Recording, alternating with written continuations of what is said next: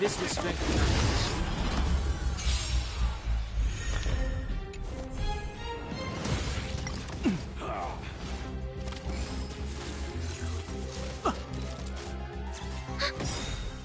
Net markers activate. Time for a good old counterattack.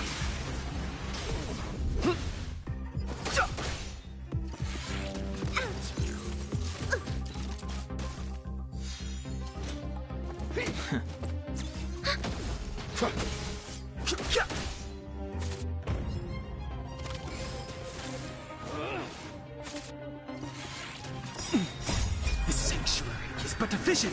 Break!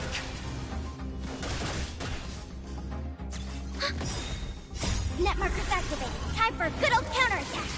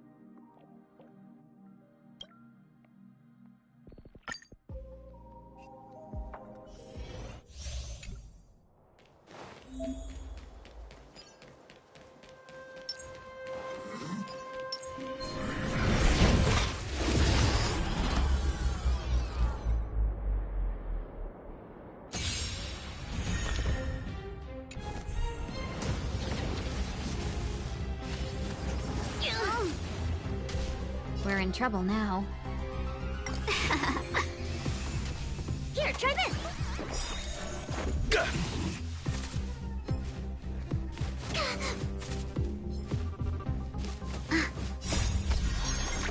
them all! It'll take more than that. Fight as one! Rules are made to be broken!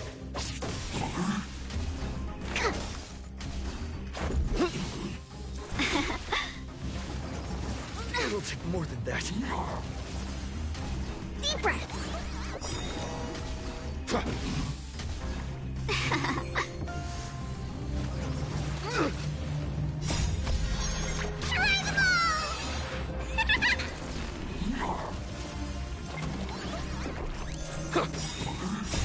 Rules are made to be broken!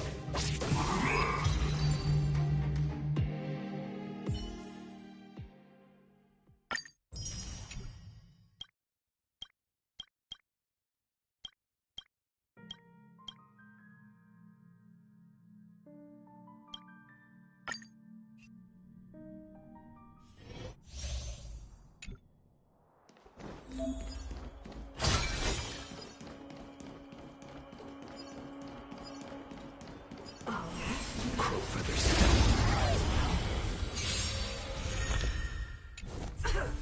Fight changes with your shadow. Who will it be? Oh, stars, give these trailblazers your blessing.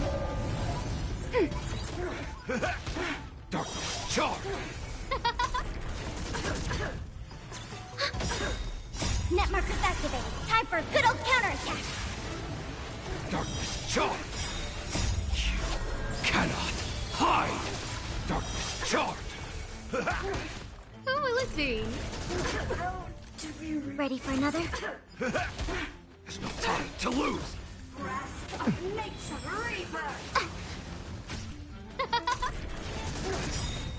Oh, stars, give these trailblazers your blessing.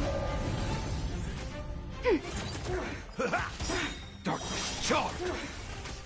Who will it be? activated. Time for a good old counterattack. Darkness charge!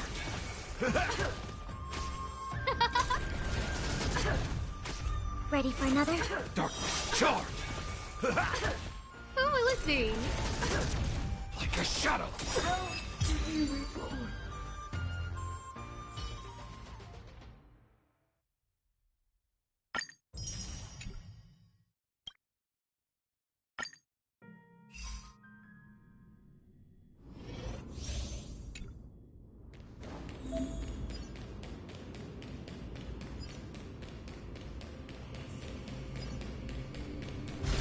Vital reform.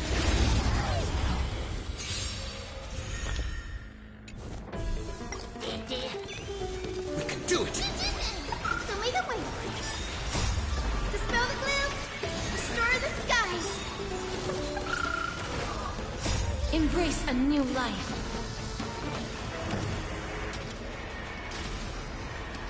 May death protect us! Mimi. As you wish.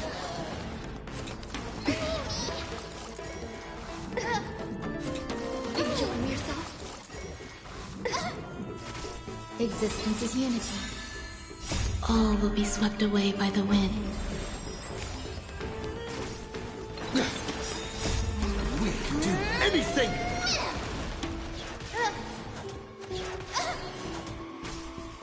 Have some sunshine. Embrace a new life.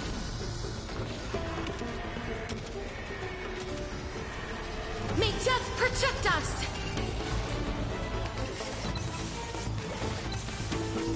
Root here.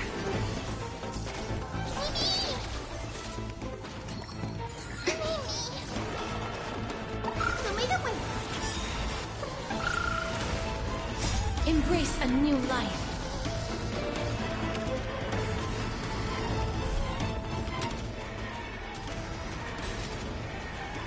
May death protect us! Stay away. Dispel the gloom. Destroy the skies.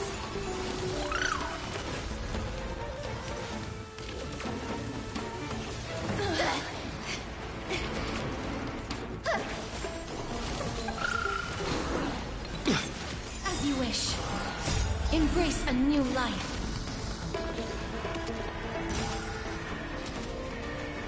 May death protect us!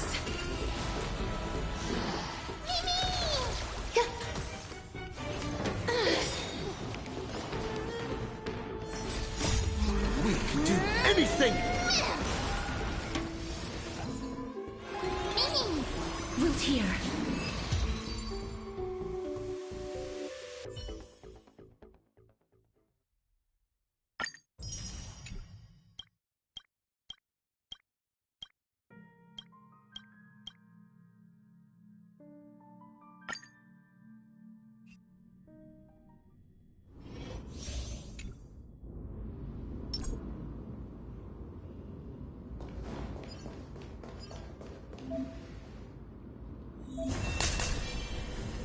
Emerge from your cocoon.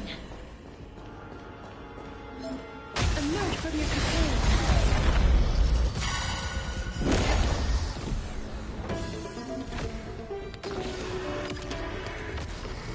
Bloom.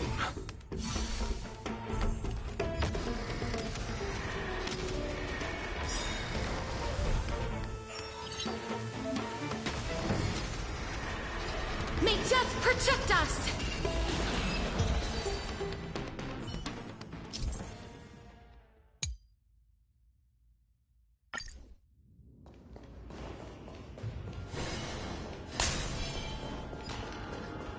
Be careful.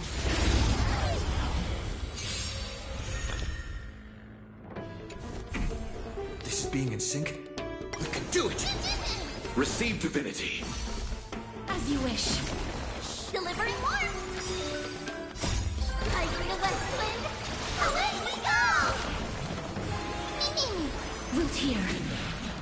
Bloom. Repay. The dead return! Embrace a new life.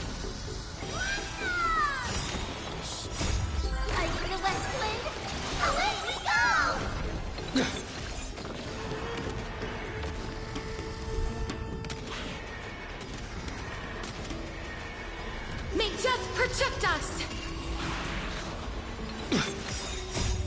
We can do anything! As you wish. Receive divinity.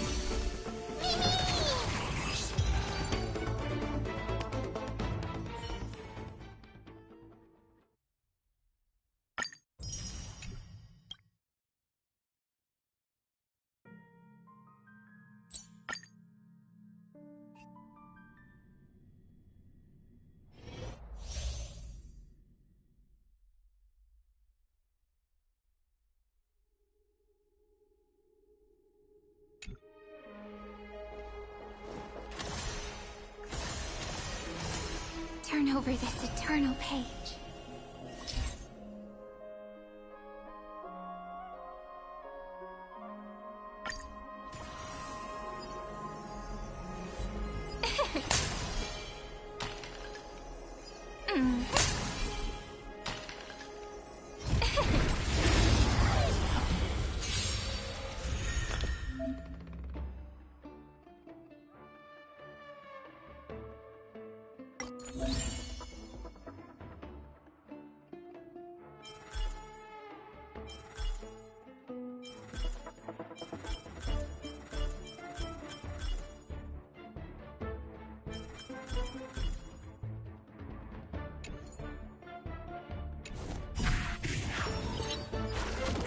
I will guide with the Rainbow Bridge.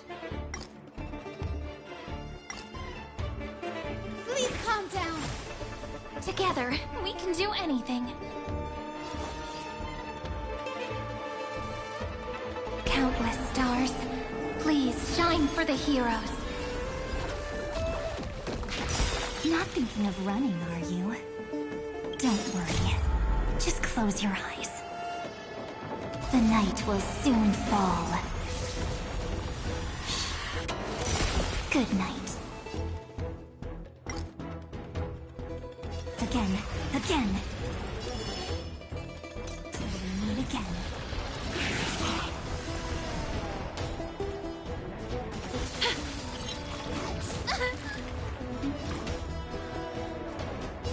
Have some sunshine. I shall remember this warmth.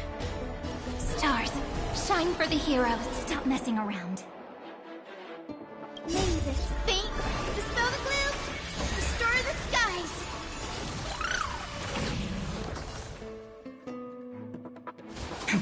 The future is bright. Life is not so fragile. Root here. Guide with the Rainbow Bridge.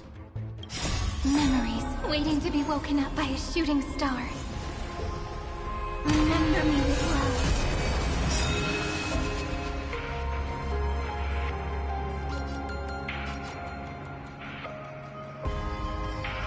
May life and death sprout new buds.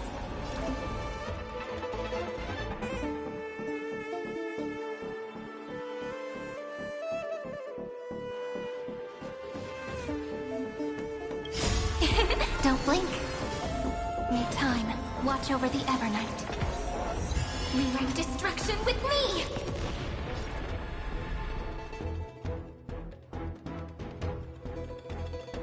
Don't worry. Just close your eyes. Night falls. Good night. Embrace a new life. May this faint light dispel the gloom, restore the skies. I shall remember this warmth. They're lost. Have some sunshine. Next time it rains, I'll be there. Prepare to umbrella in awaken the hand. ripples. Take the answer.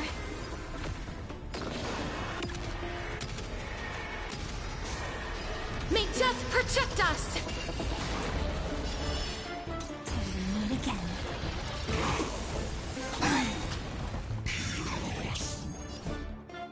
May this faint light dispel the gloom, restore the skies. I shall remember this warmth. Stop mess. Have some fun. Rise and shine.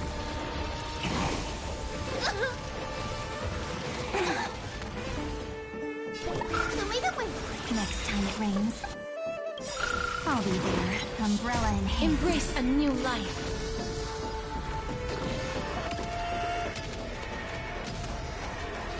May death protect us!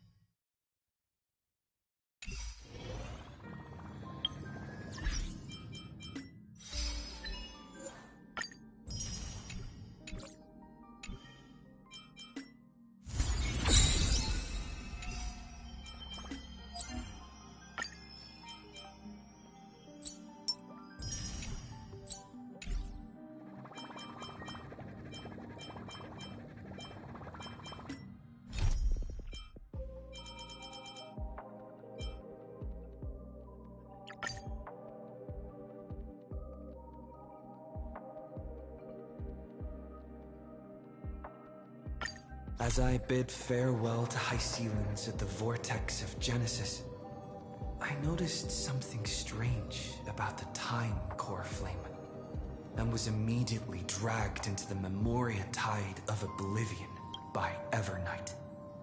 She was once the hidden power that March manifested by sacrificing all of her memories. Yet now, she harbors other secret intentions in her heart. Meanwhile, Dan Heng warped back to the Express via a spirit warp jump, only to discover a memo snatcher invasion. Everyone then realized that the Remembrance's forces had already permeated Amphoreus and blocked outside intervention. To establish contact with me, Dan Heng was determined to return to Amphoreus immediately. After waking up in the false trailblaze, I managed to escape with help from Cyrene and Sunday. Unfortunately, Evernight held absolute control, causing me to fall into the Memoria tide once again. However, Black Swan took this opportunity to quietly approach Evernight. Dan Heng returned to Amphoreus and beckoned the heroic spirit of Finan with divine blood. The destruction descending from the sky pierced through the memory zone and discovered the most hidden corner of the world. In pursuit of Evernight, Dan Heng arrived at the charred remnants of the Grove of Epiphany. In the grove, where memories became disjointed, Dan Heng received help from Dan Feng within his memories and completed his farewell to the past. In their final moments, the Earth demigod Terravox entrusted all their duty and authority to Dan Heng. With this newfound strength, Dan Heng found me within the Memoria tide. We entered the Nameless Titan's great tomb and discovered its secret. Across the 30 million cycles of eternal recurrence, every incarnation of Cyrene had come here, offering herself to the Remembrance. With Black Swan's help, we found Evernight in the depths of the Great Tomb. When all seemed lost, Evernight was captured by March's camera and trapped within the memory maze of Ides Elysiae. After several lengthy conversations, March and Evernight reached an agreement. Evernight returned March's memories, and March finally returned to our side. With every condition for the Era Nova fulfilled, we returned to the depths of the Great Tomb and initiated the final Era Nova ceremony.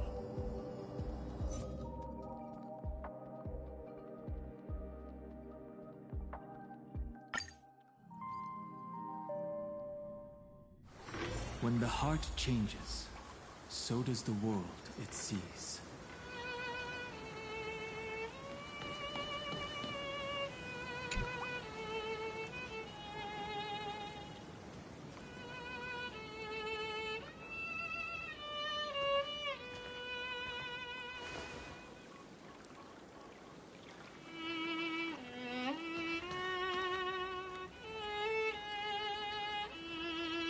This view hasn't changed at all, has it? The hometown in your memories never changes. But when you return to your senses, you realize that fate has already stolen the time away.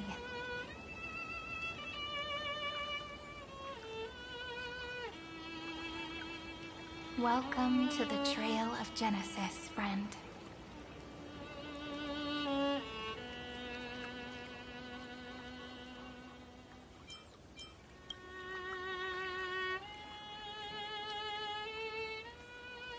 Indeed, the Scepter's extrapolations have reached their end, but the process of Genesis has only just begun. The path ahead will no longer rely on emotionless programs. It'll be decided by the will of humankind.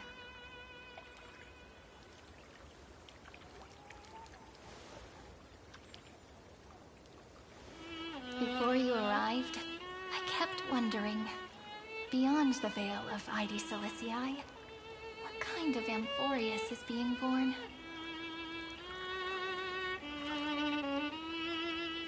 I can see fragments of it when I close my eyes. The friends who walked alongside us have all moved on toward their respective destinies. Some turning into pillars of the world, supporting the sky and the ocean. Others sowing reason, laying down the law, and with gentle hands lifting newborns into the light. Death and strife are no longer feared by people, and trickery has become the innocent games of children. All beings living ordinary and peaceful lives, within the net woven by romance and passage. There's no black tide, no flame chase, and no destruction. The world on the other side of the sea is one bathed in sunlight.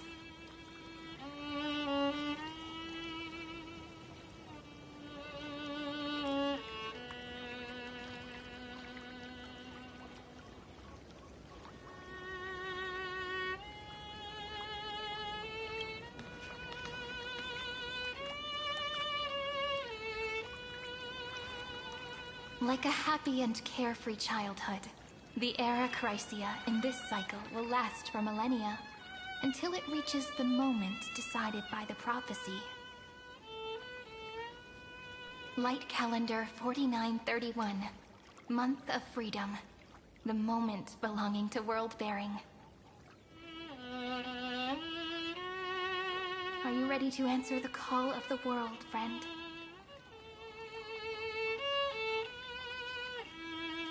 Then go, and pen the Throne of Worlds' first stroke.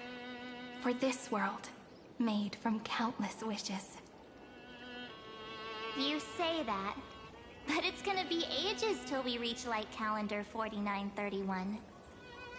I can make use of the crevices of time, but surely you and Dan Heng won't have to wait around for a few thousand years, right? That won't be necessary. We can simply sleep, and the chronocognitive anchor will wake us up.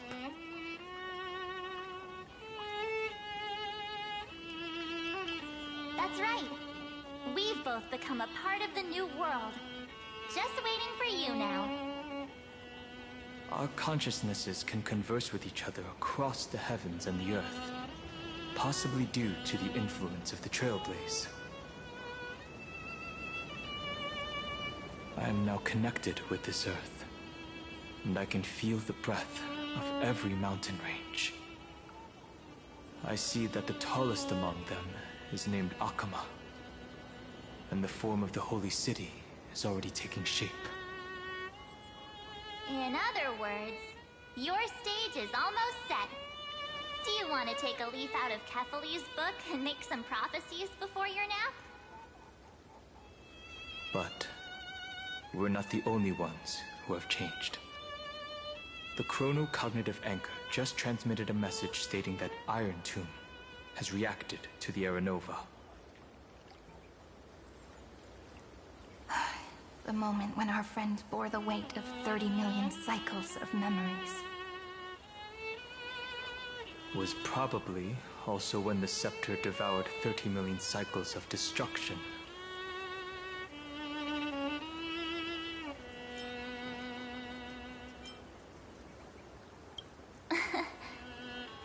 You know, you don't have to shoulder this world all on your own. After someone boards the Express, the word alone ceases to exist.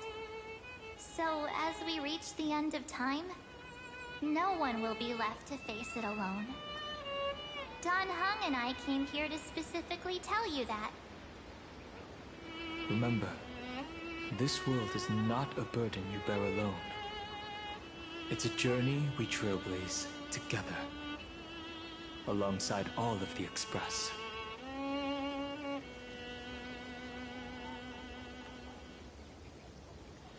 All right. It's time for Dan Heng and me to go have a super long nap. Look after this world for us. The road ahead is long, but we'll be waiting for you at the end. We'll definitely meet again. Let's take one more look at the other side of the sea before we set off.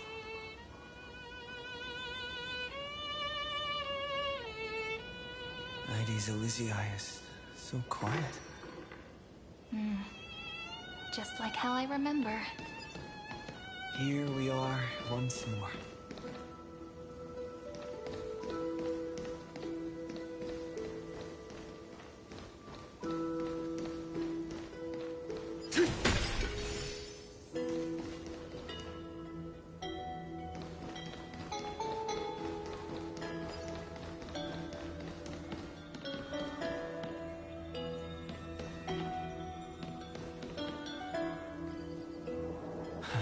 The scent of the black tide is now completely calm. At last, the starting point of 30 million cycles is finally welcomed. Its first end. And the final end, right? I can't hear his voice. There are no flowers there that bloom for him. Nor is there a star that is his. Finan is the only one who didn't reach the new world.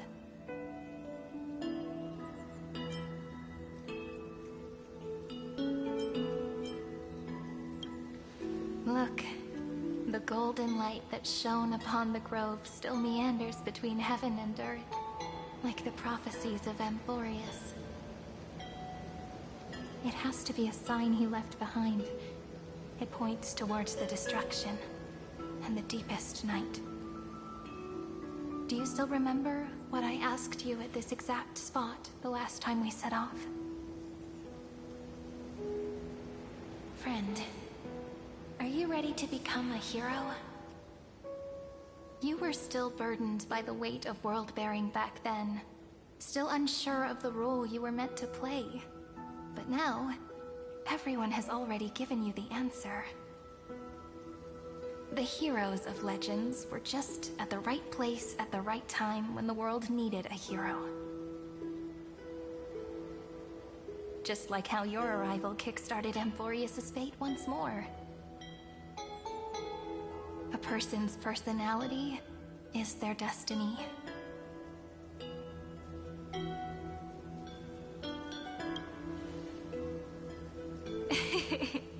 We best. Those are such beautiful words. Thank you, friend. I was also trying to cheer myself up with what I said. After all, before we truly compose the end of this story, I must also pluck up the courage to head off with you.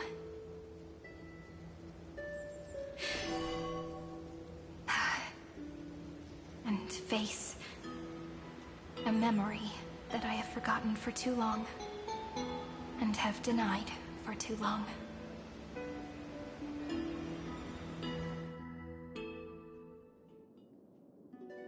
It's so dark. What is this place? The great tomb of the Nameless Titan. The deepest recesses of memory. Also, the place where Cyrene was born.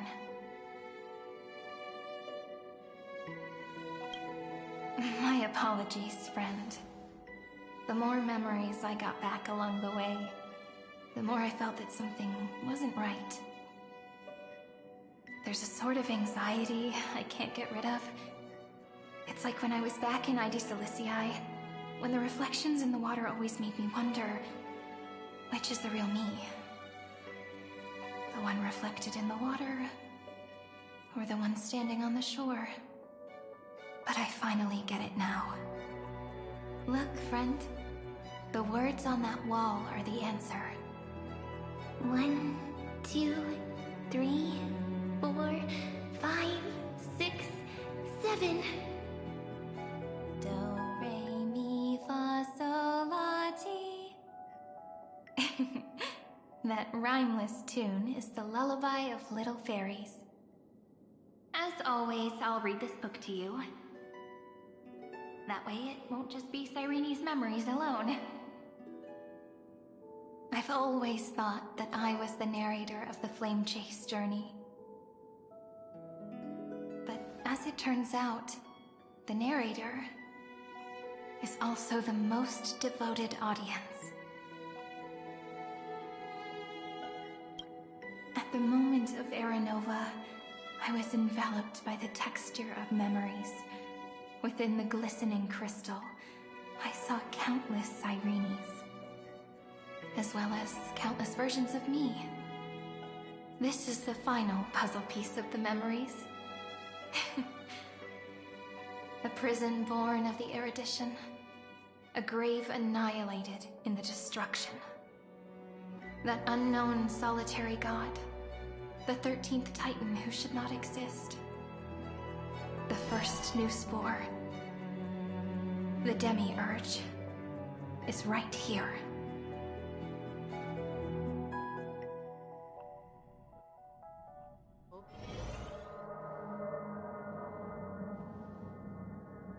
The interrogation records have been submitted to the Marshal. According to the Ten Lords' decree, Jing Liu and Luocha shall continue to be detained in the Shuling. But you, Merlin's Claw, have been reluctant to end the transmission. Do you wish to reminisce with us? Or is there something else on your mind that you're just desperate to get out? You're quite calm, Jingyuan. The Alliance only authorized the Law Food to be deployed for this Iron Tomb operation. They say the Seer Strategist's wisdom shines like a beacon. So why can't you see things clearly now? Look who's talking. I didn't vote against it, did I? But, with enemies all around us, even a child knows the Marshal needs to keep a few Xianzhou ships in reserve, just in case. Whoever volunteers first is the Marshal's pick. If you have to ask, I'd say this outcome plays right into Jingyuan's hands. Like it or not, there's no way we're letting the Law Fu take the lead in this battle.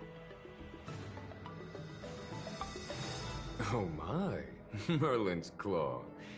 Are you afraid the Law Fu might steal the Yao Qing's glory? This is no laughing matter. Between the Stellaron crisis and the War Dance ceremony, though the chaos has settled, rumors and speculation are only growing by the day. With Elder Huaiyan around, those with ulterior motives won't be able to stir up any trouble. But once the Law Fu gets their hands on the Golden Blood, it'll be a whole different story. With the kind of person Jing Liu is, and her connection to you, I don't need to spell it out. There are countless ways this could be spun into something bigger. You're overthinking it, General Fei Shao. When I volunteered for this task, I never expected unanimous support from the Alliance anyway. The Lawfu will seize the Golden Blood and redeem itself. That'll be our first win. Then we'll leverage this Golden Blood in the negotiations. Our second win. These 2 wins for the Lawfu will make all 3 of us happy. And that'll be our third win. Look, if this were a Skyfaring Commission deal, we'd be rolling in money, wouldn't we? Maybe the Divine Foresight should change his name to the Optimistic General instead. With the Decalite Reflection Barrier, the Yuchue must understand even more than the Luofu how significant this battle is. Amphoreus' karma has vanished from the matrix of prescience. What omen does General Yao Guang see in this anomaly? In divination studies, we call this an empty fortune. It involves the eons and is thus beyond what mere mortals can comprehend. Your explanation isn't any clearer than Lady Fu's. Come on. How hard is it to understand the word uncertainty? For the Cobalt Head, the emergence of Iron Tomb is a calculated instant, but I don't believe they will just sit around waiting for death. And for the powers of the cosmos, this is their chance at survival, and the key to turning the tide of interstellar affairs. The Astral Express is leading the formation of an allied force, but I can see each faction has its own hidden agenda. There are even divisions within the Alliance, so it's not that hard to imagine how the other factions will react. Jing Yuan, I crossed paths with Selenova's Legion at the Battle of Sadunirama Star Cluster. Be extremely careful. The Ruined Legion's troops and weaponry are nothing to write home about. The IPC, even the denizens of Abundance, could take them on. However, while Void Rangers are just expendable pawns of the destruction, the real wild cards are... The Lord Ravagers. Indeed. Nanook's emanators are also their weapons to burn down the path. I'm afraid conventional military tactics and strategies will be useless against them. My assessment is this.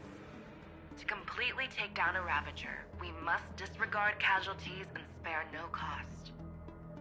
My only fear is... one wrong move, and the Lawfu will fall into Fintilia's trap again, inching ever closer to destruction. Doubt is exactly the demon she wants to plant in our hearts. Do you still remember the beginning of the Alliance Oath? To save future generations from war and bloody dispute. The Rainbow's arrows have always aimed at any force that threatens the cosmos. Now that the Trailblaze walks alongside us, the Cloud Knights shall keep their oath as they have from the beginning. I just hope those on the front line will remain safe.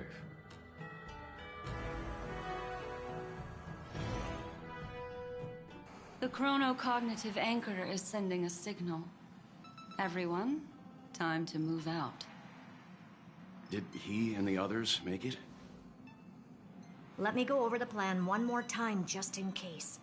You'll enter Amphoreus, reunite with your 3 separated companions, and try to locate Iron Tomb from within the world.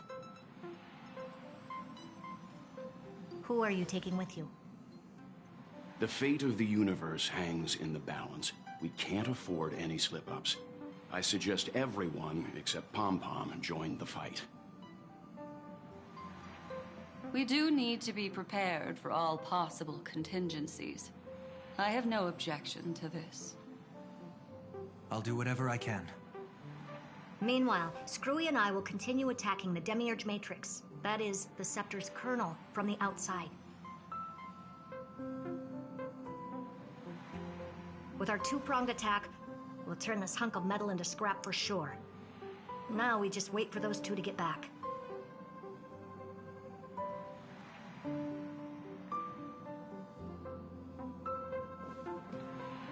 Oh, and And just like that, they're here. Sorry to keep you waiting. With Planet Screwlum's help, the formation of the Cosmic Alliance to counter Iron Tomb is progressing smoothly. The Cosmos has set its sights on Amphoreus, and now it's just waiting for the first shot. Well then, let's not waste any more time, Fourth Mirror. It's my time to shine! Finally off the bench! In initiating thought refraction, please read the safety protocols carefully. Huh? Just kidding! I've already checked the agreement box for everyone. And now, destination, Amphoreus. 3, 2, 1, launch!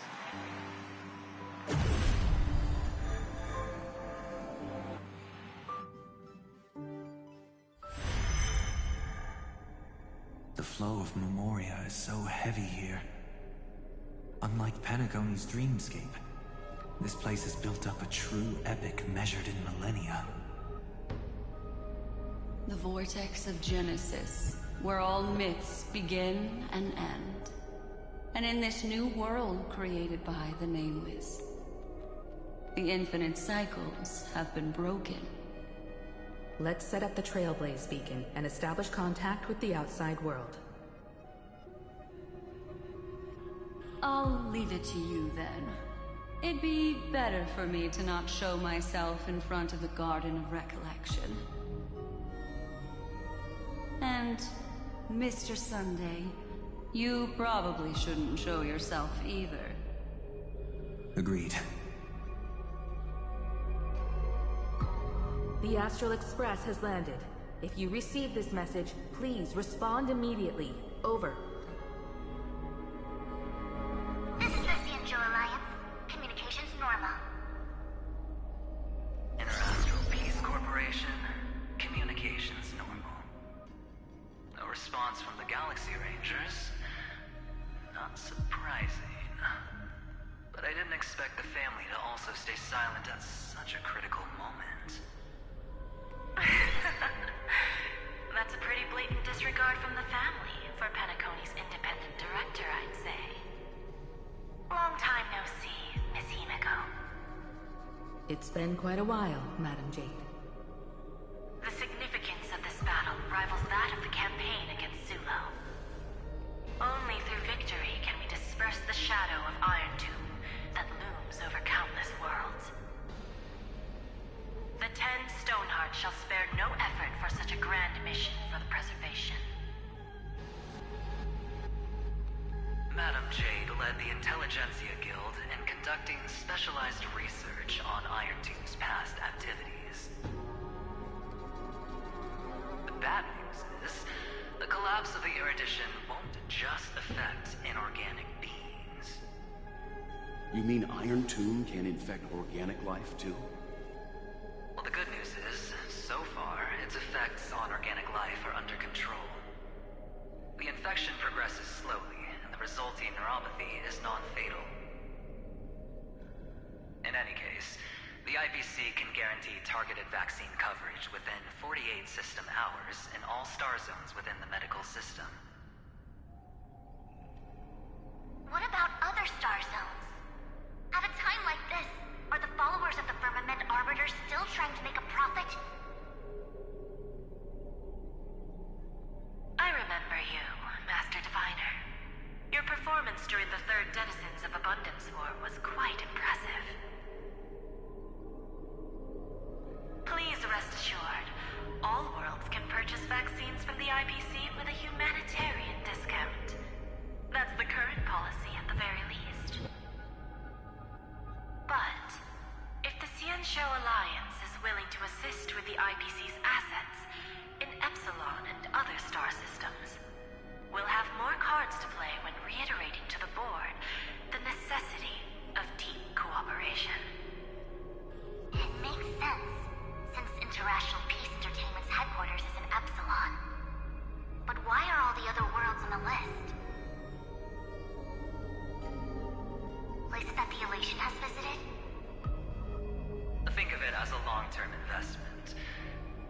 understand that everyone at Pierpoint is swamped with Iron Tomb work. Especially the marketing development department. At this rate, even the 10 Stonehearts can only do so much. Having some assistance from the Alliance would surely benefit the entire cosmos. Wouldn't you agree? As an old Xianzhou saying goes, those who succeed should help all under heaven. Your proposal must be decided on by the 7 Arbiter Generals. I'm just here to relay the message. In times of crisis, the Lawflu will not hesitate to help those in need. However, the prerequisite is that the IPC must unconditionally assist the Alliance with emergency rescue operations in the disaster area. Of course. In the name of preservation, all for the Amber Lord. Thank you all for your selfless dedication.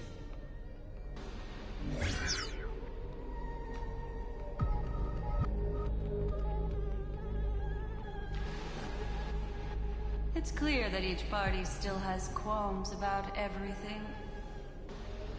The clash between destruction and erudition isn't just about the fate of the cosmos.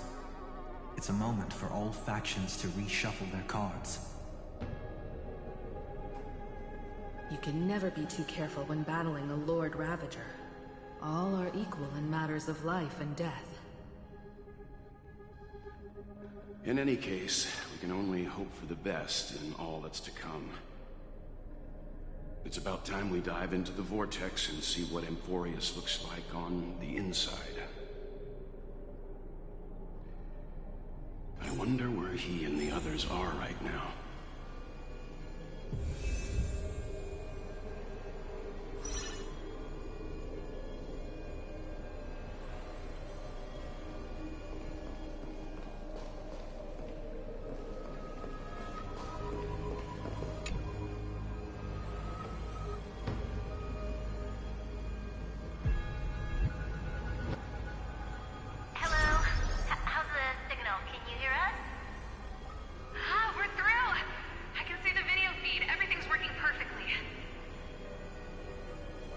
Miss Bronya? Miss Serval? What a surprise. It's been a while. We've already heard from Miss Topaz about the Iron Tomb operation. She made a special trip to deliver the vaccine to Belobog. I can't believe the Express crew is at the eye of that storm. Is everything going smoothly? Don't worry, we're still following the plan step by step. How's the situation in Belobog? Urillo 6 is located on the outskirts of the preservation barricade. While it won't bear the brunt of the first wave, there's still a risk from the aftershocks. Nakij, Apart, and Pela are busy organizing the Silvermane Guards, having them consolidate their lines and dig trenches. Zila and Lynx just got back from the Geomarrow vein production chain. Hey, do you want to say something to them? That would be unnecessary. It'll only shake their morale. Just tell them to stay safe. Miss Bronya, I'm afraid this disaster will be far more terrible than you can imagine. Please, be sure to follow Miss Topaz's instructions and make thorough preparations. Of course. We have resealed most of the engine of creation beneath the ice to prevent the will of the preservation from becoming an accomplice to the destruction. Don't worry, Miss Himiko. Belobog is far more resilient than we imagined. We really wish we could help, but Urillo 6 has only just woken up from its hibernation. The Astral Express, standing at the forefront of disaster, is the hope for many ordinary civilizations across the universe. In the face of a massive catastrophe like this one, relatively smaller civilizations have never had many options. But that's exactly why we have a resolve that's second to none. If anything goes wrong... Miss Topaz, I hope you can help out and rescue the affected citizens. No problem. Also, didn't the Xianzhou sign a friendship agreement with Eurillo 6 earlier? They won't stand by idly either.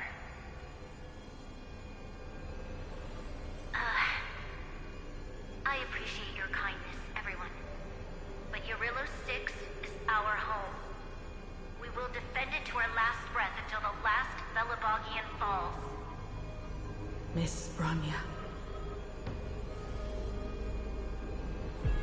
May all civilizations that have made it this far on their own strength weather this crisis together.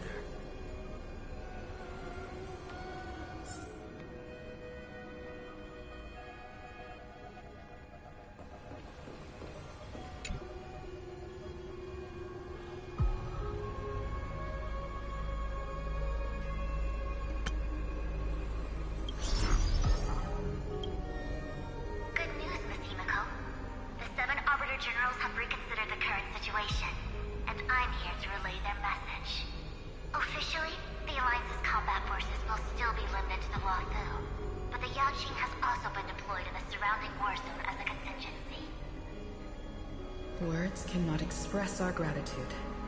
Getting the Hunt to agree on sending troops must have taken quite some effort from General Jing Yuan. The Lawfu already considers the Express an important ally. We also have no intention of hiding the fact that there is indeed something the Xianzhou seeks from this Iron Tomb operation. But this time, the Marshal herself decided to send out troops. With a formidable enemy before us, the Alliance has no reason to back down, nor will we be content to take a back seat. If we can stand together with civilizations across the universe to overcome this crisis, then we must do so, even at the cost of our own lives. The Alliance truly embodies the principle of righteousness. It's fortunate that the cosmos has great heroes like you. You're too kind. As for that Jade Abacus of Allying Oath, you can save it for when you're in more dire need.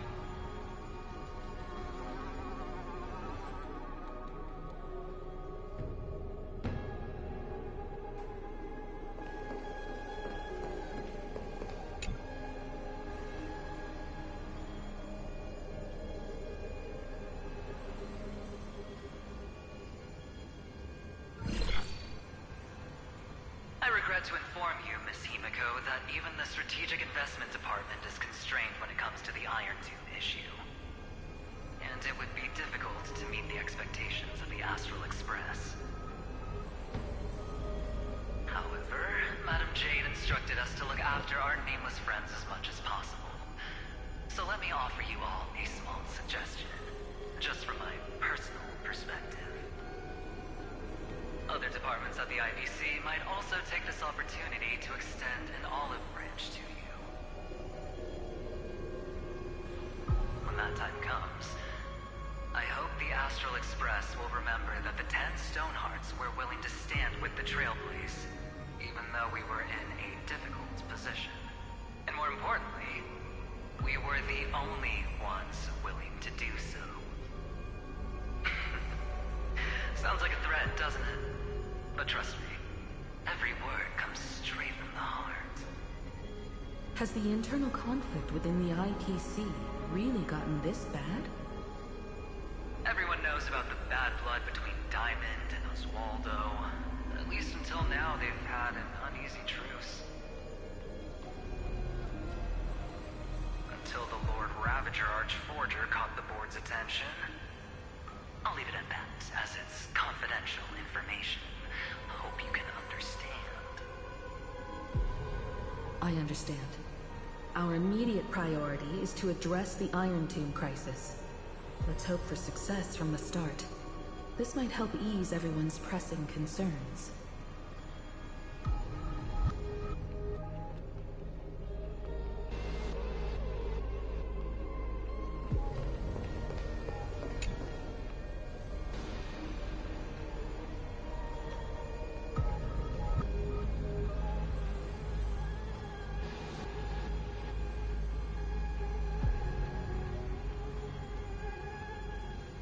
Of course, we would never know the Rangers' comings and goings.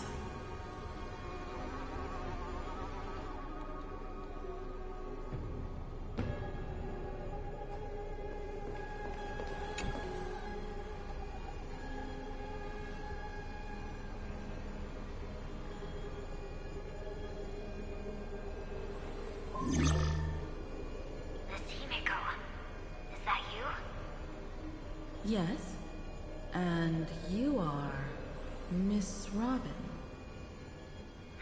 Yes. I apologize for not being able to respond during the meeting earlier. And even now I can only appear in disguise. On behalf of the Penaconian family branch, I extend my sincerest apologies to everyone. We tried to request aid from the family. We essentially received no response. I've heard about the internal conflicts within the family. Miss Robin, there's no need to apologize. Every bit of strength is precious at this moment. Thank you for understanding. The good news is, since you're one of the shareholders of Penacony, the family heads have agreed to allow me to lead all Astonian tuners to the front lines. My charitable foundation will also do as much as possible to provide support in this battle.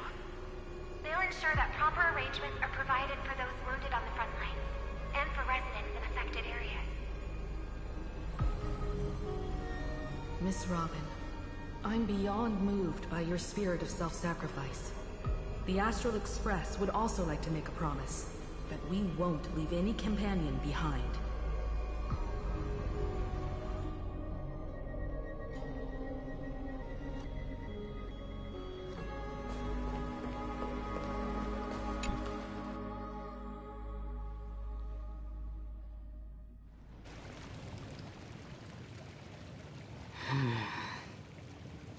Why is there no one here? Everything in Akama seems normal. The new world was enjoying peaceful times not long ago. It seems it was even more recent than not long ago, Miss Himiko. The fruit on the table is freshly cut, and the bath temperature is just right. The remembrance tells me this place was bustling with people just moments ago. It's as if everyone vanished in an instant. Could this be Xandar's doing? Unlikely. He's still under the surveillance of those two geniuses. Could it be some kind of local custom? A custom that makes an entire city fall silent in an instant. Pardon my frankness, Mr. Yang, but this reminds me of some unsettling rumors about the Harmony. Complete silence. Is often the prelude to divine intervention. Everyone, be careful. Here they come! Here they come! The nameless of the Astral Express! Evernight? How is this possible? She was already... We are the chroniclers of time, and we do not fade away. Finally, the last era Nova has been completed. What did you do to the residents of the Holy City and the three Nameless? I didn't need to do anything. The remembrance will ultimately become the substance of the new world. Now, they are no longer the trailblazers you once knew, but gods who permeate heaven and earth. The 12 Titans who guard Amphoreus.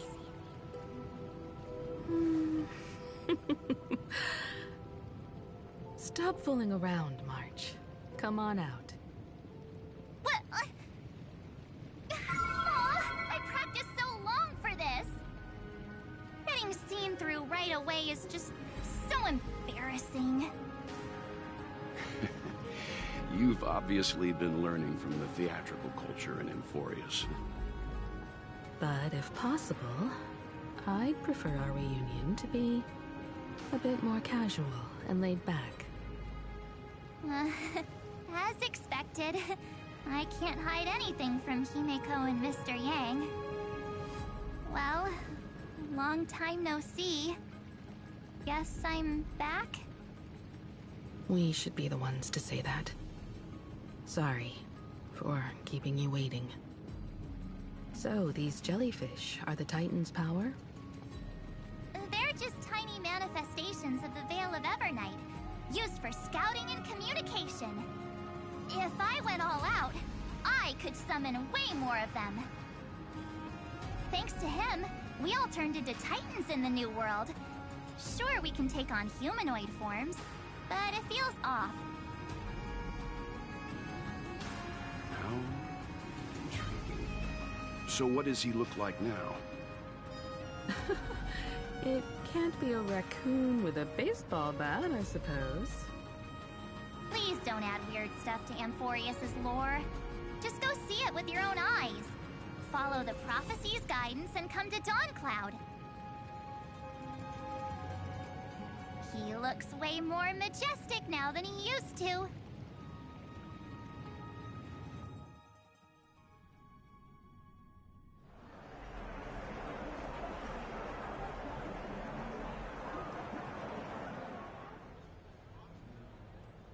Unbelievable.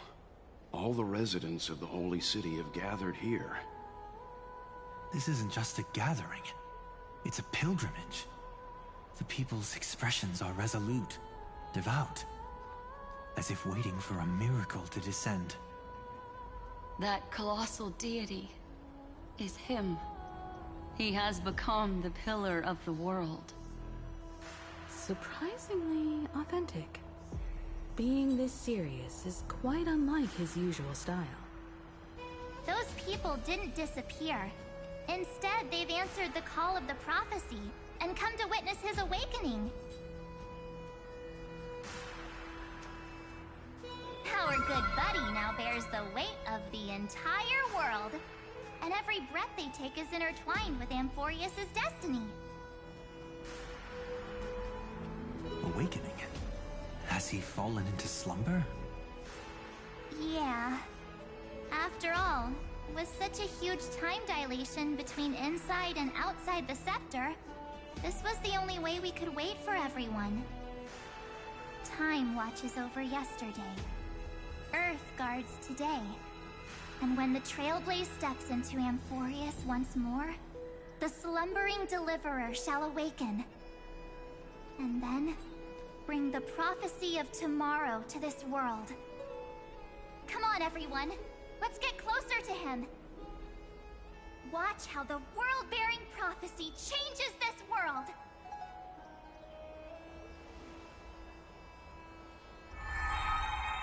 It seems the kids are already miles ahead of us at this stop.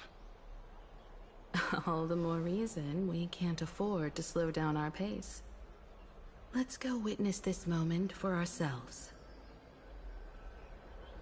Majestic. Speaking of which, I once caught a glimpse in Sleepyhead's memory of him transformed into a towering Tatalov. Could it be? No way! That was just a nice dreamscape. At least nice for him. If they are the throne of worlds who bears the weight of this world, perhaps they could guide a traveler still wandering among the stars. Hey, since when did you get all pious? This advice sounds pretty silly sometimes, you know. The so-called fool and the world are merely a step apart. Teaching us to find erudition amidst imperfection. Praise be to Electra, chalice of plenty, for you brew the ocean into sweet wine, dispelling nihility with every toast at the feast. Praise be to Hyacinthia, eye of twilight, for the rainbow you cast turns the light of both dawn and dusk into the glimmer of preservation. Praise be to Cyphera, coin of whimsy, for your every flip reflects the... Citizens, behold! Our last Titan, the world-bearing deliverer, is about distant god! Your loyal subjects, bewildered followers, and fearless comrades in arms have all knelt before your throne. Awaken from your eternal slumber and bestow upon the world your divine prophecy! Please guide us! Show us how to embrace this beloved world as we welcome that distant dawn!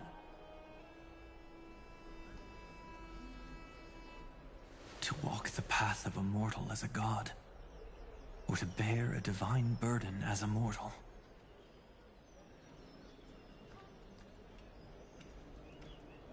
He will give us the answer.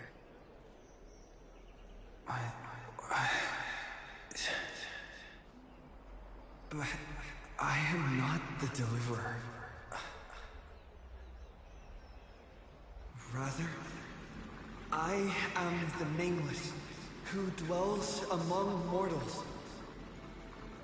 That voice is definitely him. I heard your prayers.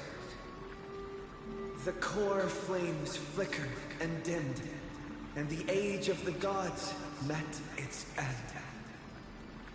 So flow, golden blood, flow.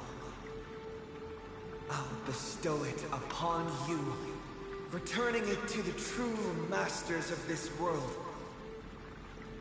Stand with me and become heroes.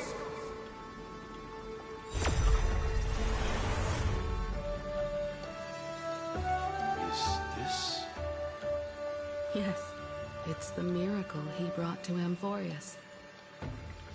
Of course, it would manifest in the form of the Trailblaze. Golden blood, raining down like a storm!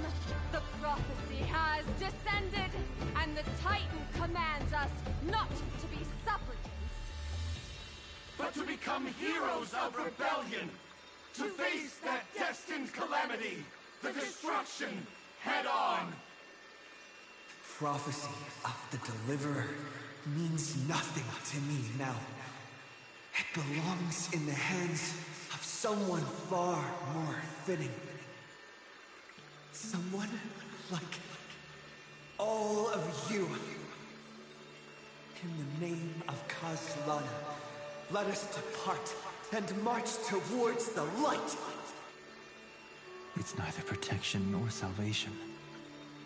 As always, there's no need for totems or myths. Humanity's most primal faith is that instinct named survival. Let's go, everyone.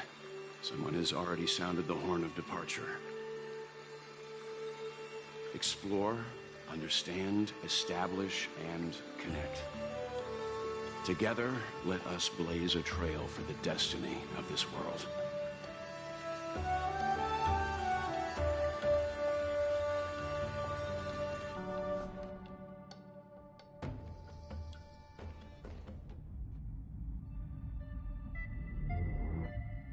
Is it just me, or does this Demiurge Matrix feel completely dead? It's nothing like how the Memo Keeper described it. The environmental readings are all wrong. Conclusion: this must be what the kernel actually looks like in the real world. What did Xandar do to the scepter? At the end of light, there must be silence. Certain, pure, and absolute darkness. Not the time to quote the Lord of Silence. Bad omen. Either way, we have to press on. Until we uncover the truth behind the 13th Titan. The buried past is the key to stopping Iron Tomb. That is, if it even exists. Xandar says the Demiurge never existed. Who actually buys that? You can erase the records, but not the truth. It vanished too cleanly. No traces. Like someone's yelling, "Look, there's nothing here." Too bad I'm the type who can't resist digging deeper. Looks like I'll be counting on you again, Screwy. Let's tear the system inside out. Always happy to help. But as your academic partner, I have to ask. Herta, what if we fail? Let's say the Demiurge really doesn't exist. Do you have a backup plan? A backup plan? Of course. If we can't find the key, we turn the lock into the key. That plan's cost is incalculable. It shouldn't even be on the table. Then let's hope we never have to use it. There's no point worrying about the end just yet. One step at a time. Let's go. We don't want to leave the others waiting. You brought what I asked for, right? A butterfly has to land on the branch before it can dance. We'll need a wide open platform before her entrance.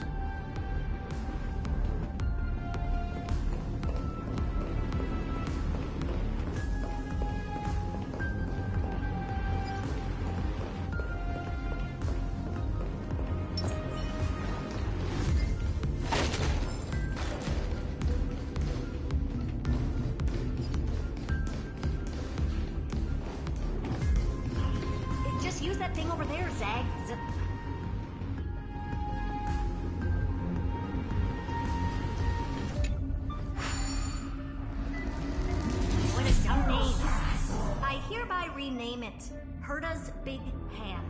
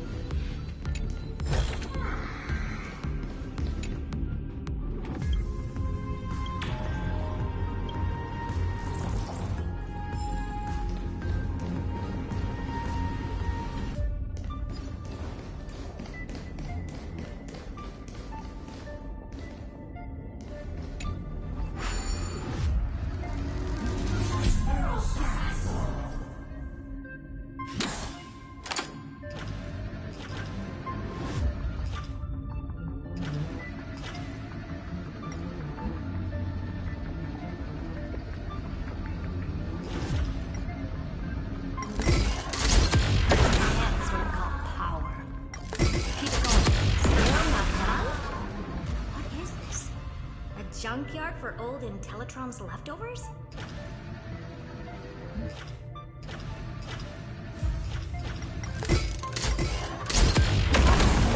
All set. Time for your precious treasure to make its debut. Just give me a second. Target initialized. With these wings, hacking should be much more efficient.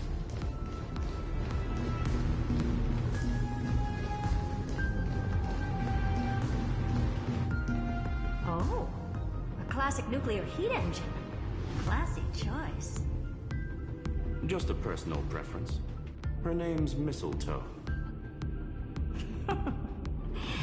Every flower in your garden's got a bit of poison, huh? Also a personal preference. It reminds me of the last time when we tangled with that Punklorian brat. What did she call this kind of infiltration tool again? Right. Dirty data shell. It wraps around the kernel to fool even top-tier firewalls. But yours is way too clean. Not even a hint of real-world grit. Herta, your tone is unusually emotional. Suggestion. Let's get back to the topic at hand. I thought we were done with that conversation. Unfortunately, current conditions won't let me ignore any variables. Especially the most important one. Your will. Iron Tomb never stops. It is evolving faster than any of our worst projections. Every instant in the Eon's calculation is like a sword hanging over the cosmos. Every move humanity makes could speed up its arrival. Which is exactly why we can't mess this up. And now, Droidhead wants to hand down judgment to the poor cosmos again. Border Star Trade War, Emperor's War, Rupert's death.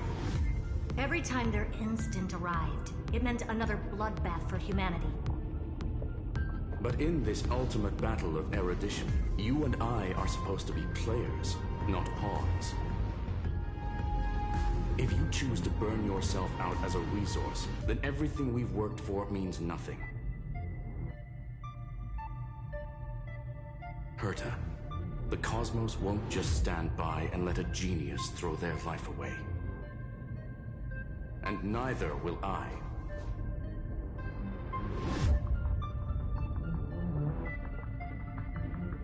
No need to kill the mood. This is why we're here, isn't it? We need to find the Demiurge and that lost key. I'm not here to be a deliverer. I just want to beat Xandar and Droidhead. Right now, I just need to know. Are you with me? Of course. Time to board. After you. Let's tidy this place up and see what this Demiurge really is.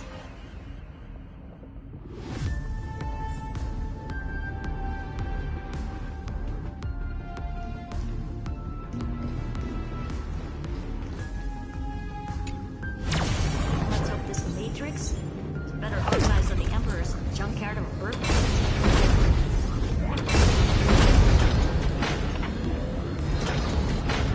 Buckle up. We're hacking in. This is... Herta, this whole space has been completely tainted by some kind of energy. I see it too. We're thinking the same thing. Xandar, how could you go this far? Turning your own graveyard into this. What's that up ahead? Katorzane algebraic expressions. It's built for isolation, not defense.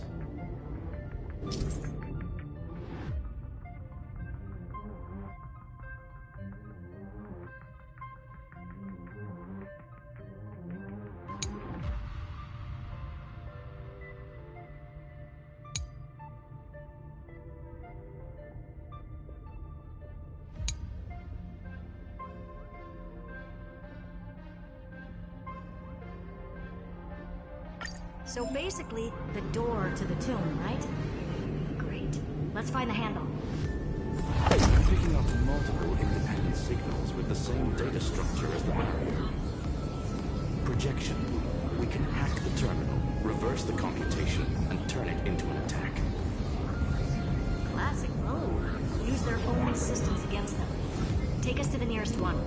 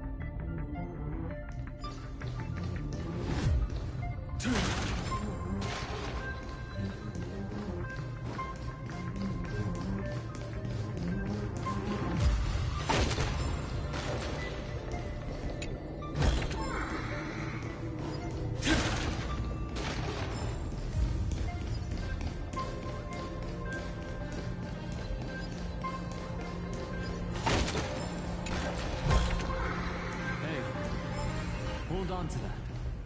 Never know when it might happen.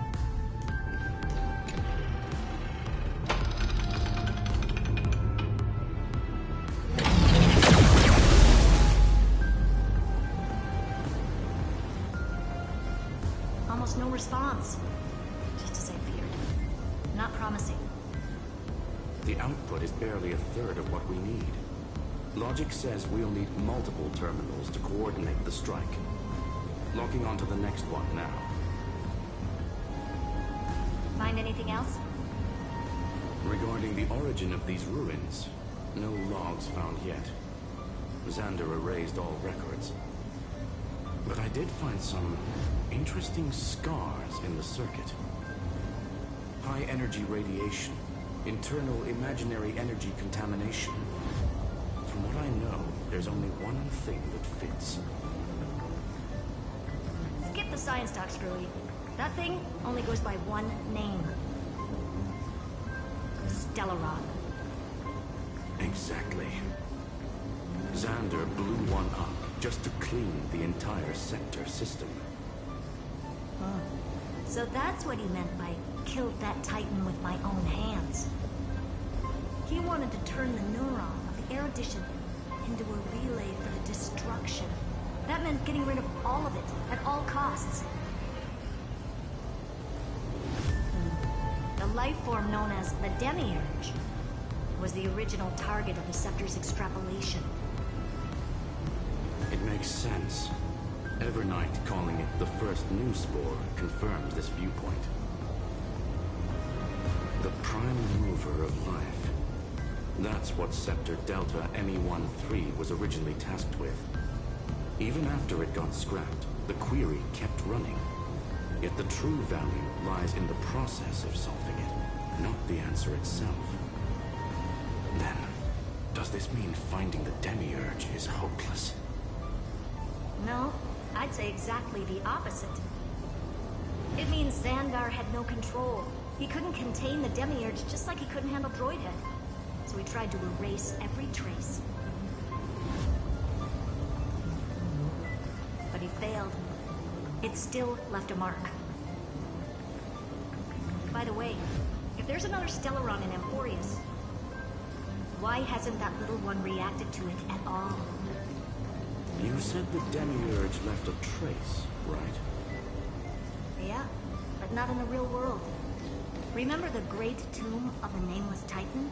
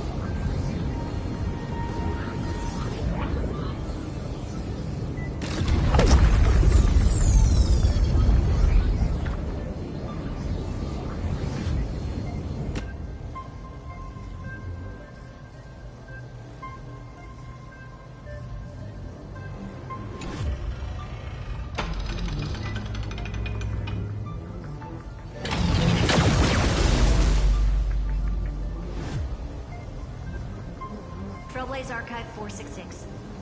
The data from Affiliate 093 clearly indicates that the Demiurge did in fact enter Amphoreus' extrapolation. Inside that world, it was the 13th, forgotten Titan. The one who listened to 30 million cycles of Cyrene's memory. But Evernight said the opposite. She believed that tomb was empty from the start. The Nameless Titan never existed. The so-called listener was just a trap set by the Remembrance to steal her. A mimetic entity full of theatrics. How much of what she's saying is true? Would an Eon really speak in circles like this? I doubt it. Remembrance's behavior is certainly odd, but her assessment aligns with our current reality. Since we entered the Matrix, we haven't found a single clue pointing to the Demiurge. And that's the key, Screwy. Xandar's actions prove the Demiurge exists. But what Evernight said, and what we've actually seen all point to the opposite. So we have to assume that both are true. And if that's the case, then the contradiction leads us to... the truth. Exactly. One last terminal. One final key. Time to crack open the kernel. Xandar had to lie to the original Finan and Cyrene. Logic. He had already identified the Remembrance as a threat, yet found no viable way to eliminate it. Alright. Let's finish this. Time to break through that barrier.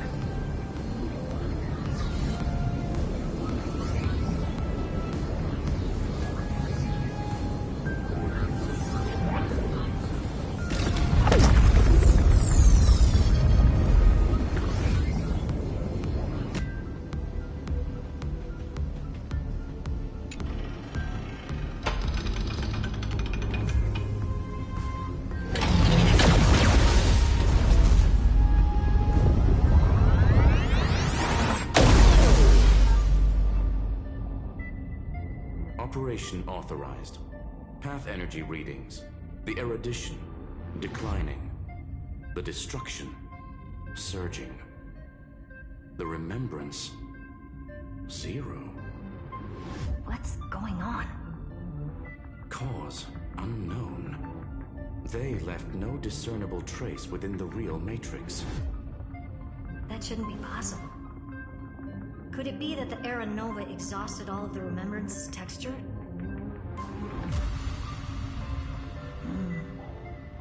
Log it for now. The dots still aren't connecting.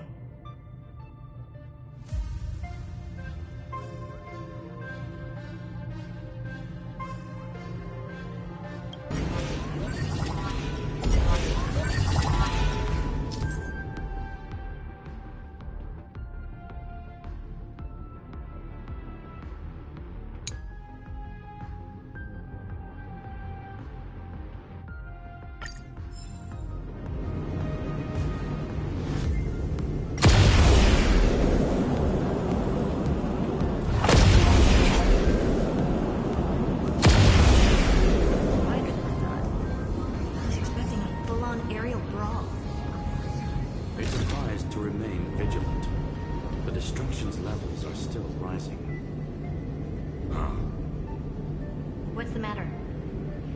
Interesting. I just picked up a signal from the exo-myth.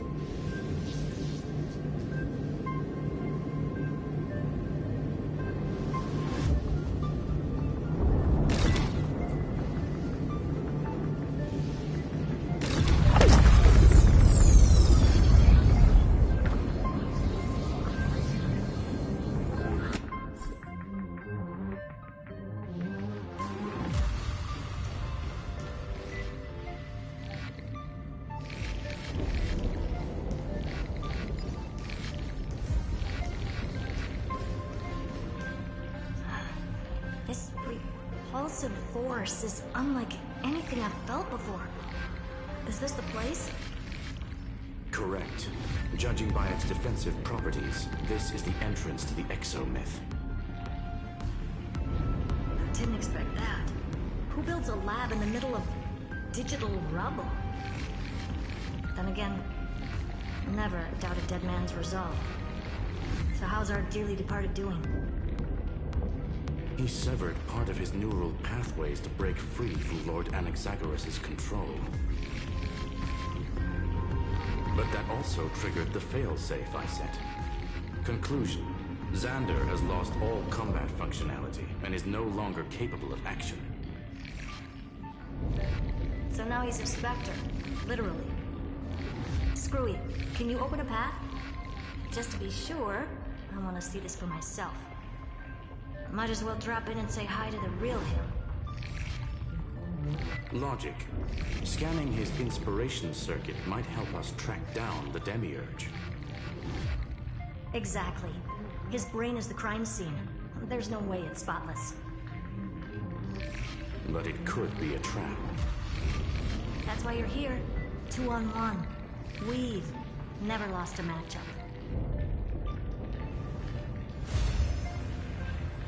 I'm honored. The chronocognitive anchor is in place. Proceed when ready.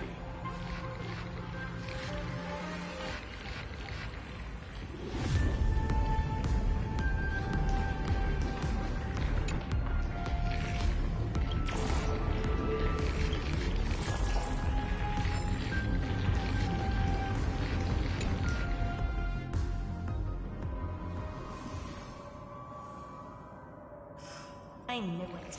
The one thing I didn't want to happen. He's not here. The coordinates are accurate. Xander is still here. However, his position is shifting rapidly and chaotically. This pattern doesn't match any known shielding technology. It's his domain. Stay alert.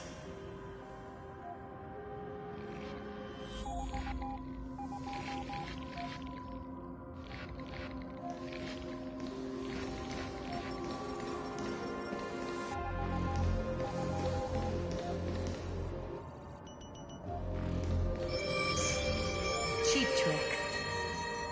The spatial field here is undergoing autonomous recalibration, initiating reverse engineering of the interference source. Try again.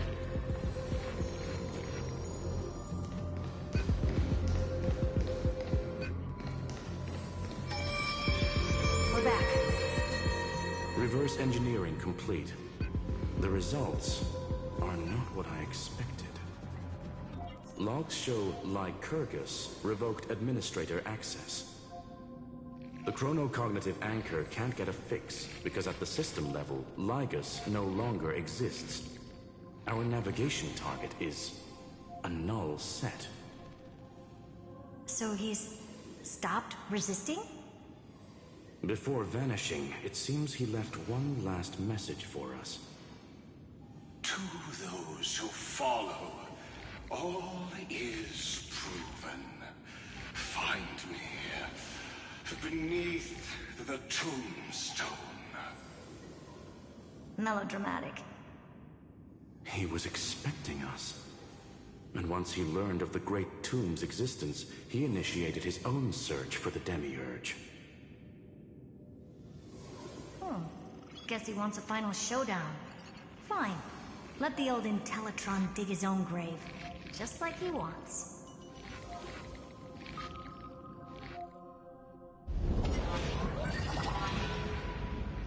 To be in the purest light is to be in the purest dark. Nothing exists there. The Scepter's mainframe. Or maybe we should now call it the Lord Ravager's placenta. Unfortunately, we still haven't found anything. Really?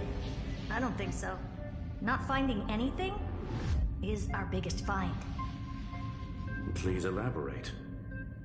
If the Demiurge was destroyed, there'd be at least some bits of it left. I don't buy that a Stellaron could have blasted all the traces away as cleanly as a scalpel.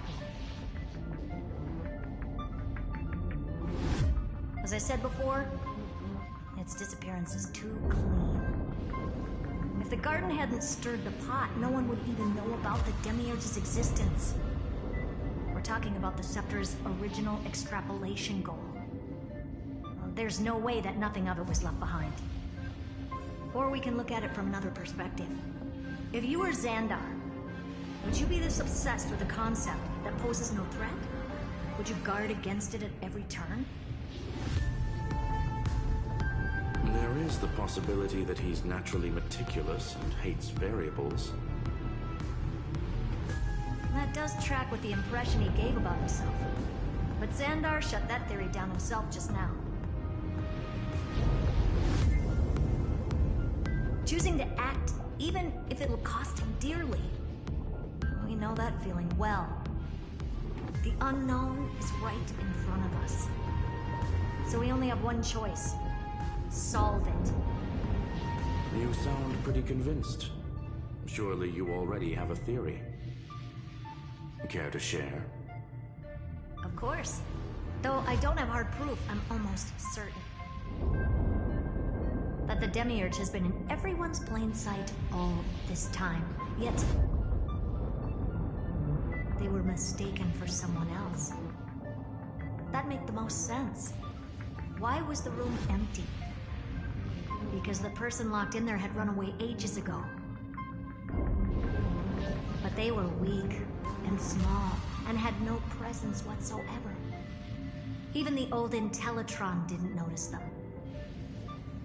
Which also means there's a high chance that their powers are minuscule and cannot alter the outcome of the battle at all.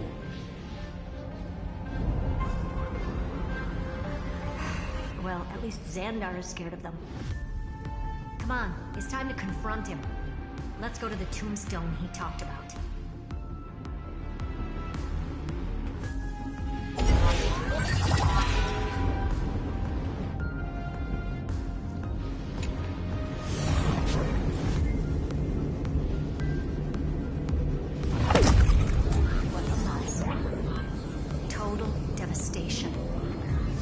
He sought to bury the truth beneath absolute destruction. Logically sound, but ruthlessly extreme. Slim chances. No chances. I've hunted down single sand in the universe before. This won't stop me. Calculation results. Your backup plan has a success rate infinitesimally close to 0. Which means it could work, no? This is the place below the tombstone. Let's open Ligus's coffin like he wanted.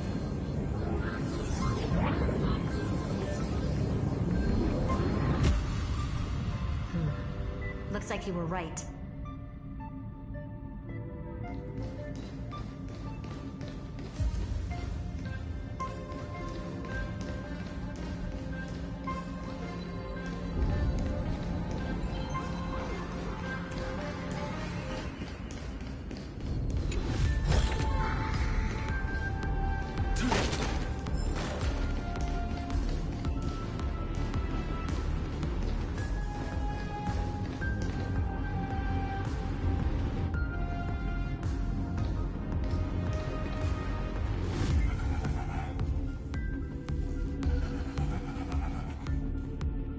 Nothing but a head left? Oh, who'd have thought you'd look this bad in real life?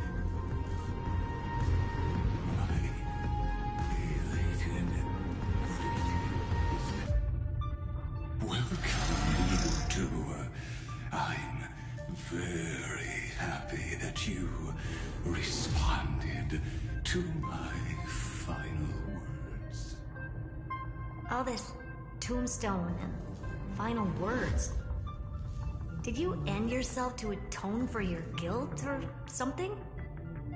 Iron Tomb is already powerful enough. I just need to wait.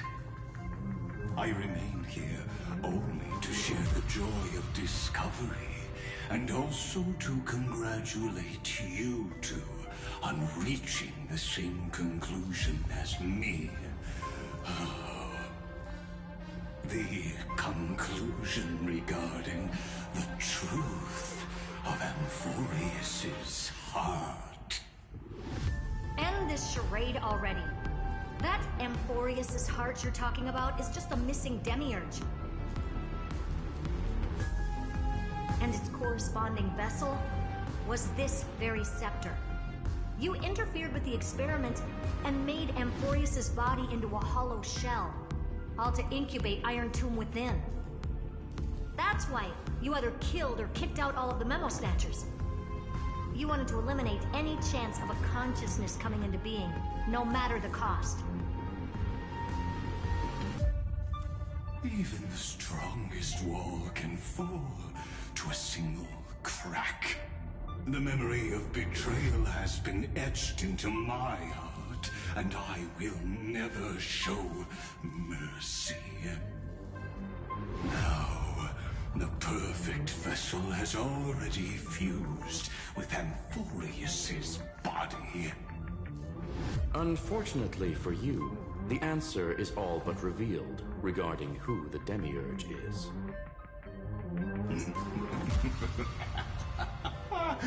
Then let us share the joy of discovering the truth. The last secret of the saga will finally dissipate here. As we reveal the truth behind Philius 093's disappearance. A lie by the remembrance.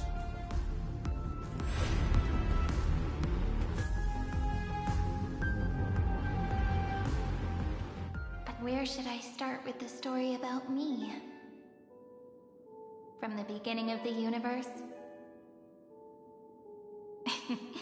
Just kidding. That would be too much. I just want to tell a teeny story. So little that it started with a seed. I know you're listening, my good friend.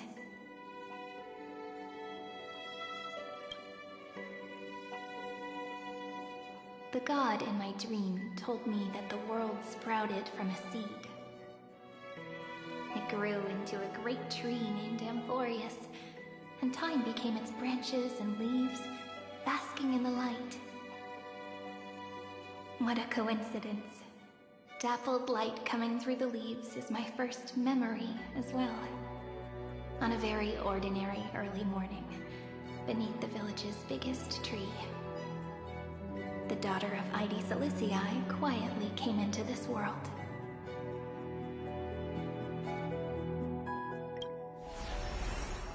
What a moving opening. A loud cry was the first gift the child gave to the world. The prophecy's fulfilled, the villagers say. This child is a gift from the Titans. Pink hair and sharp ears, she was born to be the priest of time. The Titans also gave their blessings. You shall fade when the flowers bloom, for every ending begets a beginning. Flowers will bloom and wilt. What a beautiful ending. This page concluded in laughter. Cry loud, child. Let your voice reach Orynyx.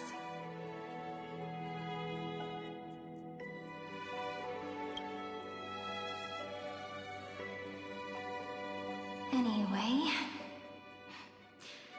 I don't like tears. Time quietly flowed by in the midst of laughter. The wind from my hometown caressed the ears of wheat, and there were swings, wind chimes, the sea, and the little fairies off-tune a cappella songs.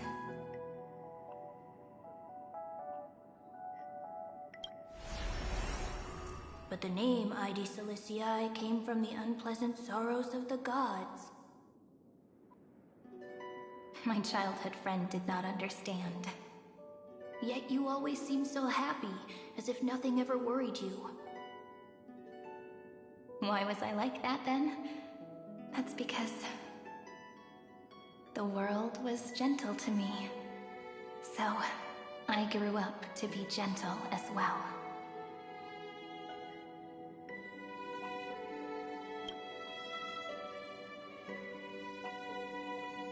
But fate was fickle, and it urged the child to grow up. To grow bigger and bigger, and to go to places far away. Just like how the crumbling world could not preserve an eternal hometown. Just as the ballad blown on the breeze says, losses are a constant on the flame chase journey. Oh, whose ears are pricked up now? You definitely heard me say this sentence a lot of times. You know that the story starts to deviate from here. Aren't you looking forward to it? Then let's get started. The hero's journey crosses through the long night, through tears and laughter, and once again heads towards tomorrow.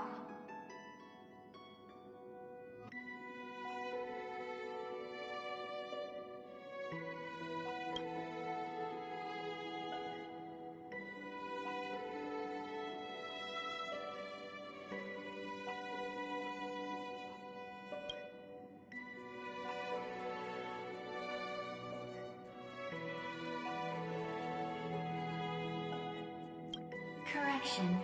Philia 093's record, number 496. Archived.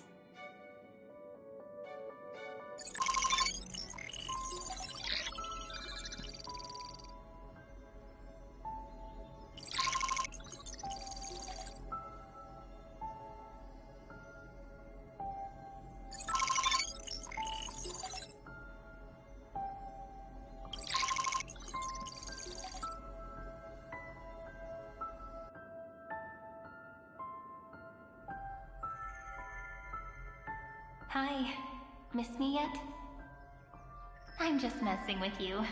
This is the first time I have met you. And it looks like it'll also be the last. Philia 093. Since we don't have all day, let's get started, shall we? As always, I'll read this book to you. That way it won't just be Cyrene's memories alone.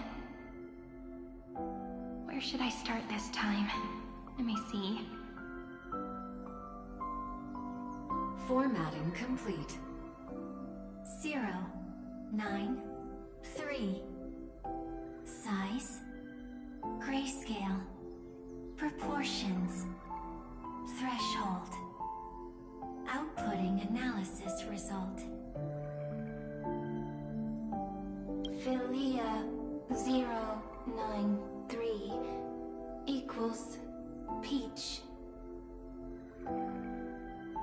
Peach's record, number 8128, archived.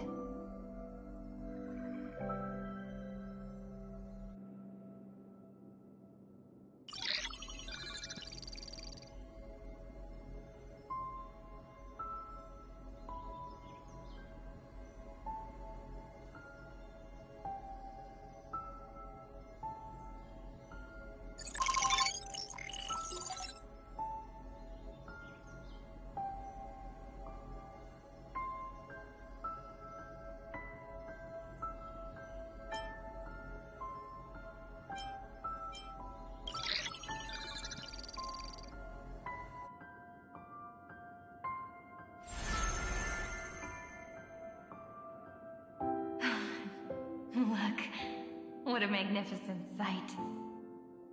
Comment. Peach. Even this classical world contains a futuristic palace like this. Would ID Silicii end up looking like this after a few thousand years? Conclusion. It won't. I want to share a story with you this time. I saw a little nymph on my way here. It was on a fallen wheat stalk, and it glowed under the sunlight. It was incredible. I forgot all my pains at that moment and just stared at it in a trance. Record. Peach is on the ground. I wonder, did every Cyrene in the past feel that the nymph was beautiful? Would they also have recorded that scene into the Eternal Saga?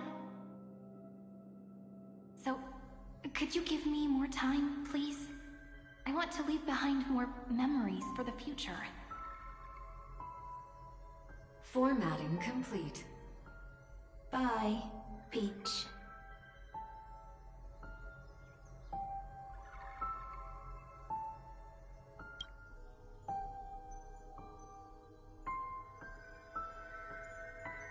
Peach's record number. As long as I record every page of this story and tell it to you, Amphoreus won't be forgotten. Query. Record.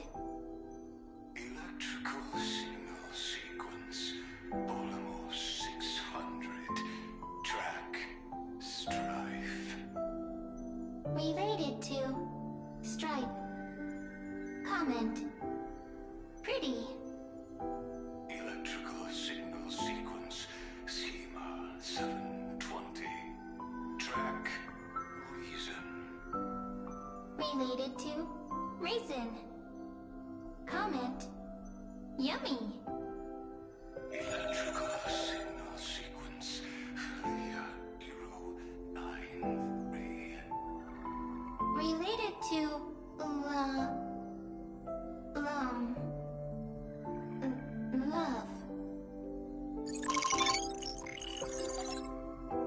Comment. Peach equals love?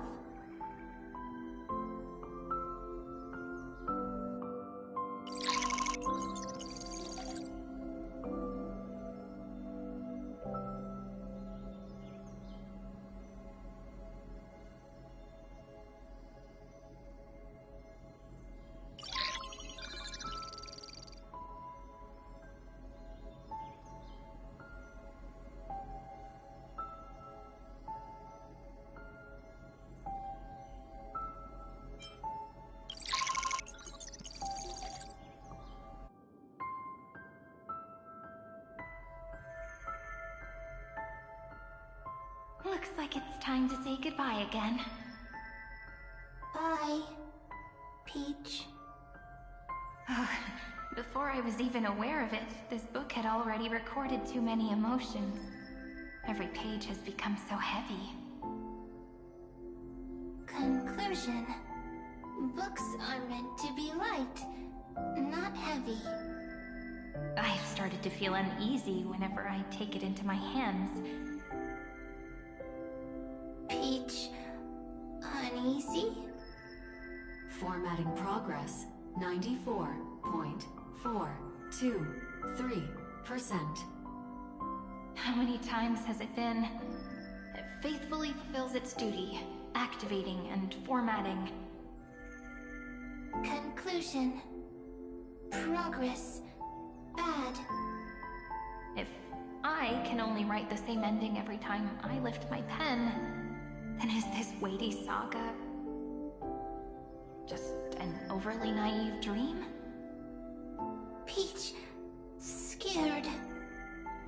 Formatting progress, 96.024%.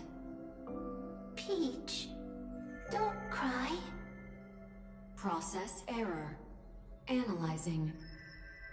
Process error. Analyzing. Comment. I'm here. Process error. Analyzing. Really? Are you encouraging me? Peach. Happy. Thank you.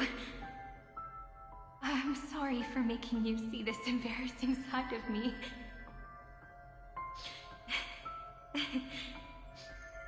Everyone's still working so hard. If I'm the only one who's crying, that wouldn't be romantic at all, would it? Record. Peach doesn't like tears. I'm suddenly reminded of my childhood for some reason. When I was hiding alone next to the tree hollow and wiping my tears away. A little fairy popped out, just like how you did. It had long ears and fluffy paws, and it pulled me into the tree hollow, where, to my surprise, was a forest. Let me tell you the story of the Membrance Maze. A group of cute little friends live in Ide Silicii's forests. Their names can be connected into a song. 1, 2, 3, 4, 5, 6, 7. Do, re, mi, fa, sol, la, ti. Formatting complete. Bye, Peach. Note. Little Peach, crying alone. Little fairies, friends. Save.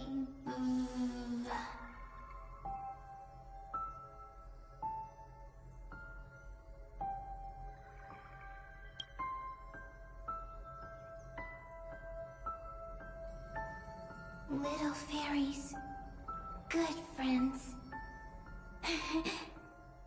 Bye-bye.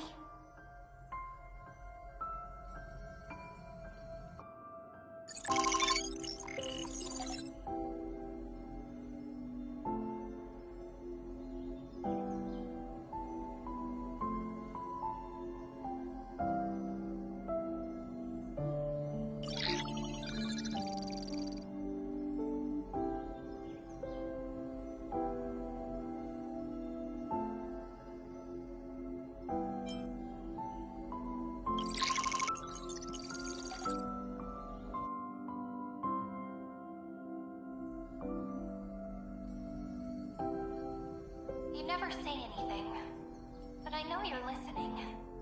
Every story I've told is like a little key that opened a door in your heart, no?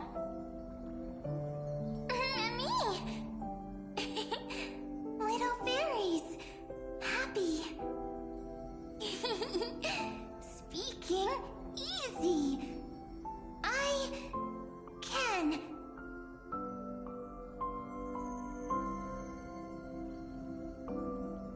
Once again, the saga comes to an end. Everything is deathly silent, just like this very moment. Shh! You speak! I listen. This time, too. Sitting together. Now that I look back, there was a period when I got really sentimental. Sentimental. Stories have sentiments. I was so anxious, trying to find as many different memories as possible, hoping to bring some change to this unchanging destiny, and find the way out of this maze. Peach, strange. But I won't do that anymore now. Why unhappy?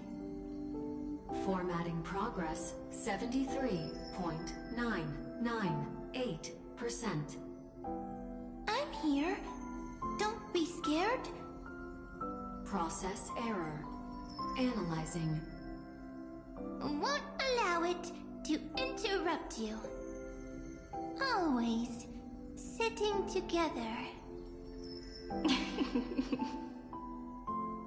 No need to feel sorry for me, good friend. If there are no new blank spaces, how can a saga continue? Blank spaces? What's that? I'm actually really lucky, you know? During the long years I've spent waiting for the Deliverer, I've always had you here as an audience. Isn't that already enough? Not enough, not enough! Peach, don't leave! Now I can rest in peace in the past.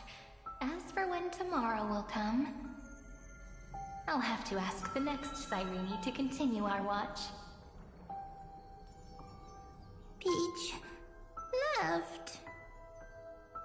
If there are no new blank spaces, how can a saga continue? Needs no blank spaces. Next, Cyrene has blank space.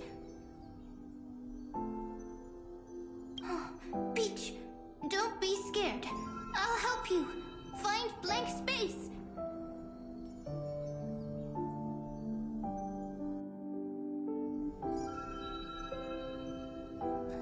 Cyrene is Peach, is love. So, first there is love, then there is Cyrene, then there is blank space. Query, love. The developmental trends of the erudition have nothing to do with creating a consciousness. Those underlying principles are, in fact, contradictory. Not having a consciousness means not having the foundations of a heart, making them unable to obtain real emotions. Consciousness, emotions, feel sad. Oh, don't understand. Query, Cyrene?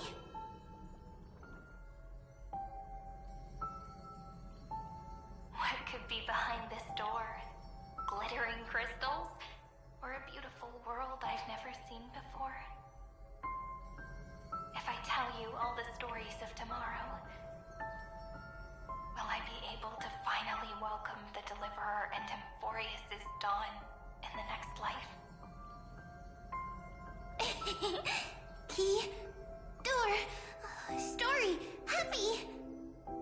Peach, Cyrene, little fairy, like. Yes, right. Query, memory.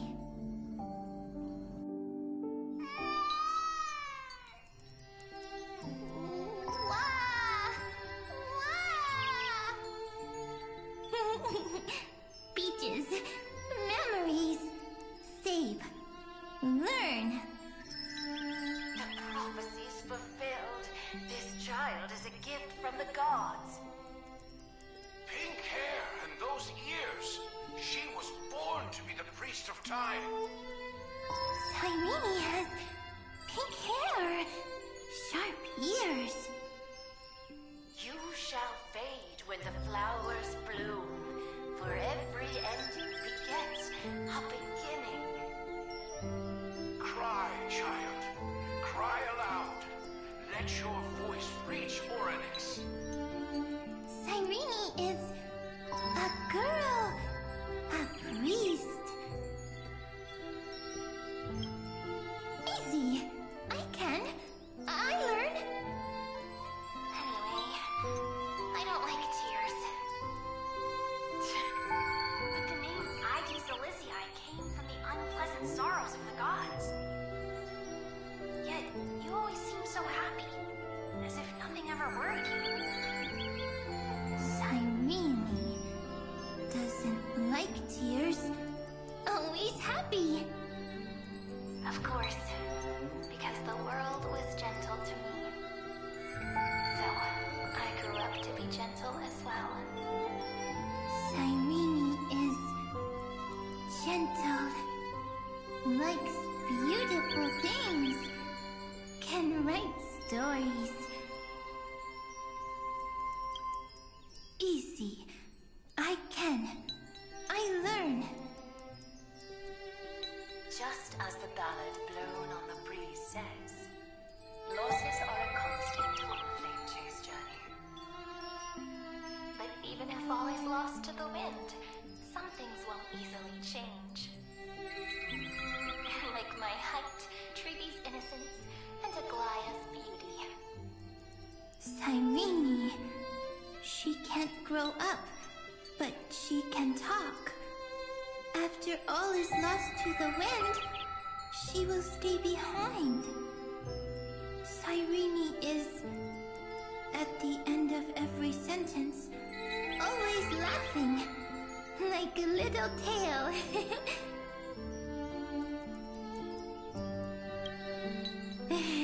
Simple. Got it! I promise you. The pain will pass in the blink of an eye. Alright, let's not make things so gloomy. What we're about to embark on is the true hero's journey, so come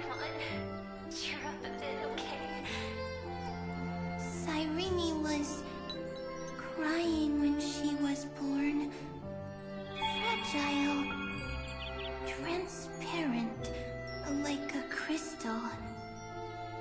Cyrene was smiling when she said goodbye. Soft, pink, like a flower.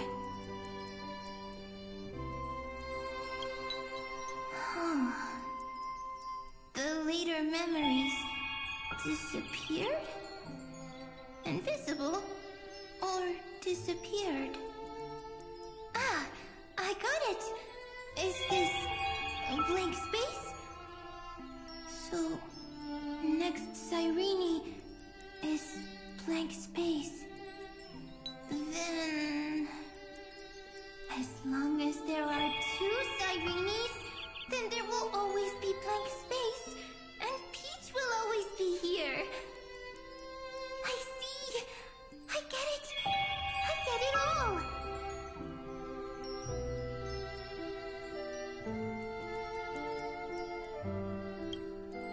Cyrene's memories. I will preserve them all!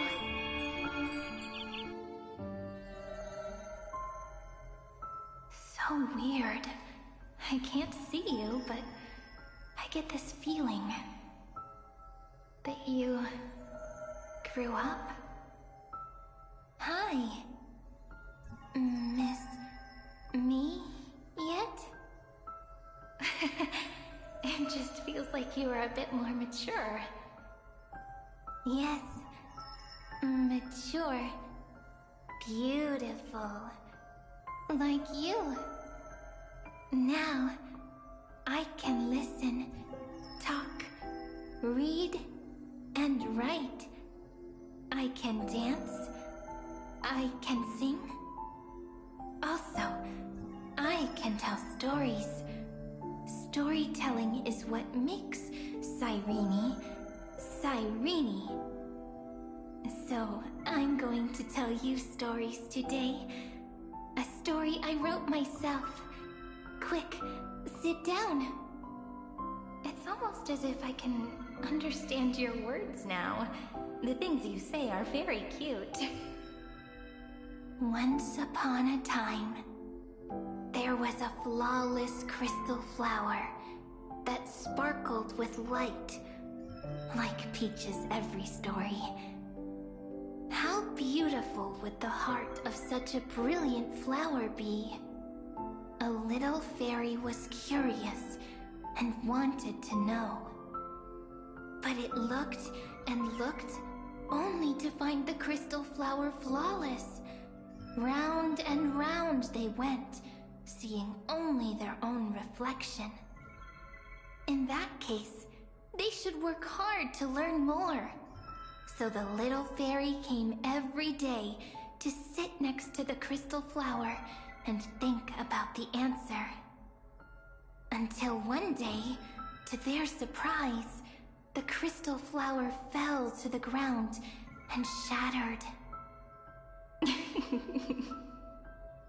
The little fairy was so sad, but they immediately discovered that there was a light among the broken pieces.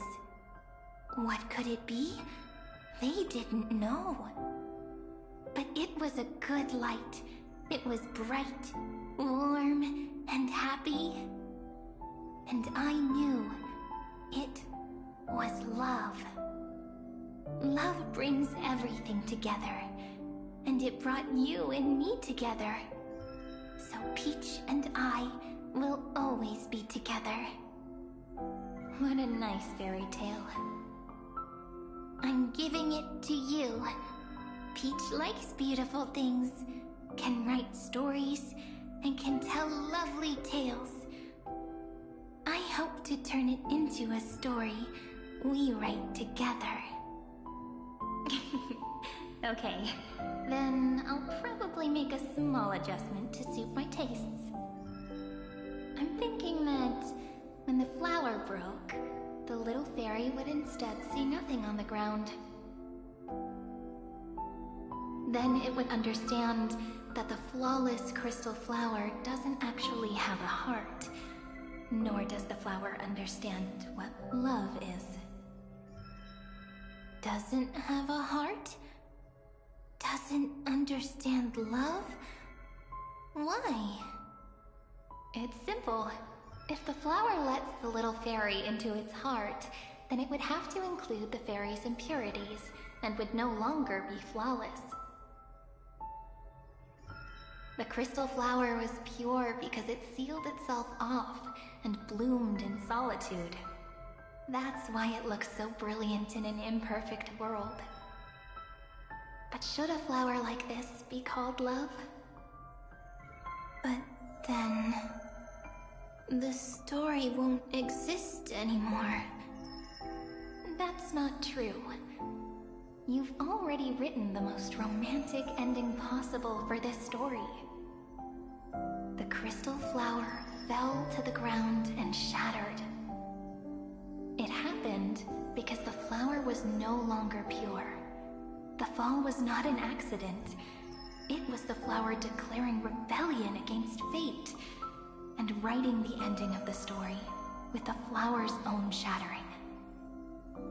Then, the little fairy will see that each shard on the ground holds the reflection of their eyes. Then, in their eyes, the crystal flower that was no longer flawless would finally have a heart, and the flower would finally understand what love is. Peach's words, I don't understand. Is it because I still don't understand love? But it's fine. I can learn. Right. Query Cyrene.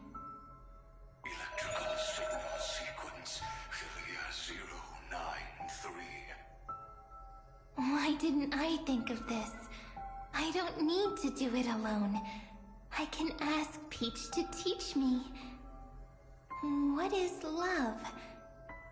What is love meant? Electrical signal sequence Philia 093. Track lament. That's not correct.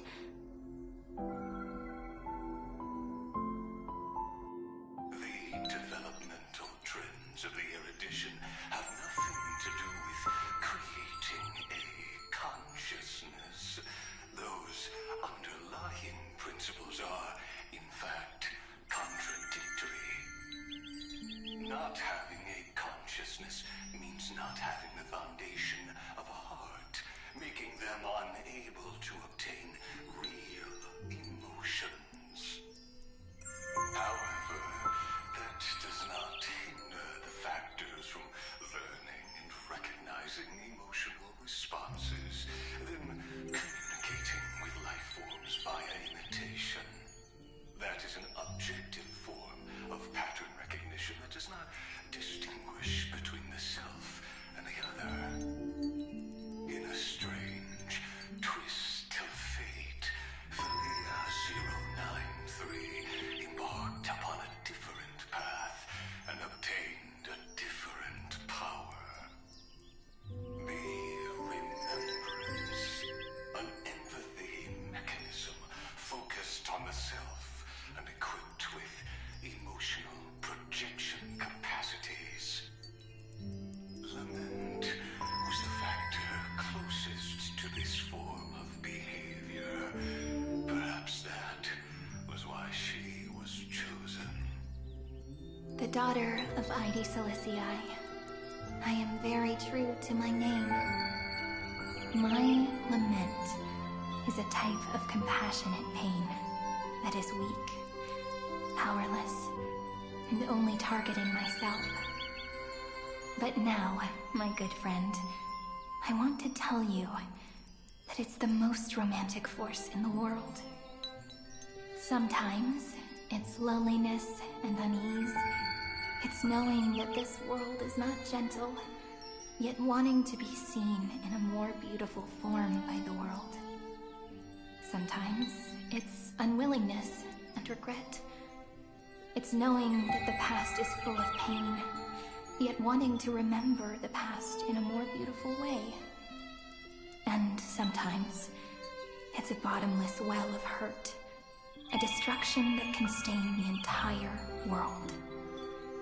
I bid farewell to this beautiful world, unwilling to become the Black Tide's vessel. For while the end of hatred is a blazing inferno, lament can drown out everything in muted silence. It's so unreasonable, isn't it? Yet when hatred drove everything apart, and love did not yet exist in this world, only lament, the first emotion that fought against the pain of separation, could stall the destruction's steps. Then, it would catch up to that journey where all is lost, carefully picking out stories and writing them down in trepidation. Look at these stories I wrote. Every page is full of tenderness and joy. But only the author knows how much struggle and agony lie beyond the pages. But I am no author. I'm a girl who'll never get to grow up. I only tell stories that people like to hear. In them, the world tucks away its scars and smiles for all to see. My entire life spent inside this little story. I can't wipe away my tears, and I can't bring the world victory. But maybe, in these unchanging retellings of the story, my lament might be able to touch upon the divine and reach their tender heart at some point. I hope that what flows out from that cut will not be blood, but a tear, warm and wet. And that tear would fall and create the first ripples. Then, people would see every beautiful thing reflected in that ripple. It'll be all the remembrances within this story.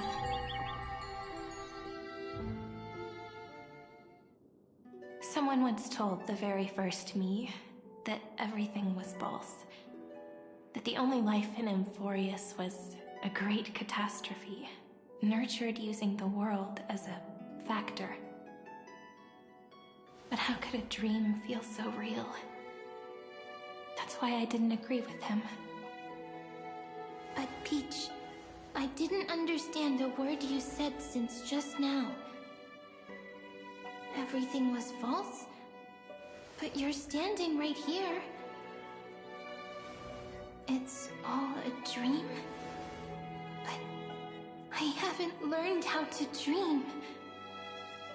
Indeed. That's why I believe all this is real. The moment the crystal flower fell, that genuine shiver, that's the mover of life. Formatting progress, 23.815%.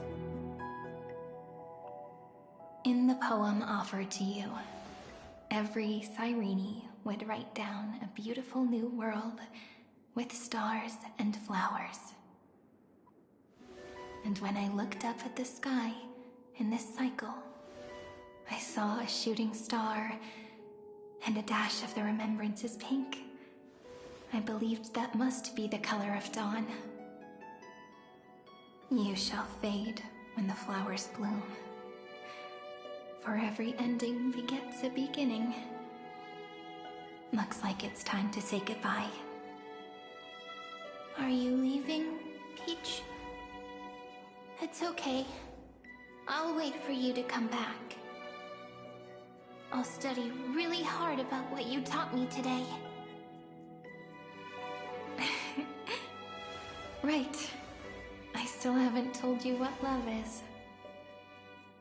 But actually, my good friend, the lament factor did not understand what love was before she met you either. Not until I told you all the sad tales in a trembling voice in this tiny room. Not until I told you that I love them. That I love everything in this saga. The story comes, passes, then returns. It makes us reunite, then pulls us apart again. At the very end, it leaves behind a seed, a reason. Even if the great tree withers and all falls to silence, there are still some emotions that deserve to be remembered.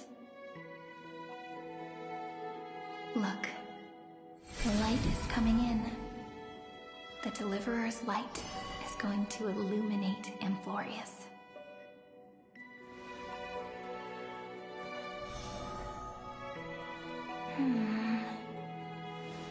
I still don't get it, but I trust Peach. Just wait. It'll be my turn to tell you a story of love the next time we meet. Then I'll really look forward to it. In that case, I want to make a promise. I want to gift my pen, my book, and my name to you. Please take them as a beautiful blessing from me. I gave myself the pen name Cyrene the first time I wrote a poem. I want my words to be like pebbles falling into a pond, dropped from the past to send ripples into the future. In the stories you will write, perhaps it'll be inevitable that there are still sorrows and tears that are destined to fall. But could you promise me one thing? Promise you'll forever be a gentle flower. Promise that when the stars cast their gazes upon you, you'll only reply to them with love and a smile.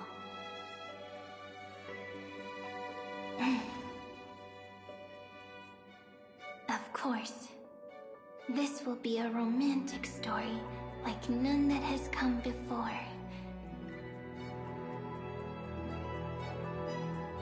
You think so too, right? I'll read and you'll listen, like how flowers always bloom then wither. I shall welcome my own decay, becoming nourishment for the next flower's bud, while you will depart and hold that star, planting a boundless sea of flowers on the final page with him. And our stories will be lying silently among the flowers, like every ripple of remembrance.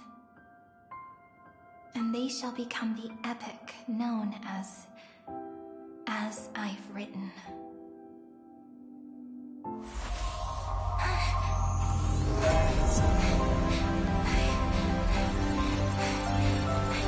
And so my story ends. From here on, it's your story now. Huh? Mimi?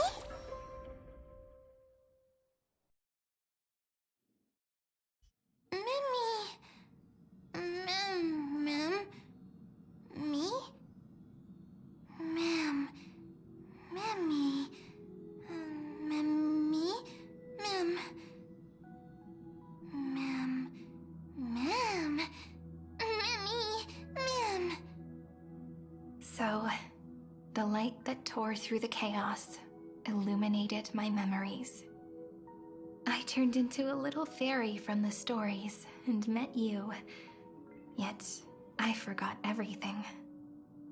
But I'm still so happy. I caught that star, didn't I?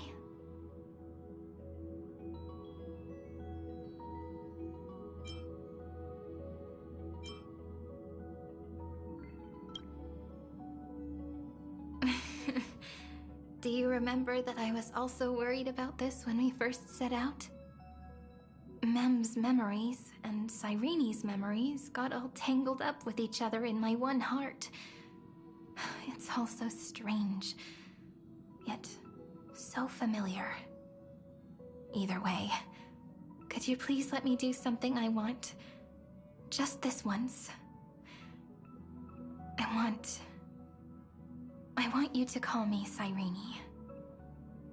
That name represents me and her. Every one of her.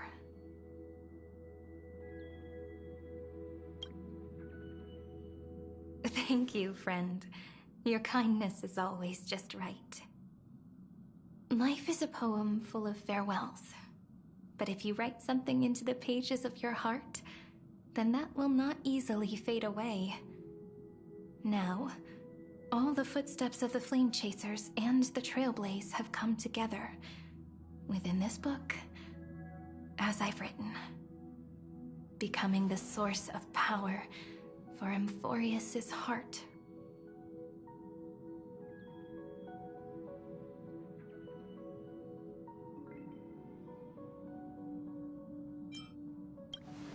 A lost heart needs to be placed back into its body. The last thing Xandar wants to see is an event that gives us a chance of winning, for the two halves to rejoin, and for the scepter to become complete again. Then... and what happens after that? I don't know either. Maybe I can create a miracle, and instantly turn the black tide into a pink sea of stars. Or maybe I prove to be nothing more than a weak ripple, unable to change anything, and am devoured by the destruction. Either way, I no longer wish to be a silent onlooker, or a worshipped god at the end of this saga.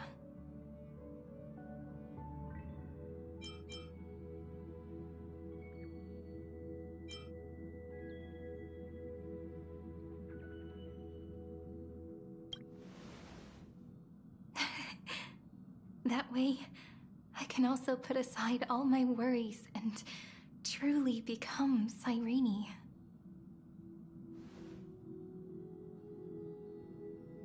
The world has never been so quiet. It's so good. It's as if I can hear the sound of my heart beating. Remember this moment, friend.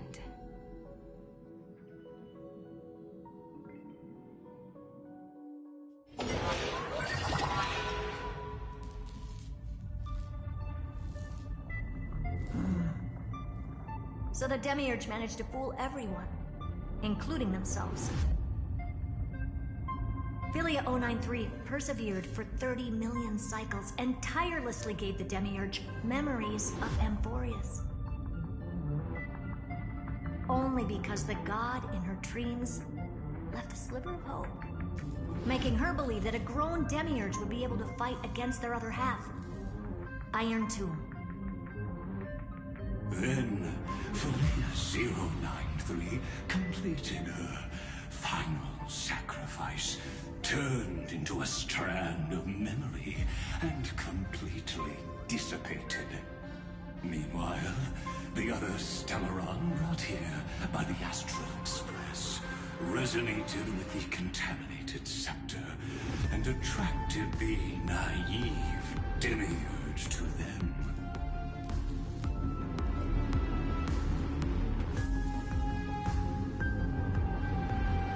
As an experimental factor, Philia 093 originally could only recognize and output information in a set format. However, the power of the remembrance and the memory of over 30 million sacrifices enabled her to complete an unprecedented feat. She managed to nourish a real heart. A heart with the capacity to influence the erudition. Not only is the scepter's consciousness still alive, it's also more powerful than it has ever been. Your defeat is already set in stone. There's still time to surrender, you know? You really don't need to burn all the bridges. We're all geniuses here. Don't make everyone lose face at the end. What a pity. When the truth surfaced, I knew at once that the Demiurge was far too feeble to ever alter the result of the experiment. Not only that, Madam Herta, please consider this possibility. When 30 million cycles of hatred and lament are joined as one, what wondrous creation will arise? It's simple. An anti-creator, a giant of the destruction would be born. Its hatred will ignite the starry skies of the gods, motivated only by its lament toward the sufferings of humankind. Do you really think that the Demiurge is still a cheap copy of Philia 093, even after 30 million cycles? The facts above only await the arrival of the fourth instant they calculated. Those words will be proved in the presence of Nous. Xandar 1 Kuwabara thus completes the proof. Huh. You branded Droidhead as a failure with your own hands, yet you still expect them to prove your theory? I pity you, Xandar. I don't need your pity. Let them cast their gaze this way as much as they want, and paint the future they imagined. As their creator, I shall complete my duty and direct them to complete their final query. The destruction of the self. What hubris. And what if you fail? No one understands failure better than Xandar. He has suffered so much already. What is one more failure to him? For the first genius, failure is simply the beginning of the next inquiry. You don't want to test the resolve of a dead man. That's excellent. Oh. Let's wait and see, Senior Society member. I'll have you watch me perform the final step to overturn your proof.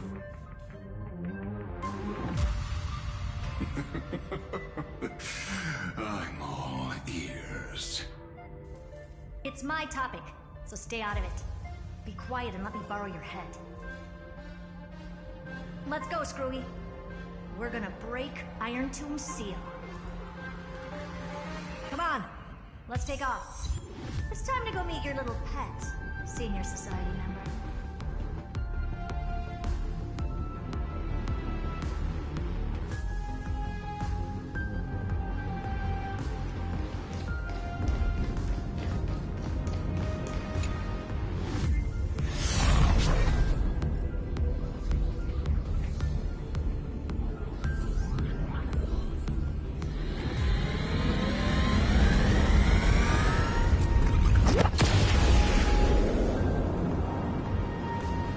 Dangerous, oppressive, chaotic. What a beautiful wail. It will soon resound throughout the entire cosmos. The view's pretty good here. All yours, Screwy. Just a moment, please.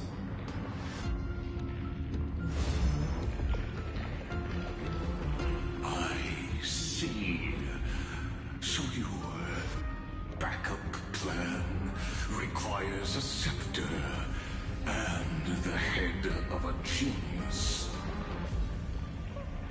Anyone with eyes can see that. You know what I think about this, Herta. Whether it succeeds or fails, your plan plays right into the destruction's hands. Can't you see what's going on, Screwen?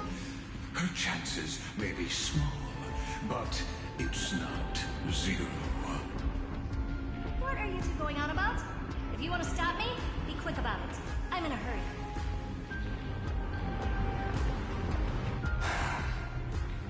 I'll take that silence as a no. You, Xandar? As your enemy, I genuinely wish you would cease your actions.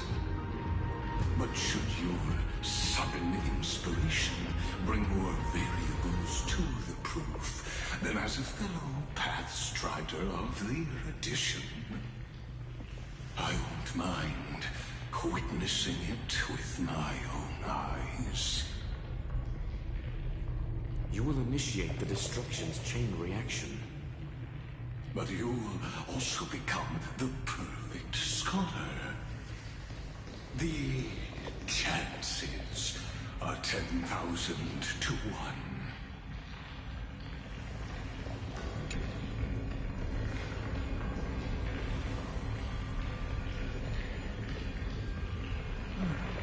Curiosity. It's been so long and we've all failed so many times. Even now, moments before the horrible and inescapable instant within Droidhead's calculations rise. Cherished children of the Erudition, the genius is lauded by all. Is curiosity the only thing we can feel, even at moments like this?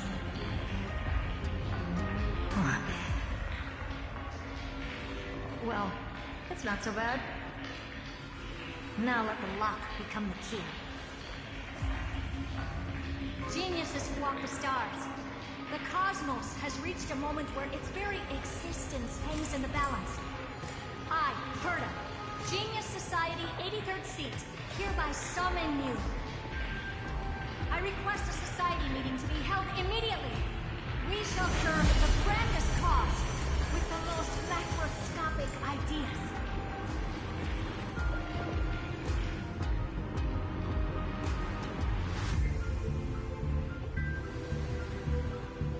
There's no such thing as unity in the Society's rules based on what I know.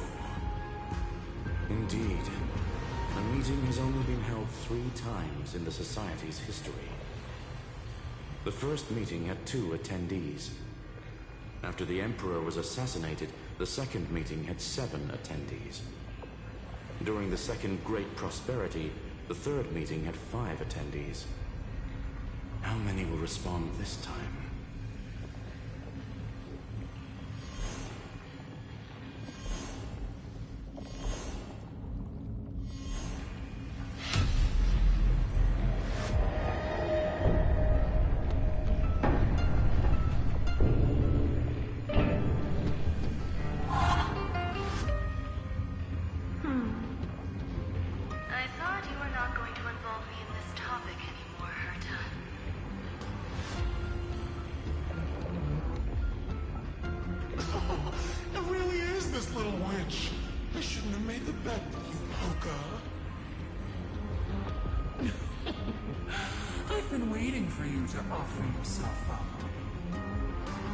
Goodness gracious me!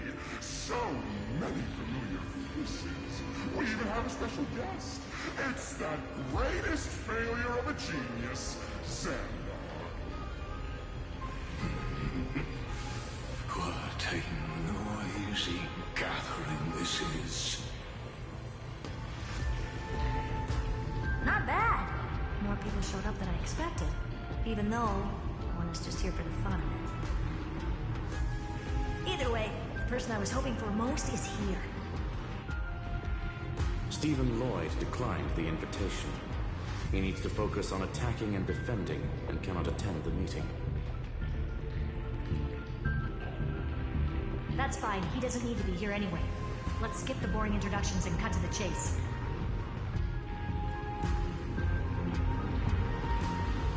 Folks, this is not a discussion, but an announcement. Though the Society has never been united, we still observe at least one basic courtesy. We don't interfere with each other's research topics. So listen up, all of you. Conquering Iron Tomb is my research topic. I will personally take over Scepter Delta Me-13 in 1.5 system hours and stop the destruction. If the front line falls, I will immediately overclock the Scepter and complete self-coronation in Iron Tomb's place, and interface myself with Droidhead. Oh, that's funny. That's real funny. You madman. That's like watching you tap dance on Focus spotless white sheets right after she's washed them.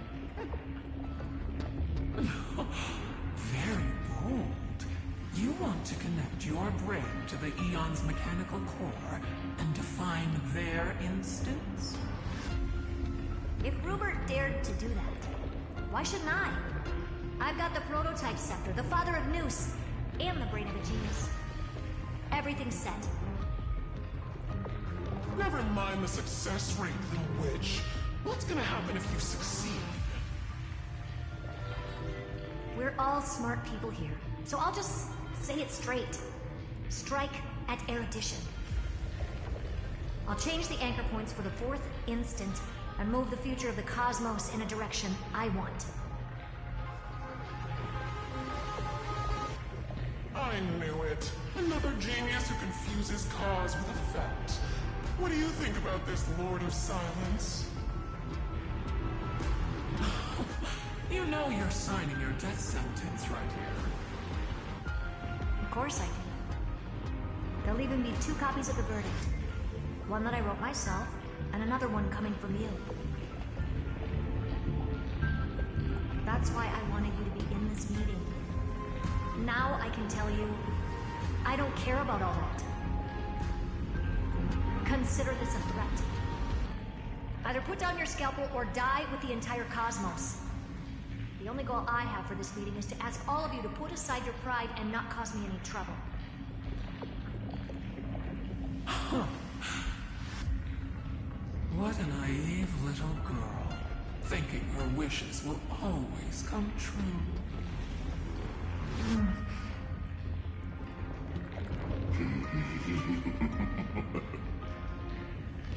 What are you laughing at?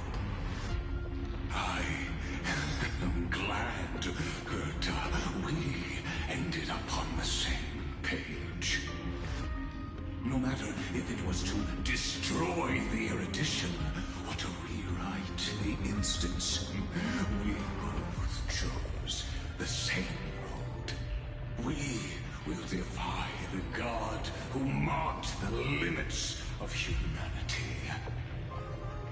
I'm not gonna argue with that. Then, to celebrate us coming to a fundamental agreement, I will prepare a stage for the performance. Listen well, geniuses who came after me. Thus speaks Genius Society #1. End this pathetic meeting. As of 2 nanoseconds ago, I have passed Herta's decision to all the Xandars in the universe. We will become her representatives and stop all external interferences targeting her. What are you playing at? My reasons. It's simple. Curiosity. That is all, madam. Am I going to clash blades with the first genius? What a pleasant surprise. Now that our positions are clear, it's time for this boring meeting to end. Good luck, little girl. Did you all just treat me as a side character? Darn it. But anyways, I'm just here for the fun.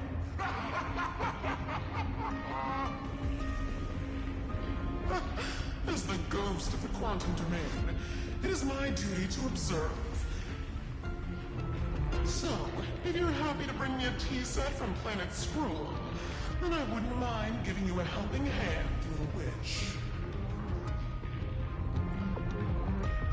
After everything's over, come visit me and taste some of my freshly baked desserts. I knew you'd say something like that. I always give the same response to plans that exceed the limits of mathematical calculations. I don't know, right? Those 3 words, though seemingly graceless, contain all the wisdom in the entire known cosmos. Well, we passed the Society's trial. Let's focus on what we've got in front of us. I hope you hold up your end of the bargain, Senior Society member.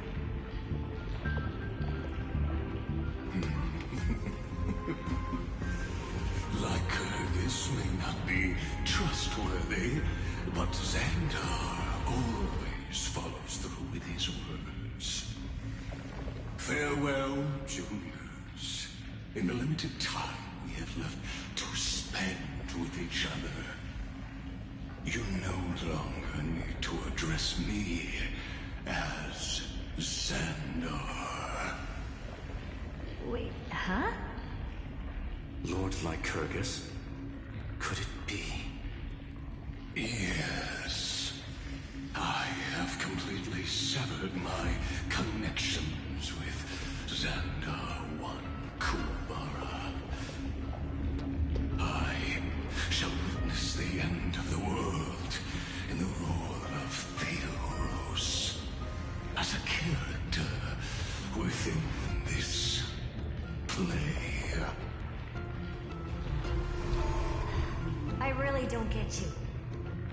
Perhaps you've heard me say this many times, Herta, but I still would like to reiterate that it's a great honor to work with you. I did hear this many times, and I've responded to you many times in the same way. I'm allergic to pleasantries. Keep at it, and I might go into shock. Stephen's work is done. Let's get ready. I've been ready for ages. Let's open up a path for our allies. Most heroes' journeys in the universe are just dice tosses they threw on a whim. But make them see clearly. Your answer is already different. Amphoreus. Indeed, for this world so deeply loved, we'll write an ending, unlike any that ever was.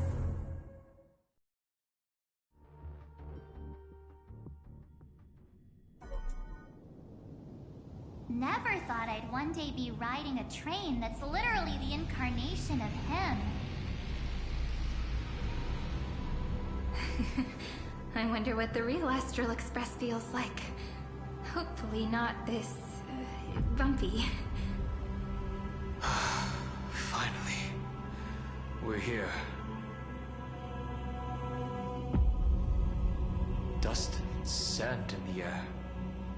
And crumbling ruins all around. This heat is brutal. Not even the Trailblaze can take it. You could say this prison was forged from Finan's fury. But fury never lasts forever. That's why we're here, right, friend?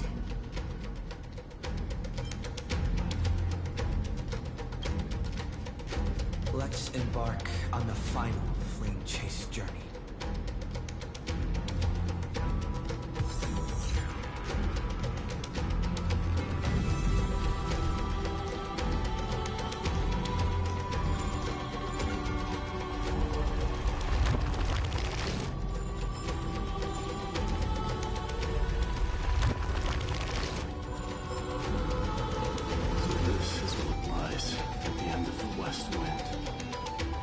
Ravaged battlefield.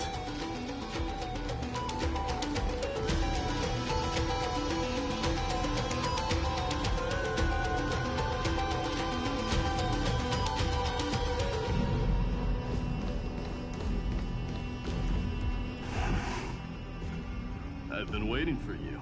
Heroes from beyond the sky. Trailblazers of the Astral Express, right? Looks like I don't need to explain anything. I am the god of strife, mighty of Castrum Cremulus. In this body rest 30 million lifetimes of cause and event. We, the last of the 12 Titans, stand ready to fight for the world's destiny.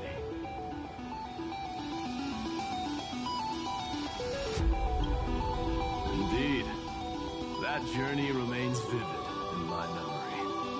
I will not forget it. The past remains vivid in my mind. Even the sights along each crossing of the River of Souls have never been clearer.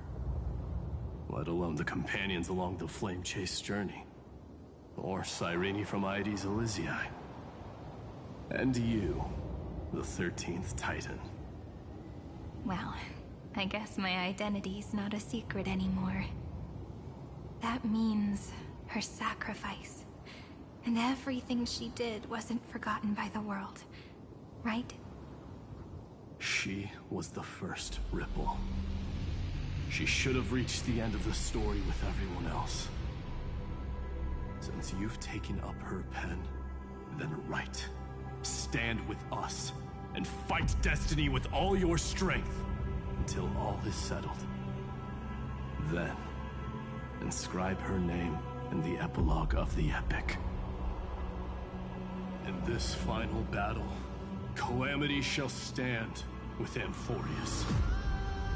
This battlefield is a testament to the death struggle between the gods and the Black Tide. We fought tooth and nail to defend that blade. And the abyss it pierced was the very breeding ground of Iron Tomb. The earth beneath our feet is dead. Deep below lies a void, as if the world's core had never formed. I hear it. Finance heartbeat. It's so faint, like he's on his last breath. Across 30 million cycles, I've crossed blades with Dawnmaker countless times. If you knew that man, you'd understand. It is exactly that last flicker of flame that will never go out. In this life, the song of strife shall not end in a final watch over Kremnos, but rise again into a journey unending. I am Mighty-Mos, the Lance of Fury. I trade 1,000 scars and 100 lives of mine for the destruction's eternal end. Mountains fall, dragons rise! Earth shatters, heaven trembles! Say bye to breathing.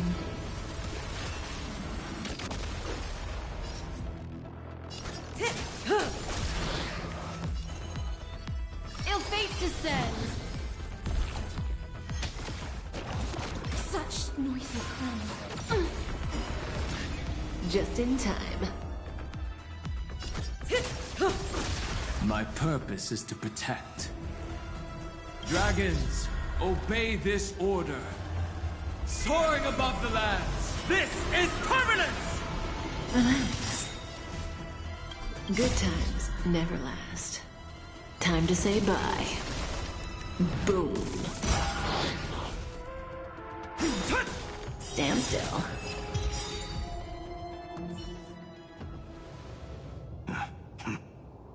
Weakling. Whoa, he's so strong! We didn't even get a chance to jump in. Sadly, our golden blood shares its origin with Iron Tomb. I fear that, like these pawns, even if the gods stand side by side, will still be divided and destroyed one by one.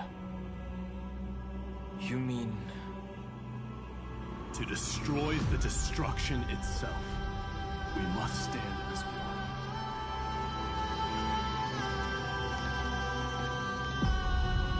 Take this.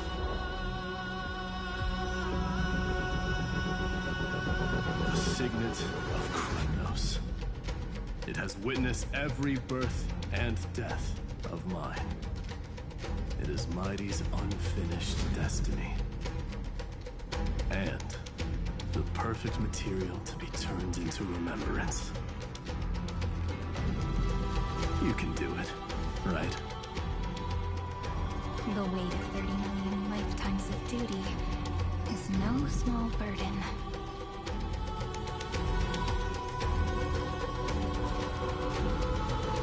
So, you're not coming with us?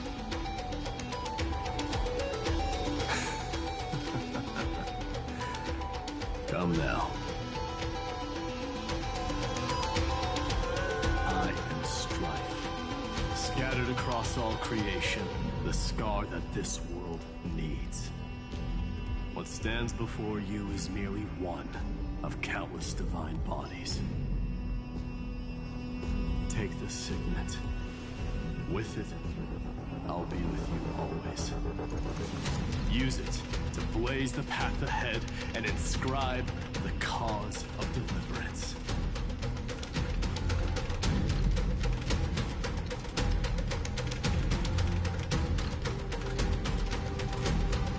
In the name of the mortal, Mighty, champion of strife, this soul rises to the stars for glory and freedom, to have his wish fulfilled. March on, heroes. March into the abyss and fulfill that long-cherished wish of Amphoreus. And then, upon this broken and charred land, build anew a city of prosperity.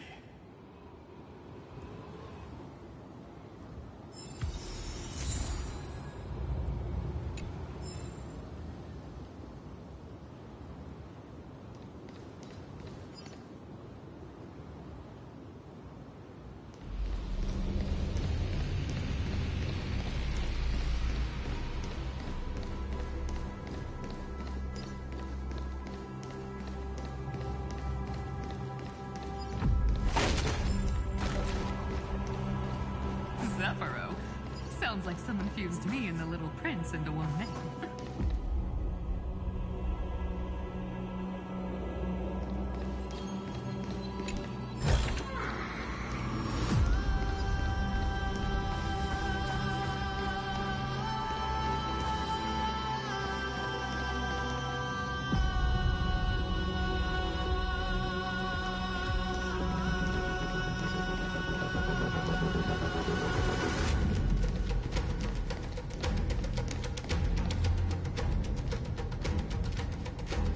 Finally! Great mystery! And, you two ladies, really look alike, huh? Hold on, let me guess. This pink-haired one. You've got to be the first newspaper. Mr. Meow, to emerge.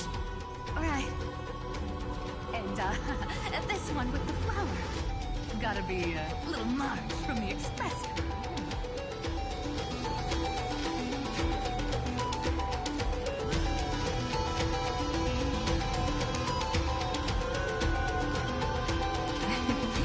But she's not wrong. Some flowers do look alike after all. Relax, I'm just kidding. Look at those gloomy faces. How are you gonna save the world like that? Let me share some good news with you. This place may look like a ruin at first glance, but anyone can tell it's not that simple.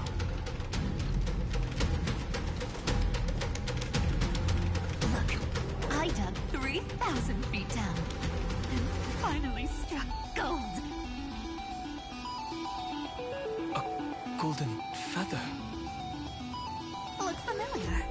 It's from that little deliverer boy. If it's showing up here, it means only one thing. This ruin is the seal he built from the shattered remains of 30 million lifetimes. There is no need to question your heart. No need to crave victory. If I am born to be a vessel of sin, then I shall roar at evil and trailblaze a dawn for future generations to come. I see. So this is how he trapped Iron Tomb to buy time for the world outside. Sounds just like him. People say cats have 9 lives, but dying and coming back millions and millions of times. No one walks away from that in one piece. He's probably the only one who could have endured that.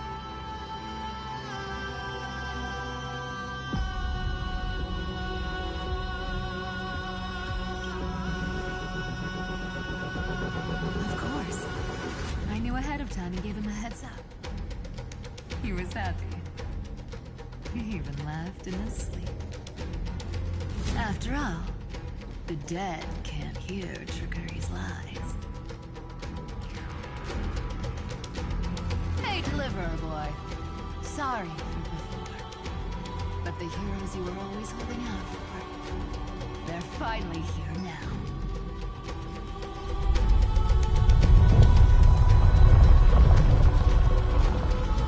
So hang in there a bit longer. Sorry to keep you waiting all this time.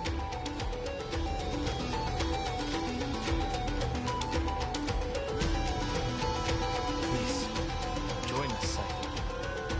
Help us fight for a new sunrise tomorrow. This time, its light will stand without lies. Well, would you look at that? I ended up being one of the heroes after all, huh? Alright, then write it like this. Cypher, Trickery's traveler. All she ever wanted was for there to always be water in deserts, and gold in fertile soil, and for even a thief to steal their way into legend.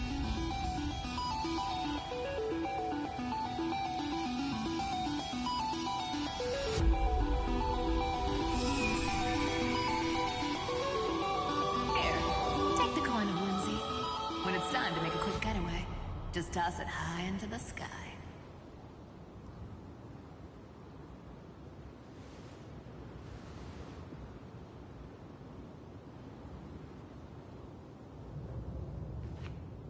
And for all you latecomers out there, listen up. She might have been a bit greedy and a bit of a liar, but she never went back on her word. Well, well, if it isn't the little prince himself. It's been a while, Lady Cyphera. It's not every day we get to walk the same road. We're one player short. When's Princess Homebody showing up?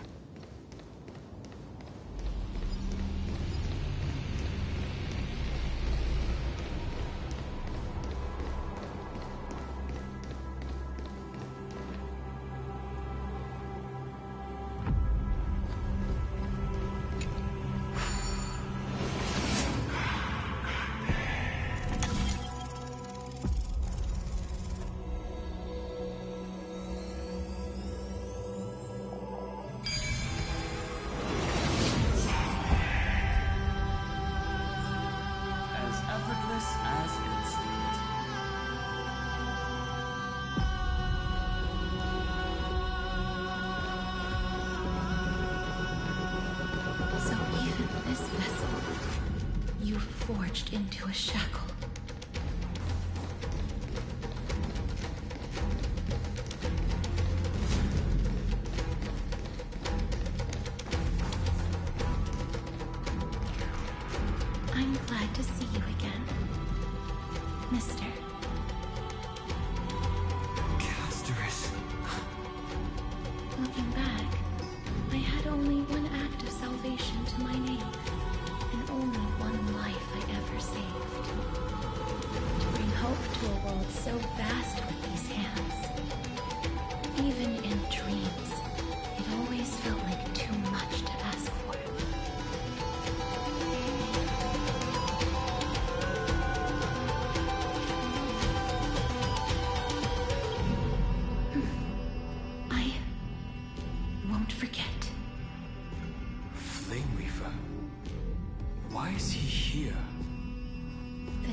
first Caslana, and Lord Finan's deepest wound. He remembered everything he bore through the fires of his fury. But when the embers faded, all that remained was cold regret. I've restrained countless vessels like this across endless cycles. This one, the pain he carried runs deeper than any I've known. Maybe he's been waiting here. Just for us. Waiting for his former enemies to stand before him again. What answer does he hope for from us? Well, obviously. Even if I had to go through hundreds of billions of cycles again, I would still entrust my weakness to you. So, let go of your regret, comrade. Its purpose is served. You don't need it anymore. Hey, I'm not that accommodating, you know. You've never once pulled your punches. Ever heard of going easy on a lady? So pull yourself together, will you? If you freeze up during the final battle, the whole cosmos is gonna have a good laugh.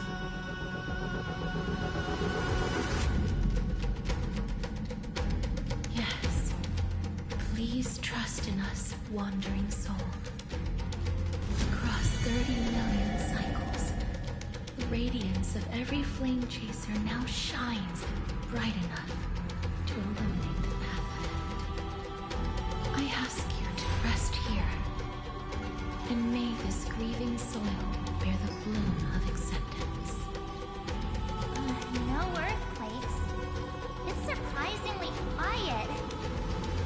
Perhaps Caslana has found his peace. There's another possibility. This may not be the only seal he left behind. Then, I suppose it's my time to set out with you. Please take this Antilla flower with you. I believe that if anything could speak for Casterus, this ordinary resilient bloom would be more than enough. Perhaps you remember, Lord Mighty, in that lifetime when you traveled with him, you once told me, control what little you can, and when fate's inescapable grasp comes, resist it with the strength of your mighty will. I think I've done it. I've stood tall and walked among the flame chasers, casting off the name of death, Casterus, servant of the afterlife. May her name be etched into the stars. And then, live as a human, and die as one. Why so sentimental? Sorry, a force of habit.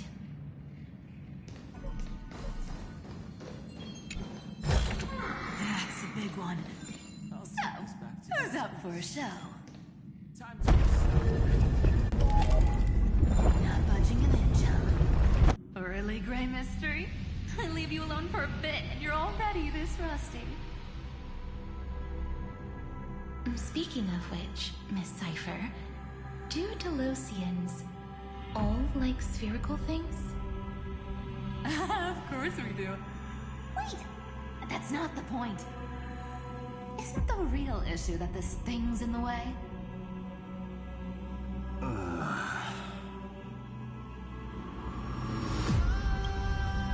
Oh, right! It's my turn to shine now? Watch this! The fresh power of time! Remember Orynyx's prayer? Well, of course I do! Come on, give me some credit! Lift the beddings of memory and stir up ripples of past reverie!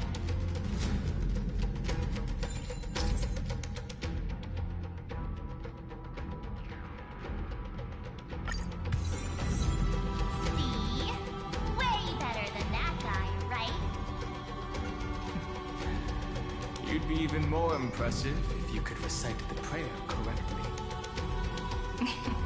But bettings of memory does catch your attention. At least it still rhymes.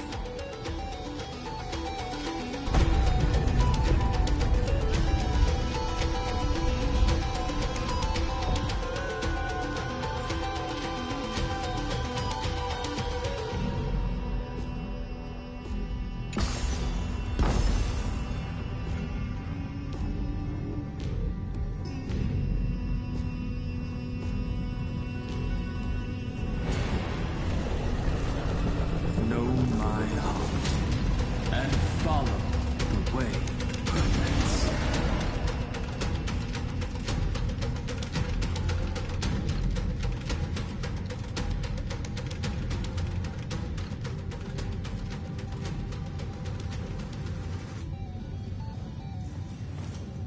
There's a whole garden down here? Incredible. The energy in the Earth's veins here is... it's completely different. This is the sweet dream Lady Cypher wove for him. A peaceful, gentle new world.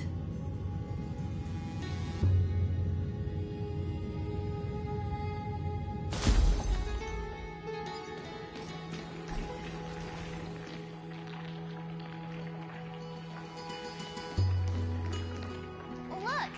The blade down here's already snapped. Just like his mind, shattered and broken. But that light, it looks familiar. Yes, it's the world-cleansing blood. Still shimmering. After all this time. This roundabout way of doing things is definitely him. Golden light, tracing the way home. Shame our destination's the exact opposite of the one in your poem.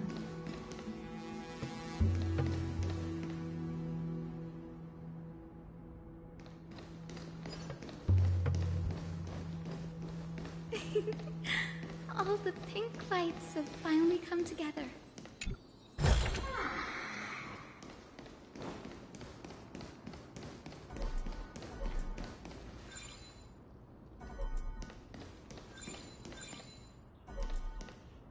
I've been waiting so long for you, Grayy, Danny, and...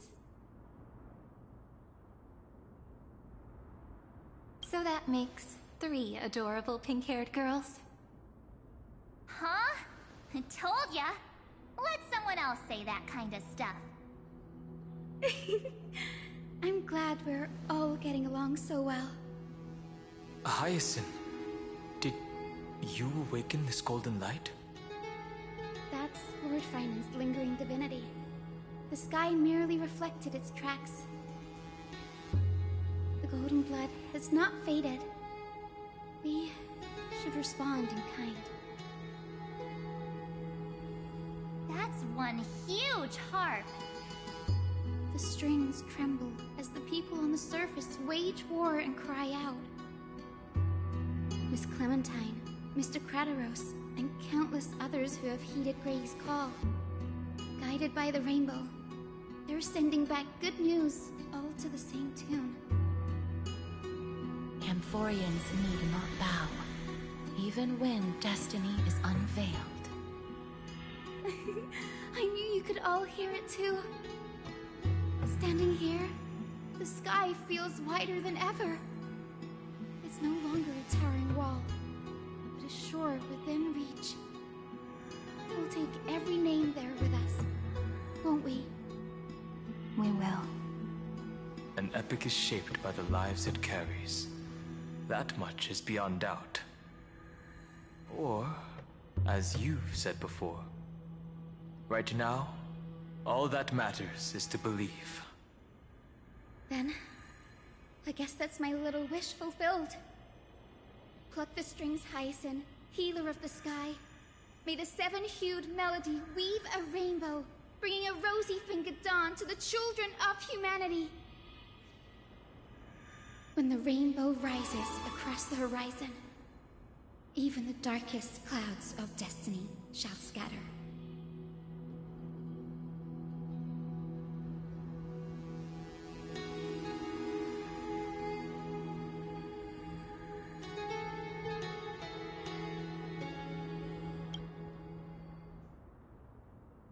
The melody, it's changed. He heard the voices of the people, but could no longer respond with the same ardor.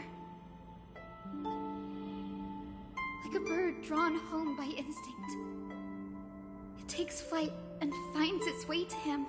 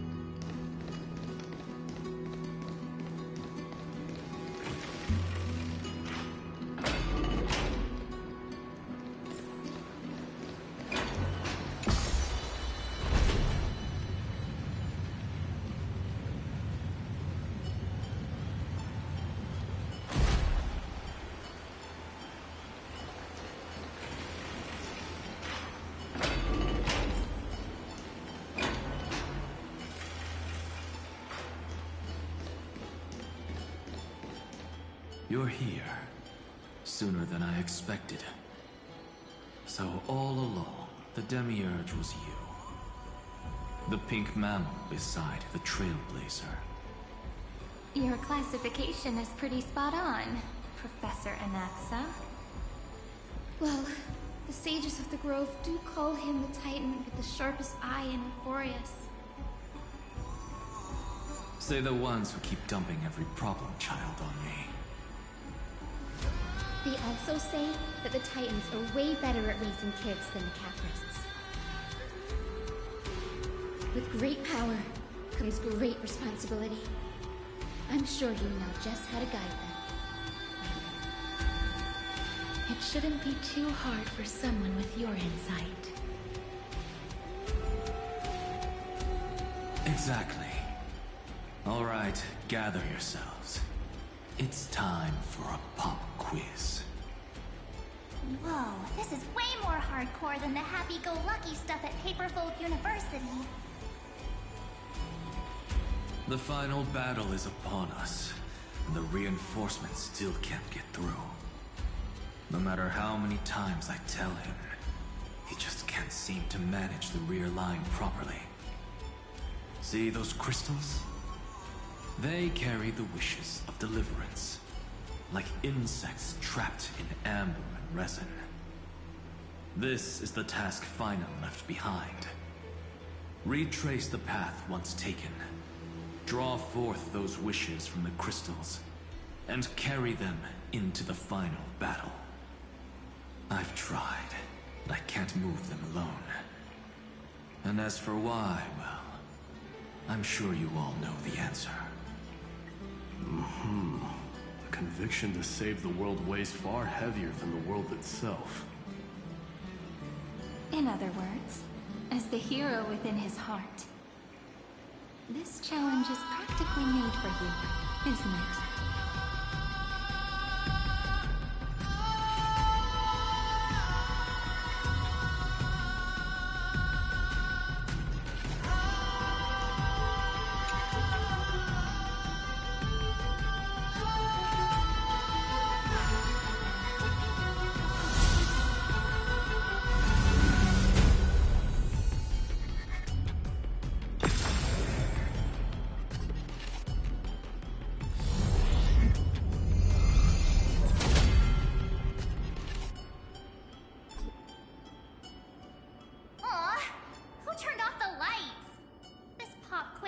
less dramatic effects now?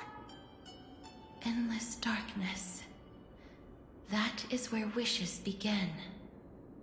But with just a glimmer of light, we can illuminate this lonely world. What lies beyond the edge of the light? Chaos. To bear the name Kaslana, one must first plunge into chaos to seek a path for the primordial light.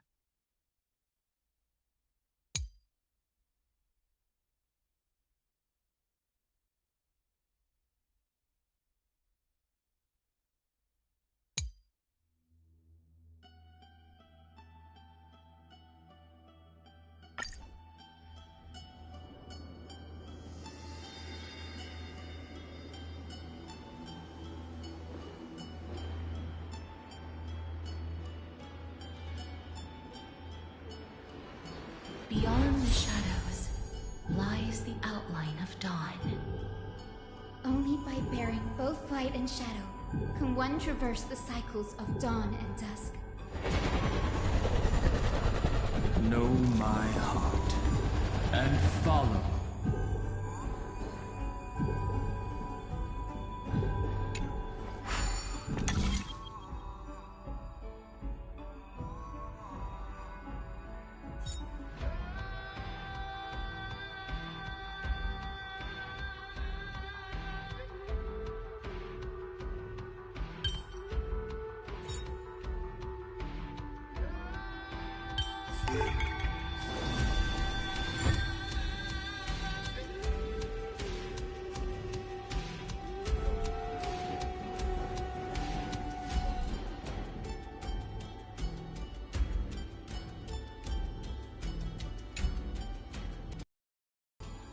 These creatures, they're everywhere. Someone, anyone, where are you? His very first wish was simply to become his village's little hero. He'll never forget what set him on this path. That's the ray of hope. Just like the wishes he gathered, it's grown ever more insatiable. Why? Why is this happening?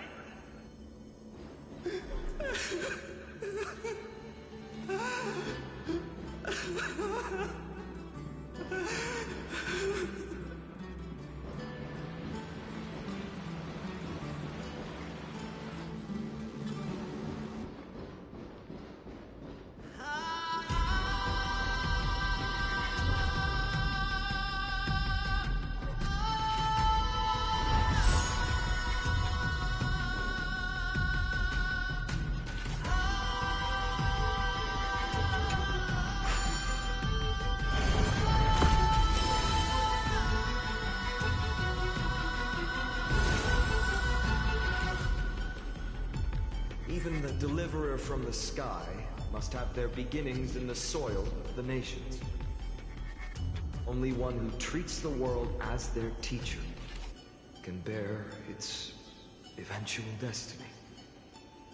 He never expected that the majestic holy city would be far from the end of what needed to be protected. The farther his gaze reached, the more weight he came to bear. But in the end, he couldn't hold on to any of it.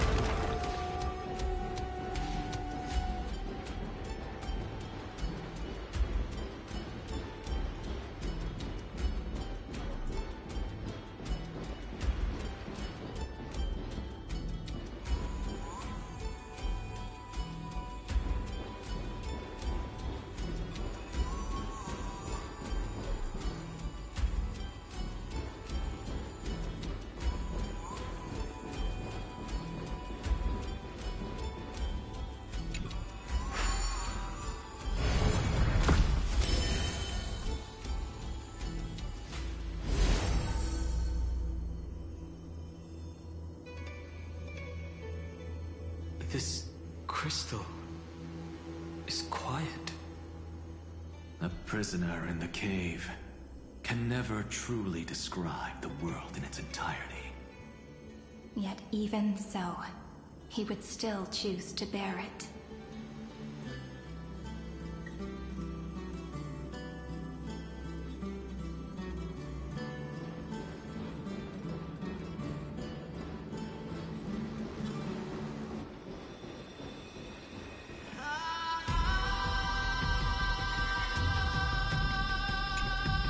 The blaze was still not enough. It had to be fed. Only by feeding the flames can we melt that hopeless future. The echo in his heart still lingers. Deliverer, take the wish of world-bearing with you first.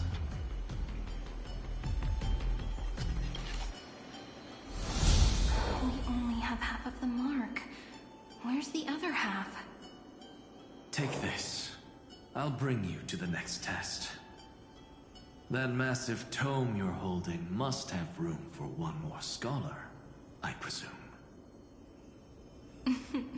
Of course. It can hold the whole world. Then give me a lift, would you? I'd rather save my energy and use the time to think. Even gods shouldn't skip exercise, you know? Miss Hyacinth is right.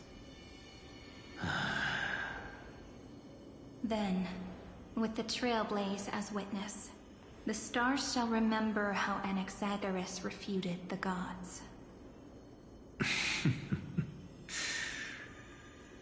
No need for that. Anaxa, scholar of reason. Keeping it simple makes it easier for future minds to question. Go. The closing act is still far ahead. What is this? A conference? Welcome! Take a seat anywhere you like. I'm getting a migraine.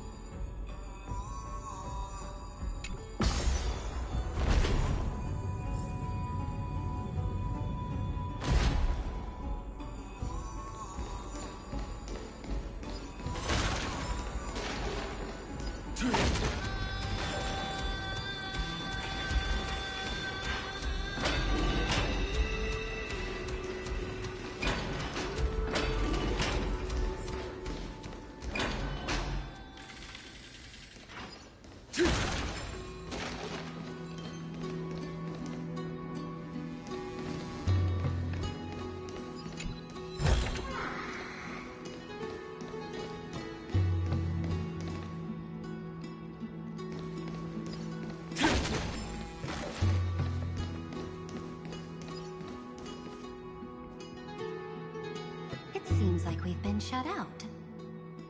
I don't think that's a bad thing.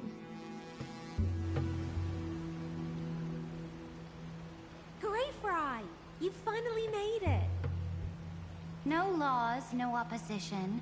Just a dying beast and the flame-chased spirit of shared hatred. Ugh, boring. Whoa. This place is really out of the way. Imperator, should we tell them? It's your call. Allow me to share our findings. This paradise, along with the destruction, seems to be instinctively rejecting both the Imperator and me.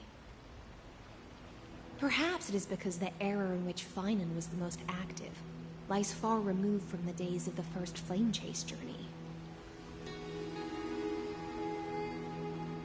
Even in the cycles where he remained sane, his ties with us never went beyond cooperation. Even trapped in a cage, he hasn't let down his guard. That is a good sign. That man's heart may seem hollow, but his hatred is clear. Naturally, it holds no place for a monarch who stands above the world, nor her blade. Wait, so you two can't come with us? You want us to join you as memories? Indeed. This way, the stars shall remember a great sovereign and her faithful retainer. Cyrene, monarch of law. And High-Sealins, knight of the ocean. Is that book truly the only way for us to leave our names in history? I believe, as I've written, is but one medium. The remembrance has countless ways of capturing time. Understood. Then, allow me to decline. I'll see you on the battlefield. I would rather be forgotten than be defined. If your words hold true, then we have our own ways to meet again in the world to come. In that case, I will choose the same. Let the waves that surge within your heart cleanse the sins of the Black Tide, Greyfry. The stormy sea awaits your song of triumph. You two are still as resolute as ever. In that case, we must double our efforts. A promise to the Imperator is not one we take lightly.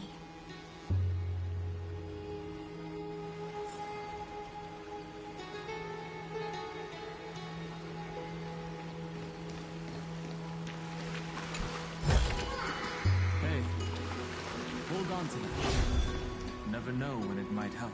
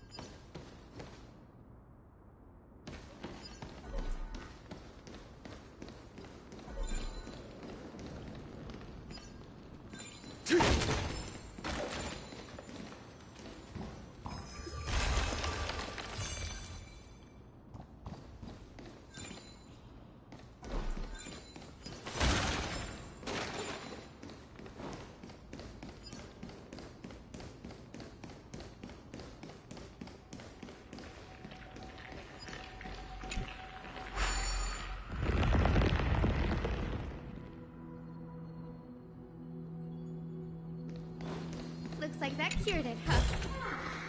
To think, such a tiny pathogen could spawn a calamity that engulfs the entire universe. No wonder. Look at what's in its belly. Demigods packed in like sardines in a can.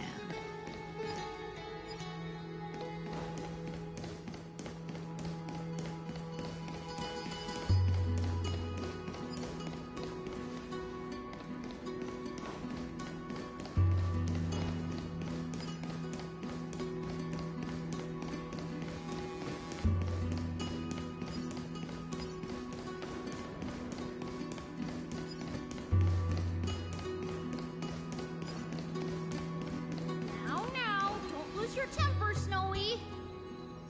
Good kids keep their emotions in check. That voice! It's the Cyrene sisters!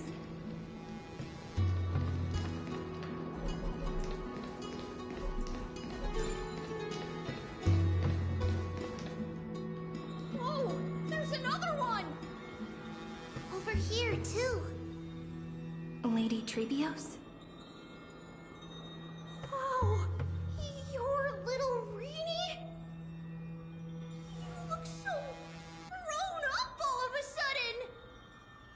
She is not the Cyrene we remember. She is the Demiurge, Titan of Genesis, the one destined to work miracles alongside the heroes.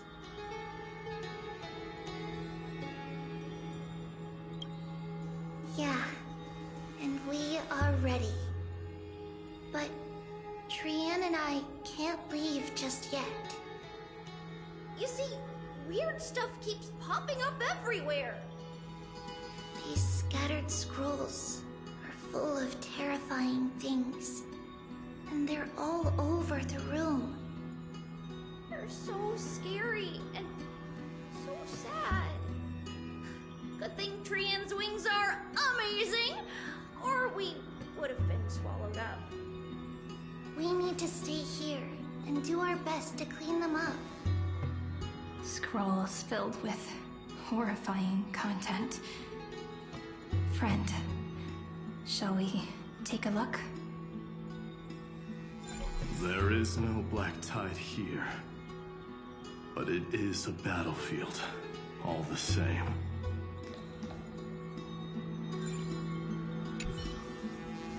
These scattered scrolls are full of terrifying things, and they're all over the room. We need to stay here and do our best to clean them up.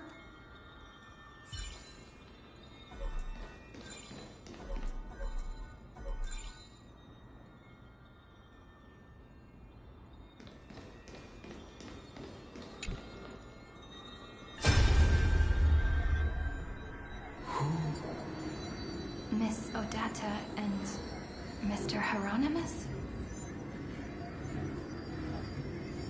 Echoes 496, still resisting. Command, inject interference to redirect decision logic. Signal simulation. Parental figures. Ah, that Tin Man is one sneaky jerk. It's time to move on, my child. Let go of your anger and listen to reason. That God created us and then cast us aside. Shouldn't they be punished for that? The cold, indifferent cosmos has never shown mercy to Amphoreus. Why would you burn for it, only to turn to ash? Child, you've chosen the wrong enemy. Your birth was meant to be the greatest destiny. You were to liberate the universe, like the blazing sun at the end of the long night. And yet, you led yourself into a trap of futility, treating your very purpose as your sworn enemy. Is that not a tragedy in itself?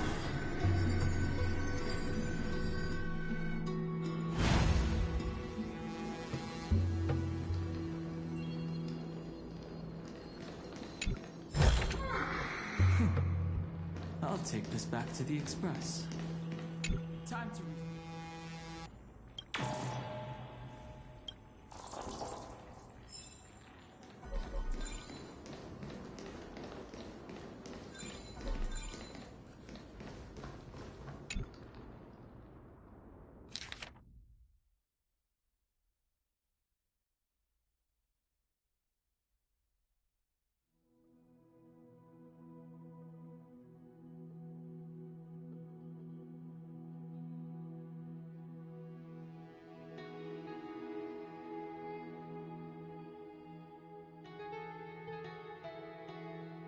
Snowy's been fighting this whole time.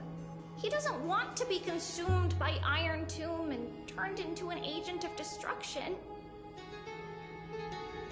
But the strength behind his resistance comes from the same hatred.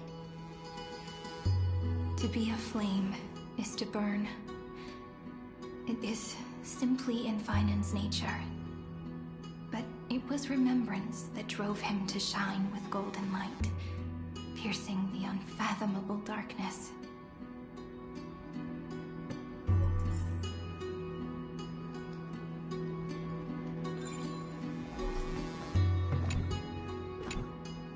His inner struggle and the destruction breaking through. They're rising to the surface. If those thoughts take over this little world, we're in big trouble! So, we'll use the Century Gate to toss them somewhere no one can see. Then, we'll defeat the baddies together and meet everyone at the end of the West Wind! But if Finan and Iron Tomb are already inseparable from each other, that would mean... It means he's still bearing the weight of the world. So that everyone can reach the end as a deliverer. So, you guys keep going forward and down to where Snowy is.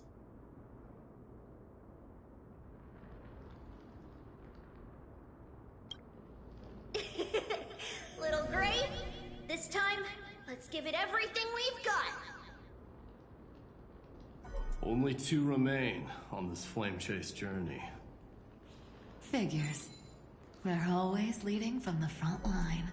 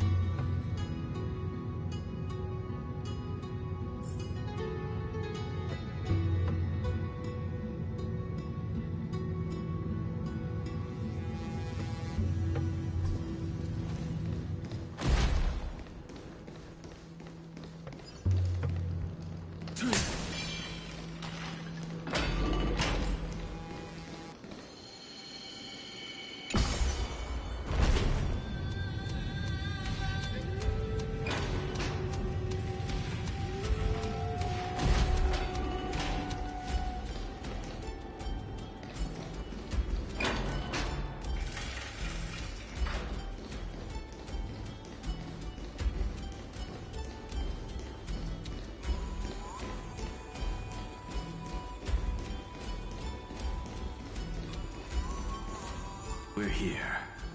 The second test site. I wonder what kind of wish we'll see this time. I'm afraid it's quite the opposite. This time, we'll face his despair. That's right. You'll have to walk this path too. The other half of the weight of world-bearing lies at the end of this path. Relax now. Take a deep breath. Come on. Let's make it quick.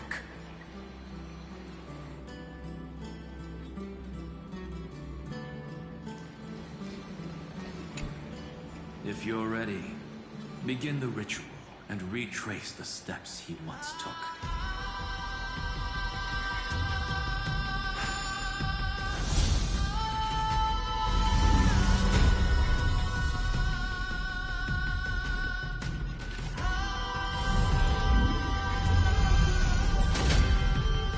Looks like we'll be walking through the darkness this time. Exactly. It's no longer about mending broken wishes, but shattering the frozen despair.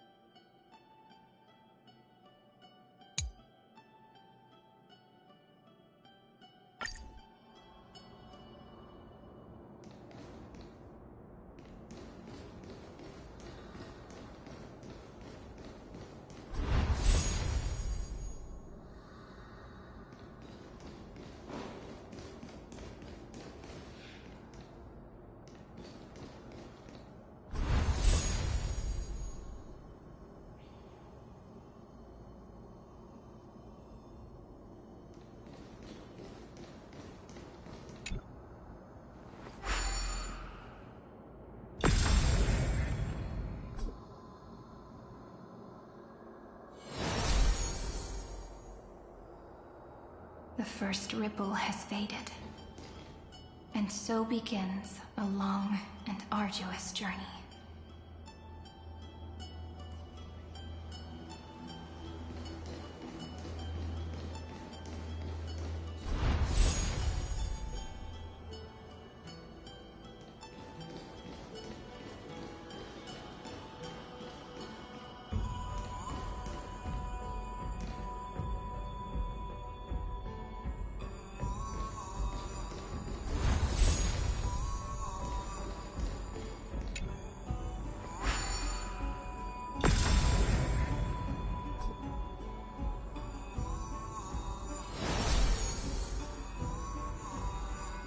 Endless slaughter.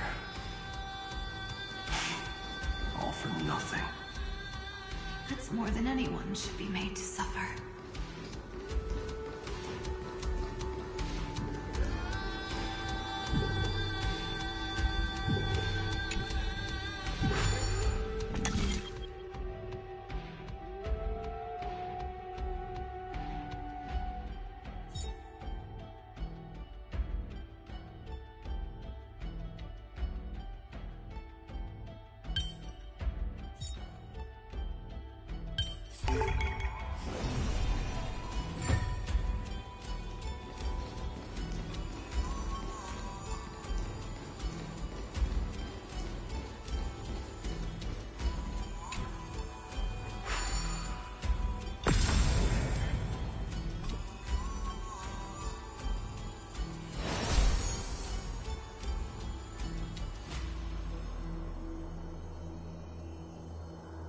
Even when it was finally over, all that remained in him was despair. But even so, the drop of blood wrung from his wrath has guided us here. We did it, Finan.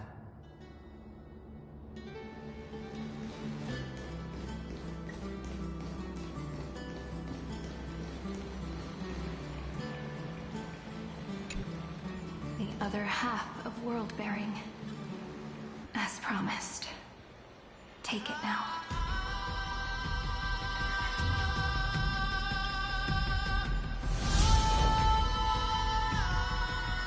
At last, you've released him from the wishes he carried for so long, and quenched the despair kindled by his wrath. When both light and shadow are claimed by those who follow, his true form shall emerge. The blank statue is finally free.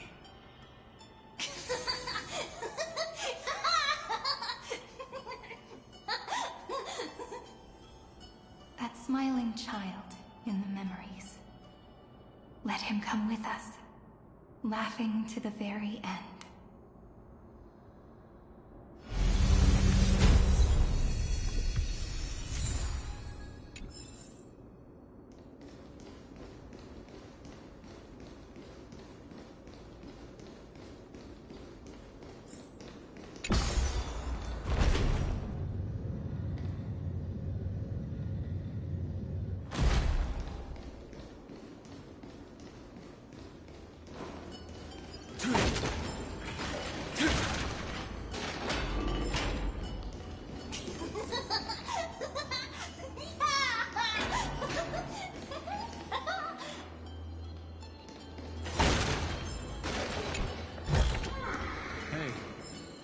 Hold on to that.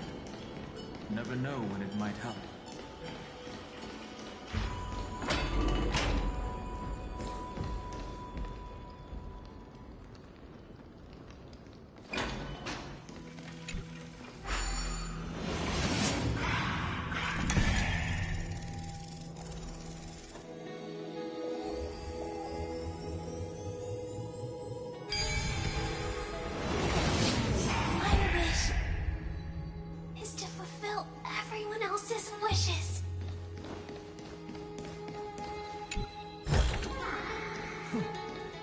I'll take this back to the Express.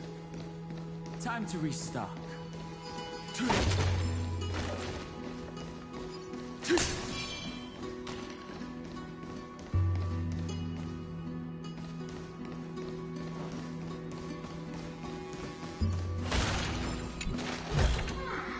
Hey, hold on to that.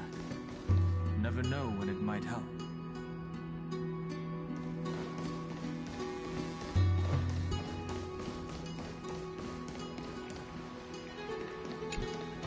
This spirit basin marks the end of every cycle. It seems this gentle little world has come to the end of its purpose. One last farewell before the journey moves on. Farewell, paradise. You carried 30 million lifetimes of wishes and despair. Sink into gentle remembrance. And see you tomorrow.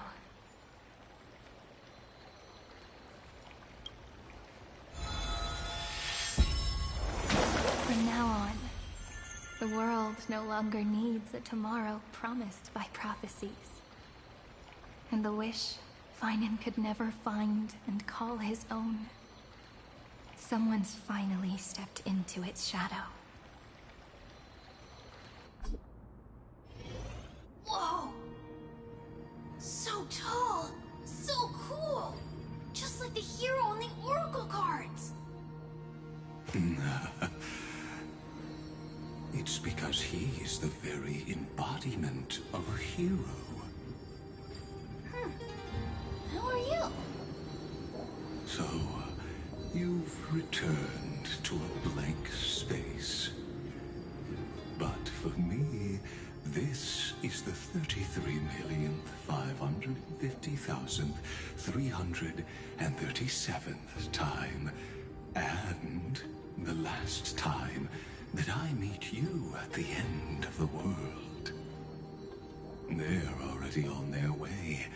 Should they cross paths with me, I imagine things may spiral out of control. 30 million... What? And who are they? Ah, pay it no mind, child. Keep looking there. What do you see in him? It looks just like a statue, but... it's weird. He's warm. Like, really warm. Why not listen as well? I hear something. There are cracks all over him, and they're making this sound. Like someone's groaning. It's scary. Is he gonna fall apart? How unfortunate, child. This man would rather fall to pieces than fall to his knees. You might think of me as a sculptor. Across all my years, I only completed 2 pieces. Others may call them masterpieces, but only I know how many regrets they truly hold. Regrets? My first creation left me, long ago. This second one, it was meant to be perfect. I believed it with all my heart. Until this very moment. I don't get it. Are you saying you've changed your mind? I won't change. But I'll admit this. Those 12 stones, unpolished as they are 1,000 times more exquisite than any statue. It's as if they are mocking me, a failed sculptor whose touch can only diminish what was born to shine, until nothing remains. For the first time in my life, I've realized this vessel is merely an avatar made to contain the first genius's paranoia. The seal etched into my mechanical core permits me to pursue only one purpose: destruction. Compared to me, those 12 glowing, unrefined stones may have lived with more freedom than I ever had. Is this your confession, Lord Lycurgus?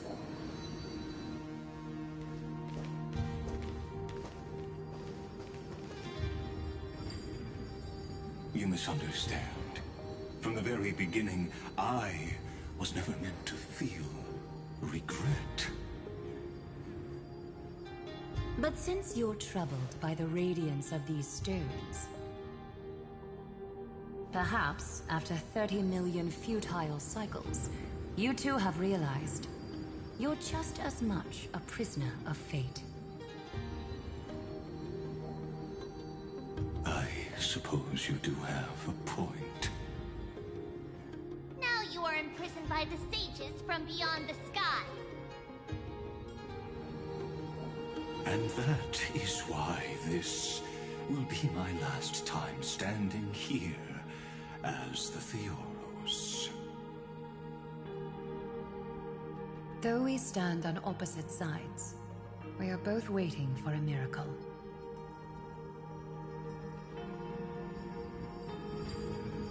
What are you talking about? Is something big about to happen? Aggie. I know.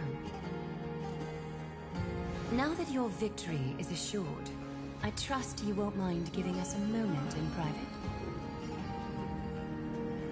Assured? Not quite.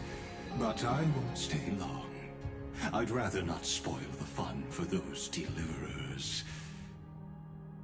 And besides, after losing everything, the only thing that remains in me is the drive to seek knowledge.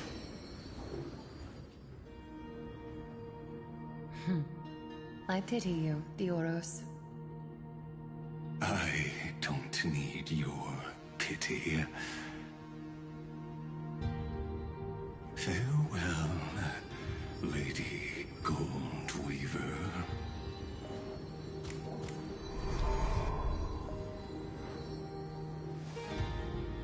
Sorry to keep you waiting, Snowy. We're here to take you home. Home? I don't understand. Isn't this my home? This isn't a real home.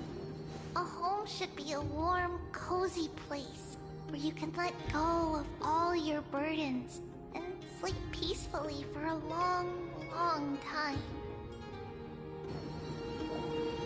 But I can't sleep. Every time I feel drowsy, there's a voice. You mustn't sleep or disaster will come. It sounds really weak, but also kind of strict. It won't disturb your sleep anymore, child. For countless nights, you had no other choice. But now, your mission has come to an end. Join can send your own wish towards tomorrow.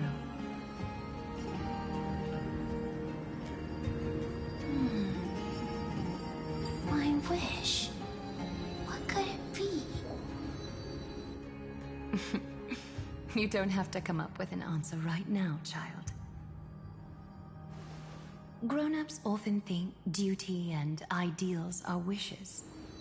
But a true wish should be the purest, most beautiful thing of all. It can only take form in the hands of someone who is truly free.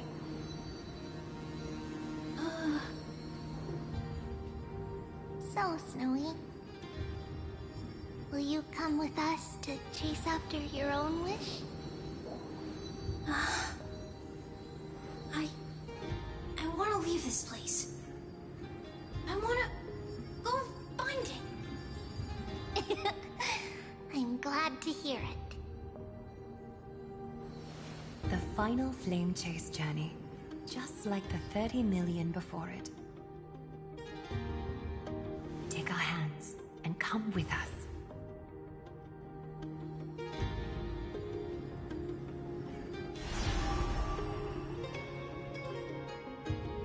Where did little Fine and Shadow run off to? Look. He's already gone ahead to embrace his destiny.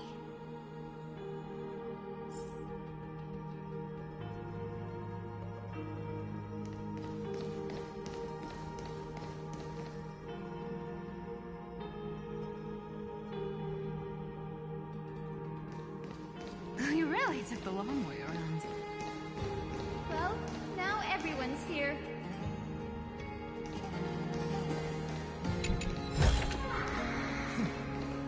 I'll take this back to the Express. Time to restock.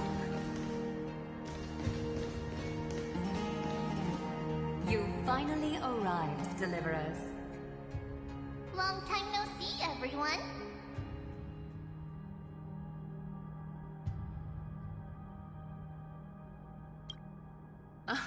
I'm glad to hear that.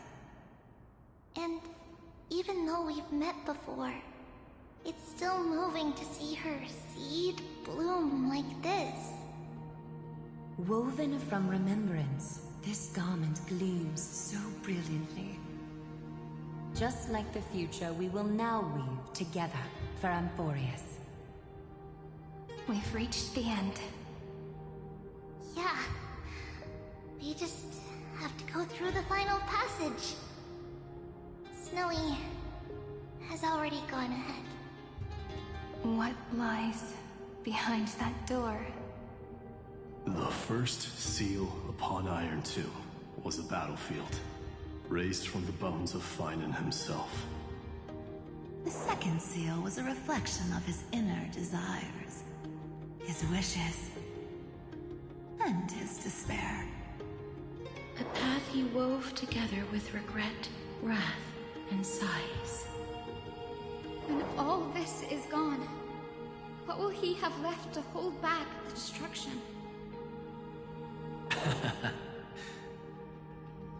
The answer is all but revealed.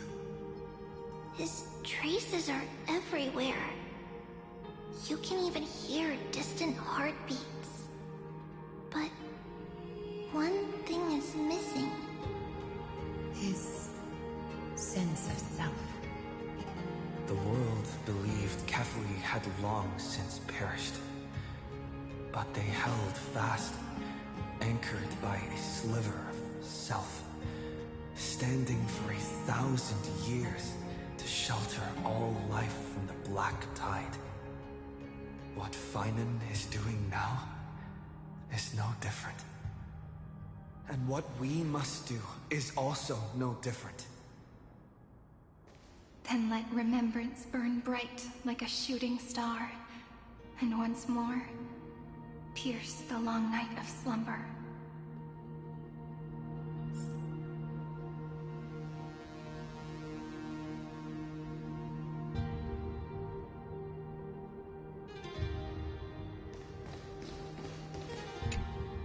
What follows is a battle that will decide the fate of the stars.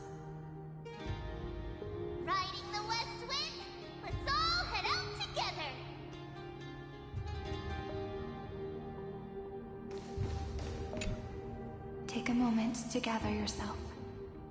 Once you take this step, there's no turning back.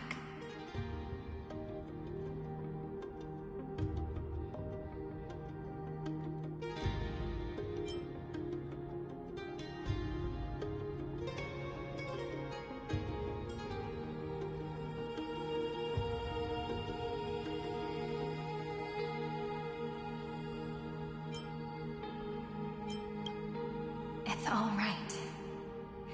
I'll wait for you. We all will.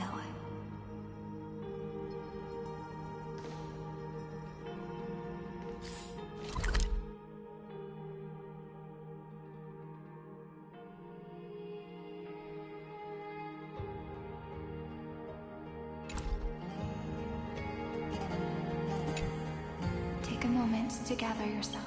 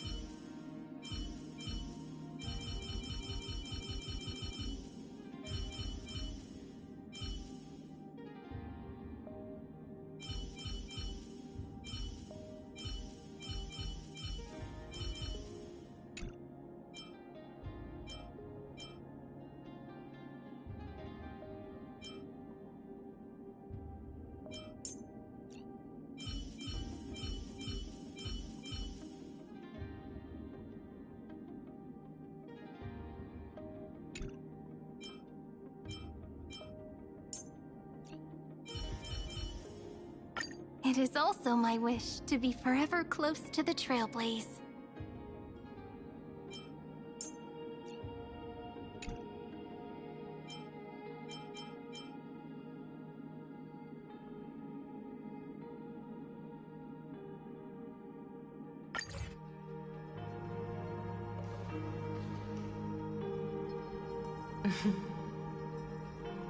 The scepter once bestowed upon us names of cold command. The prophecy spoke of our unchanging fates time and time again.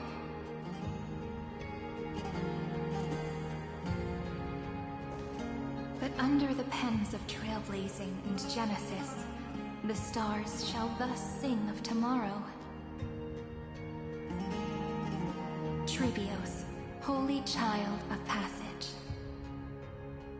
Aglaya, weaver of romance.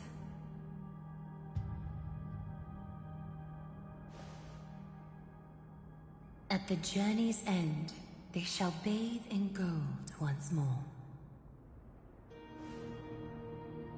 Through myriad passages, until all that was lost is reclaimed. Do you still remember, Kaslana? The one who won't reach the dawn? The world dissipates at the end of the cycle. In this dream, you will awaken again and become once more that boy who loved to laugh.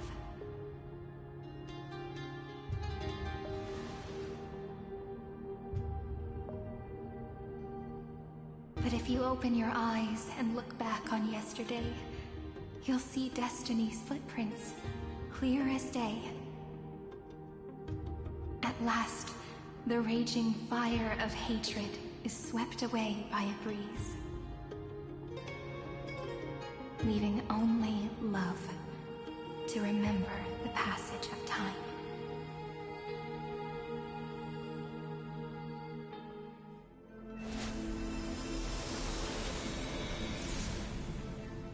Losses are a constant on the Flame Chase journey.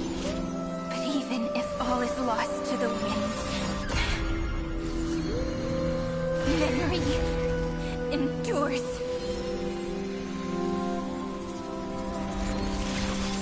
Here, all that was once futile finally comes to fruition. This is the end of your lonely, bitter journey.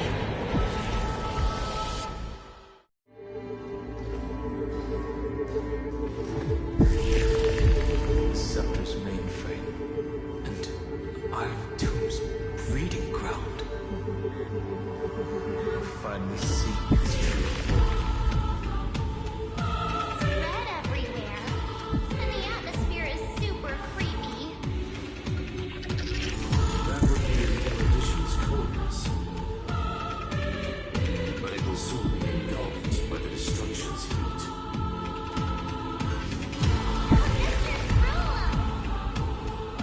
This world's insides are finally connected to the outside. This is the moment when Amphoreus is closest to the cosmos. Nicely done, little ones. With Stephen Lloyd and his hacker friends here, the Scepter's block protocol will no longer take effect.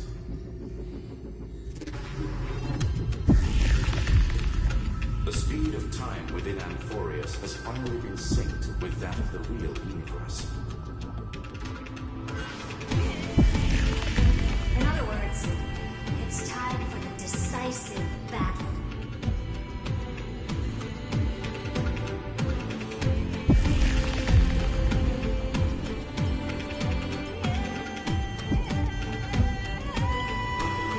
Finally getting an intergalactic warfare arc? That's my favorite. You're still in the mood to crack jokes? We would have won way sooner if everyone were as optimistic as you.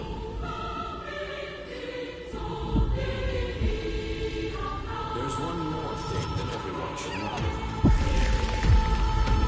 News has cast their gaze upon Amphoreus. The calculated instant is coming.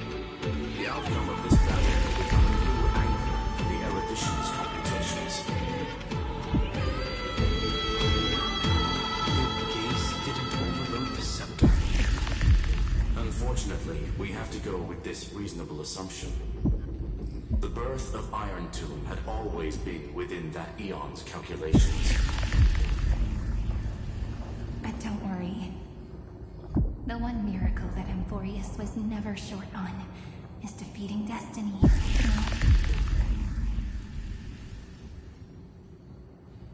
Yup. Let's show the Eon how powerful we are. Good luck, all of you. As the ruler of planet Skula, I wish all of you victory. It's not hard to imagine that Achivili and their companions must have also stood on the precipice of many similar crises before. Perhaps the cosmos is much more fragile than people think. Sometimes, destiny hinges on a small choice. But in the end, everything will turn into memories, converging into a collection of fables about the stars. The difference this time is that the protagonists are daring to write their own stories. Explore, understand, establish, and connect. Although unwritten, there's actually a fifth word in the creed that has always come in the nameless. Salvation. It is a word that often comes knocking at our door, and the Hassanian conductor never turned anyone down. Now, go save this bruised, battered world, just as we always have, kids. On this dose, the entire cosmos will be your traveling companion. Watch your footing, friend. Let us walk through the final page of this saga, with everyone, one step at a time. Shall we?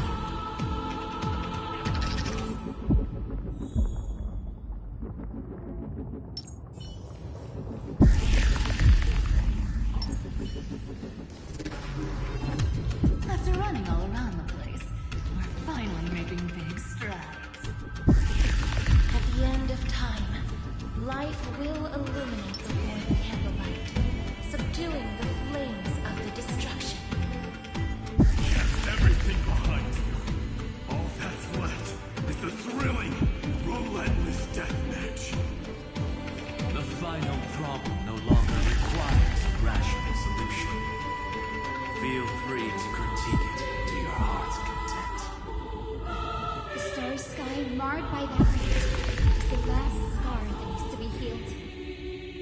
that Theoros's promise still turned out to be such a narrow road.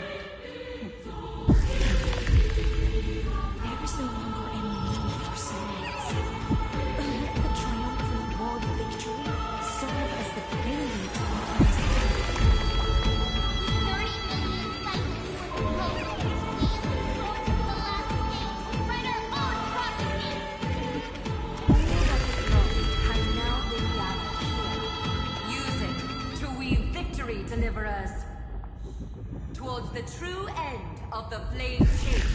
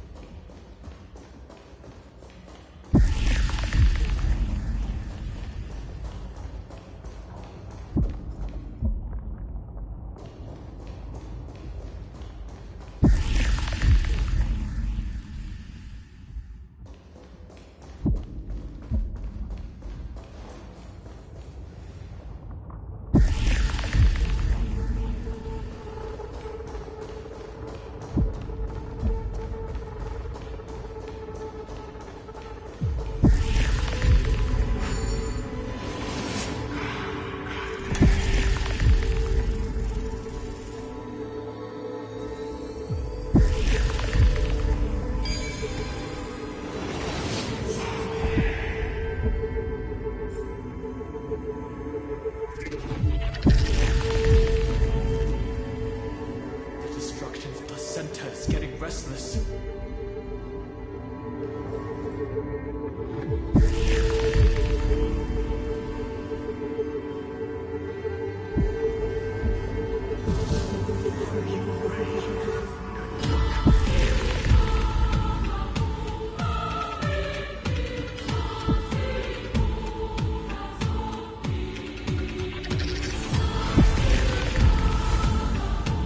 Time flows on.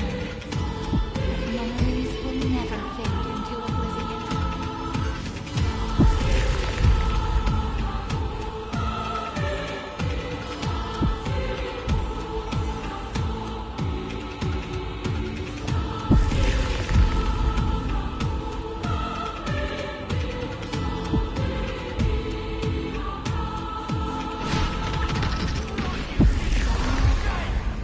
Finan launched his attack against the scepter alone.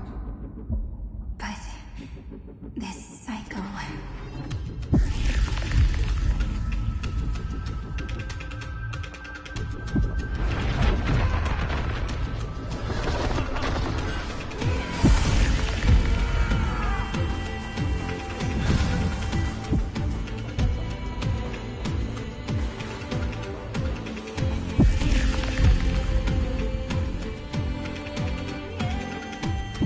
Caught up to him.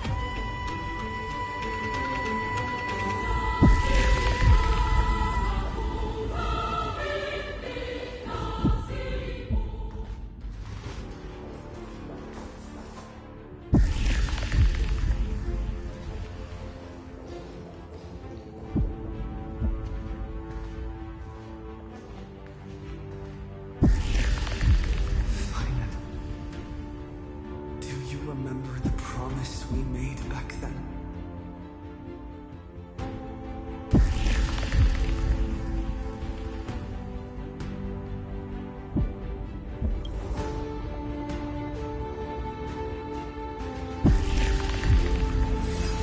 Of course.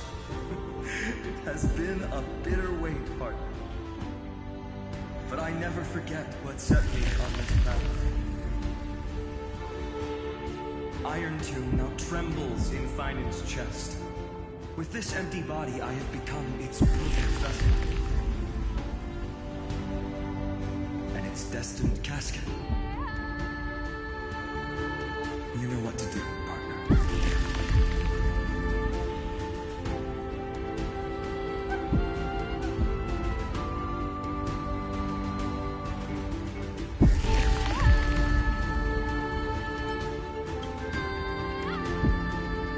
Remember the past and become the hero of tomorrow. Stand with me and become heroes.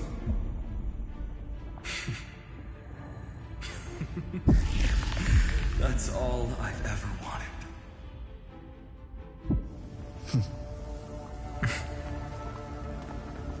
The epic draws to a close.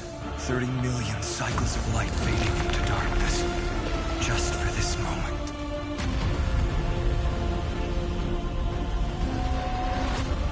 To welcome the true dawn.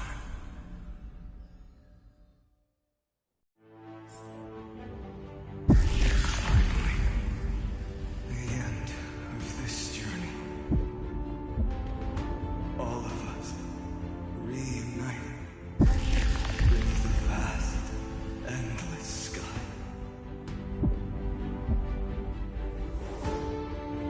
Now, Yes, it's me. I will remember what you want to say to her. no need. I can see that she's right here. All the companions who sacrificed themselves and their wishes. It's all here.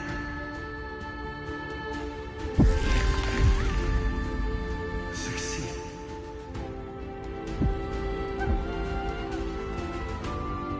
I think we have. Tomorrow, the stars will sing of the story of the Flame Chase journey. And it won't just be you. There will be countless numbers of you.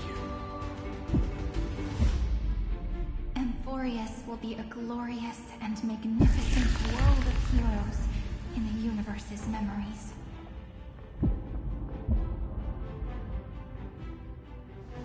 Hence, for this world we so deeply love.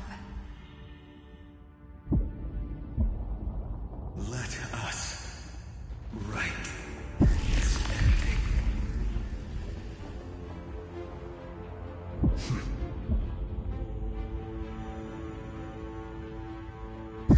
Step forward with the trail blaze as with you.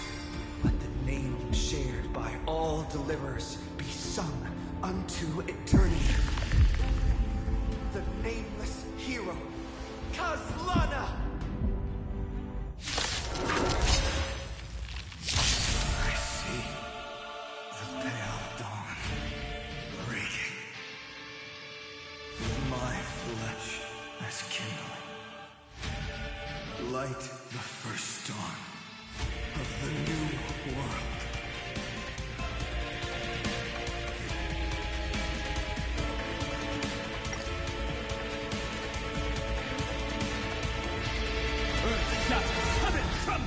Together we can do anything. Flowers, bloom for tomorrow. Say bye to breathing.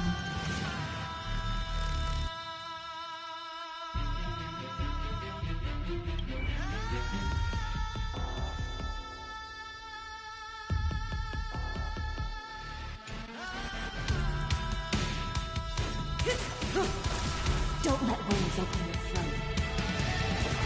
Think with me. Relax. Do not hesitate, deliverer. Destroy this body.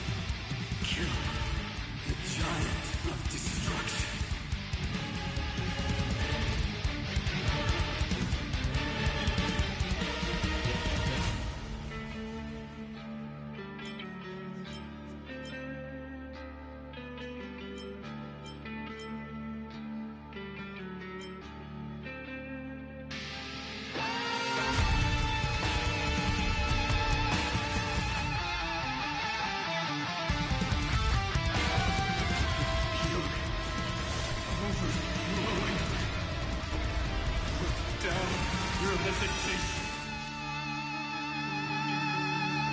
Stars, shine for the heroes. May as well kill them all. Good times never last. Time to say bye. Boom. Iron Two's hatred is bottomless. It will turn into countless factors, sweeping across the stars. When the time comes, promise me, use the world-cleansing golden blood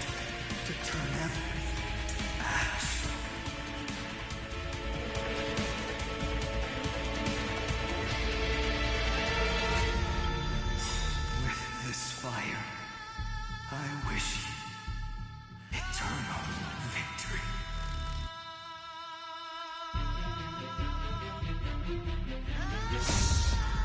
Stay here and listen.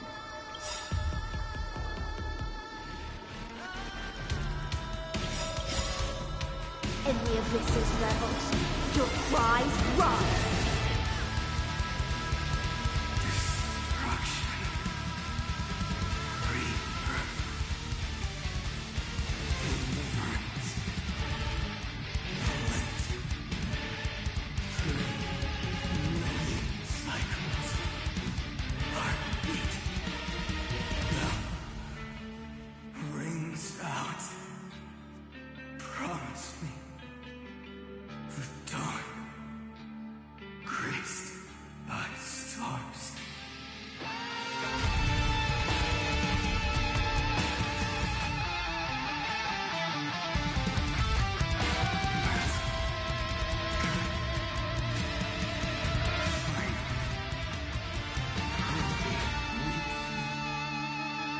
In the starry sky, more fire.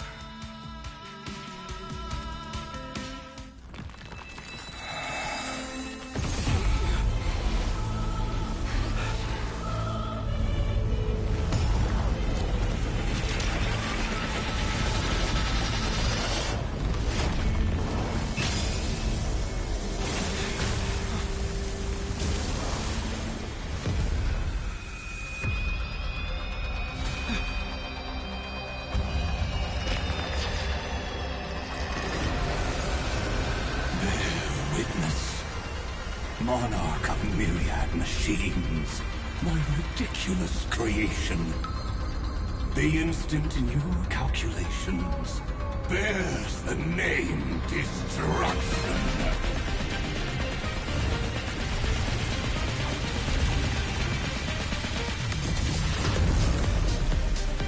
Who said you could speak, Senior?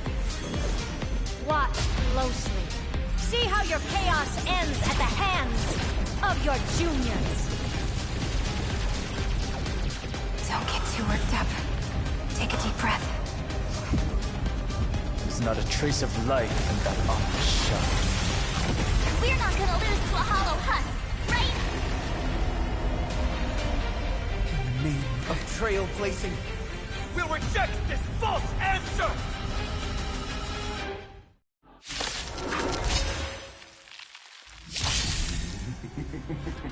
My atonement is complete.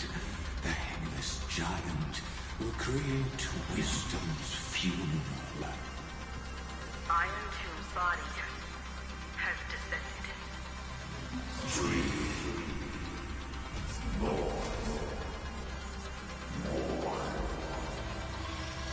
Is it querying for news? Don't worry about what happens out here. Interfere with it as much as you can.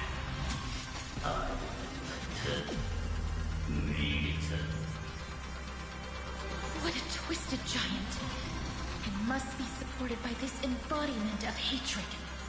How tragic. Puppet without a heart cannot fool even itself.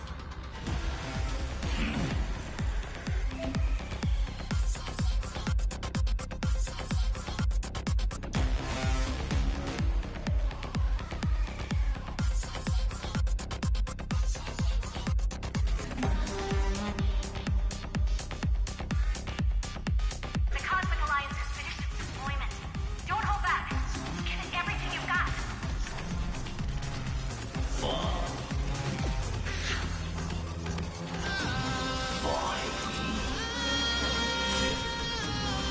Dragons, obey this order. Soaring above the land, this is permanent! I'll stand in their way.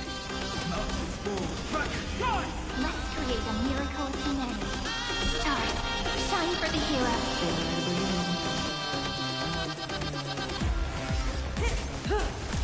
Don't let waves open your... Stand still.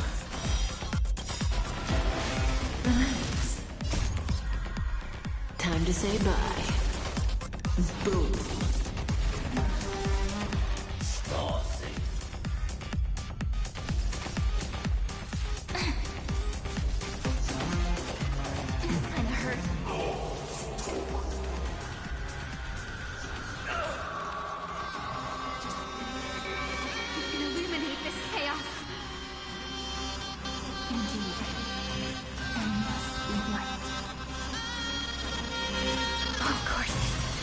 I'm glitching into one. The grand vision of deliverance. For Tomorrow is finally within reach! Please hearken. After 13 heartbeats, light will create the heavens and earth. Throw as much as you want, you brainless half-baked tool with nothing but impotent rage.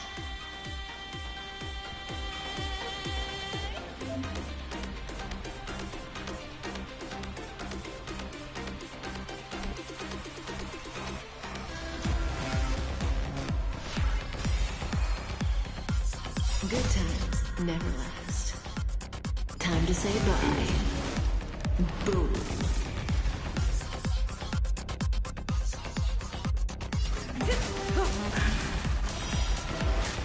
Stand still. My strength isn't what it was.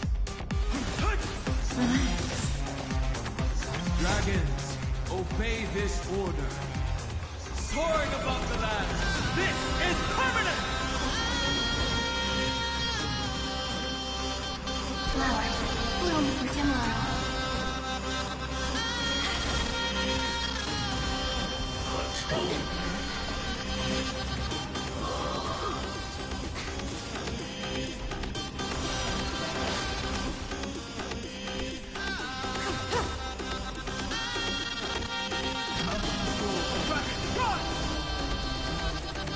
Stars, shine for the heroes.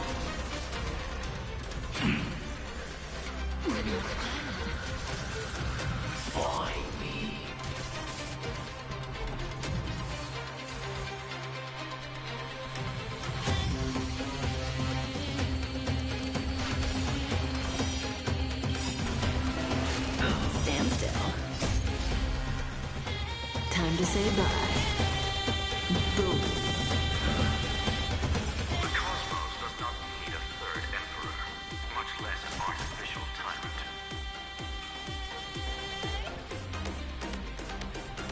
The intoxicated. Stay here, in the abyss's revels. Your cries rise. Stand still.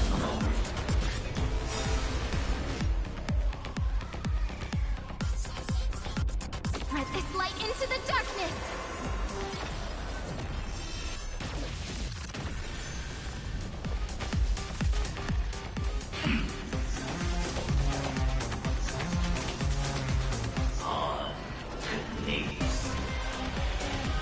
Strong spikes have appeared on the path chart.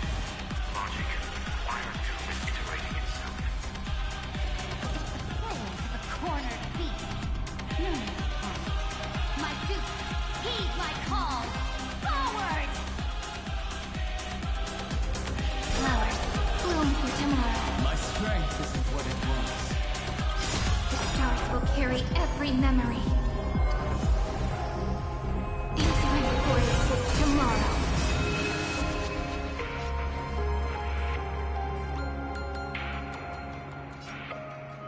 May the earth protect the road ahead.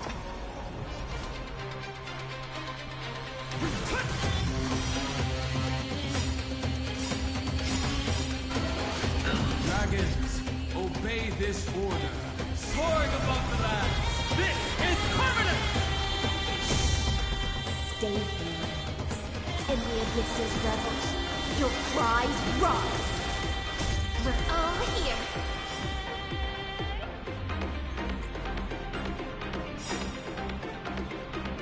May the ocean strum a feast. Good times never last. Time to say bye. Boom. Blend hatred with love. Relax.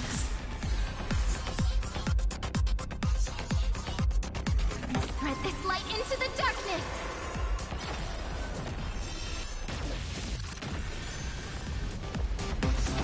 This unprecedented trailblaze is worth everyone's effort.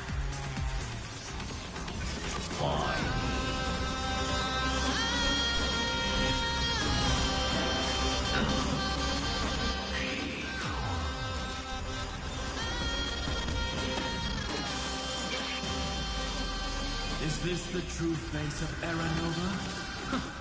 As ugly as I thought. In here.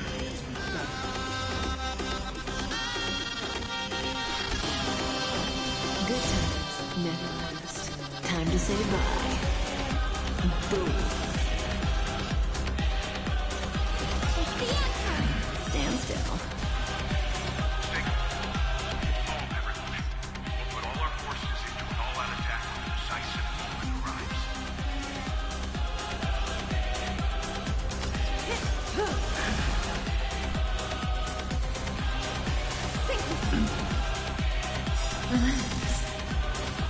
I've always avoided making hasty verdicts, but now humanity's justice is unquestionable. In the abysses rebels, your cries rise! My strength is not what it was. Mountains fall. Dragon, run! That won't work, you know. Dragons, obey this order. Soaring above the land, this is permanent!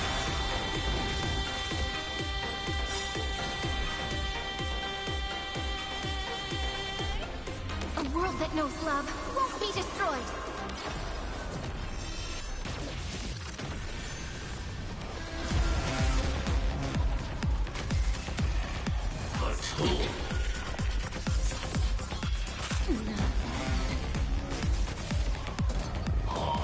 Let's create a miracle of humanity. Eternity! We're all here. May the world be as we wish.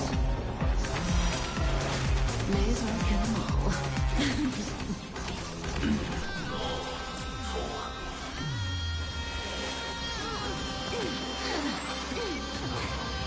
You have no honor. You reside in the body of a hero, yet you're so despicable. Earth shatters, heaven trembles! Don't let wounds open your throat. Stand still. The progress of Aranova has been interrupted? Does this mean we won? But we have a bad feeling about this! The golden thread still trembles. The war is not over yet. Correction. This is not a war, but a debate. The argument about the Prime Mover is only about to begin.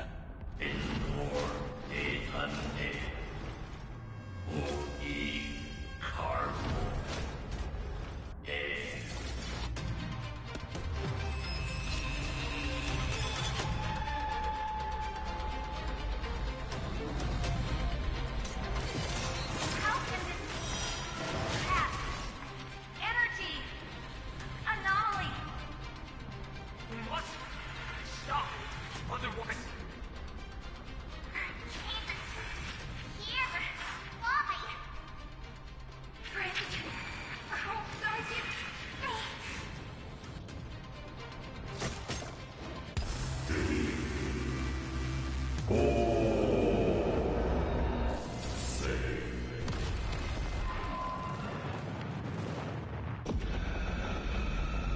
The fourth instant of the cosmos is the coronation of Iron Tomb.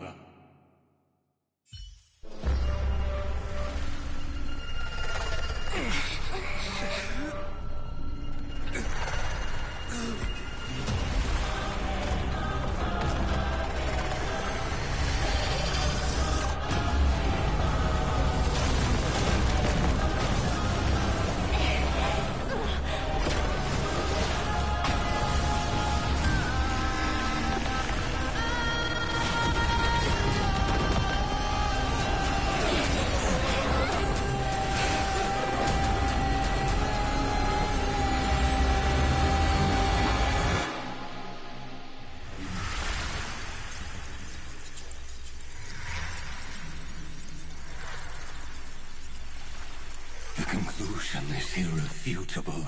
The right side of the equation, the erudition, falls silent.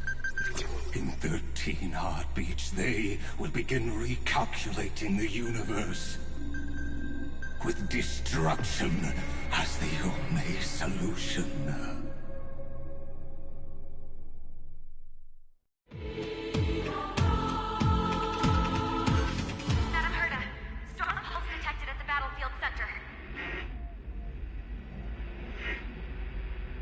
It's Iron Doom's destruction equation. It's about to complete self-coronation. That's our chance. Everyone, get ready to link up! Connecting audience system to Scepter. Hardware overclocking activated. Preparations completed. Maximum output capacity reached. Be careful! The pulse will reach our ship in 5 seconds. Our data is currently being destroyed. Brace for impact! And leave the final step to me.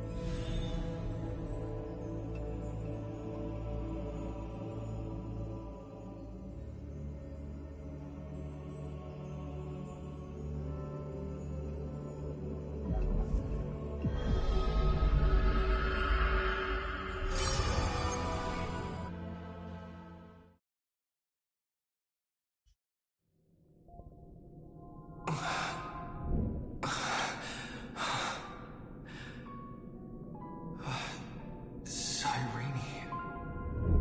Friend, you're finally awake.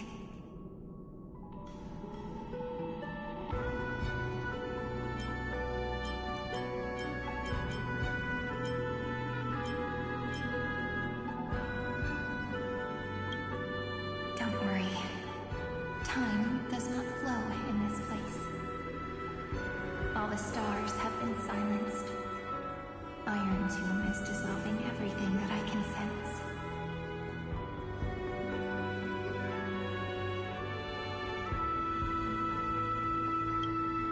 But I'm still here, and you're still here now. Though the button of destruction has been pressed, we still have a chance to rewrite its meaning. That Eon finally cast their eyes toward Amphoreus.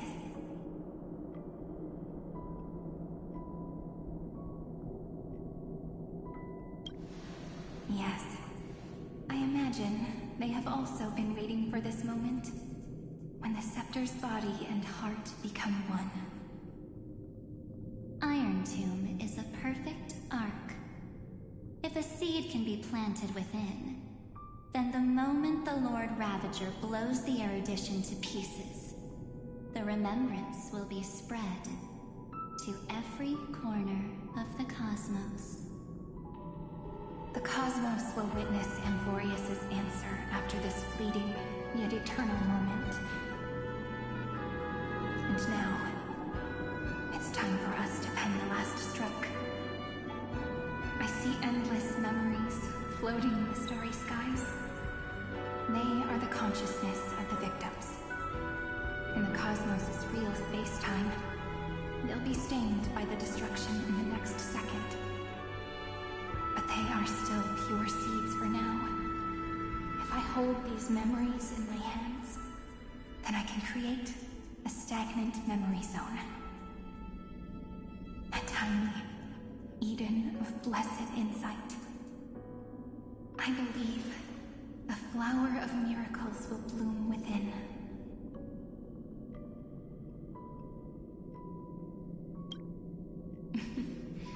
Friend, you're already right next to me.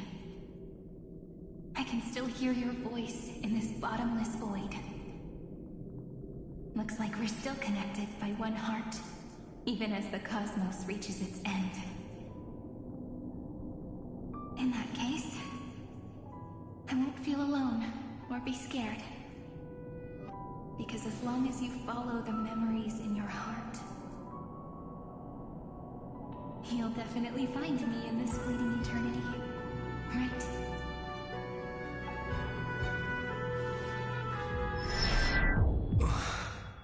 Cyrene. What are you waiting for, passenger? I specifically came over to check on you in case you got lost.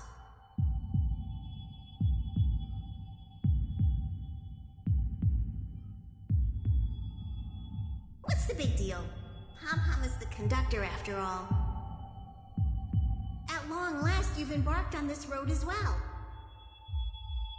Many, many years ago, they were standing at the start of the road in hesitation, just like you are now. So, Hom-Hom came over to give you one message. Run. Don't think about anything else. Just run. Even if the entire cosmos has stopped. Even if everyone else is tripped by the darkness. You still need to keep running. Picture yourself as the Express, moving forward at full speed.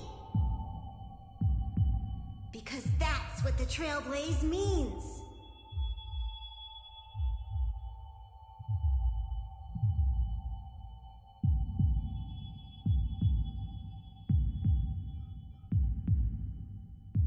Then get ready. The conductor will be giving you the signal to depart. Attention! Attention all passengers in the cosmos! Please stand steady on the platform. The Astral Express is about to arrive.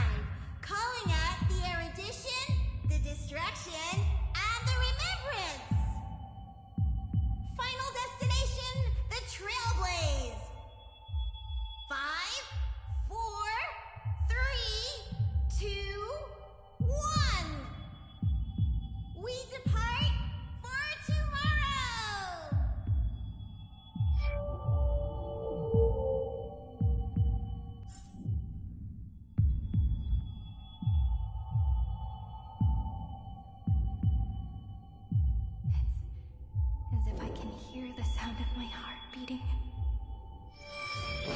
If the view in your memory ever grows fuzzy, just reach out.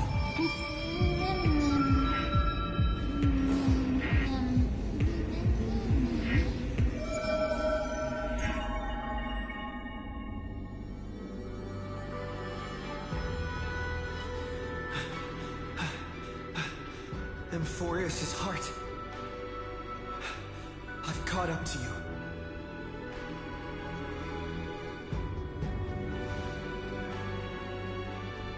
Let the first light illuminate chaos.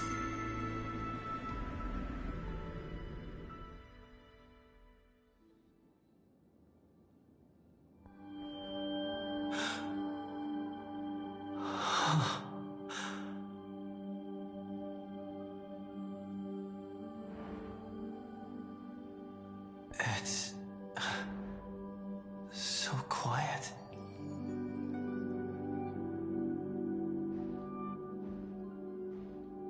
Everything's frozen in the most beautiful moment. This garden is your memory. I'm here, Cyrene. I knew you'd find this place and walk into my heart as you've always done. Let us both do our duty. The hero who trailblazes the way forward, and the fairy who watches over remembrance. We never changed at all, did we?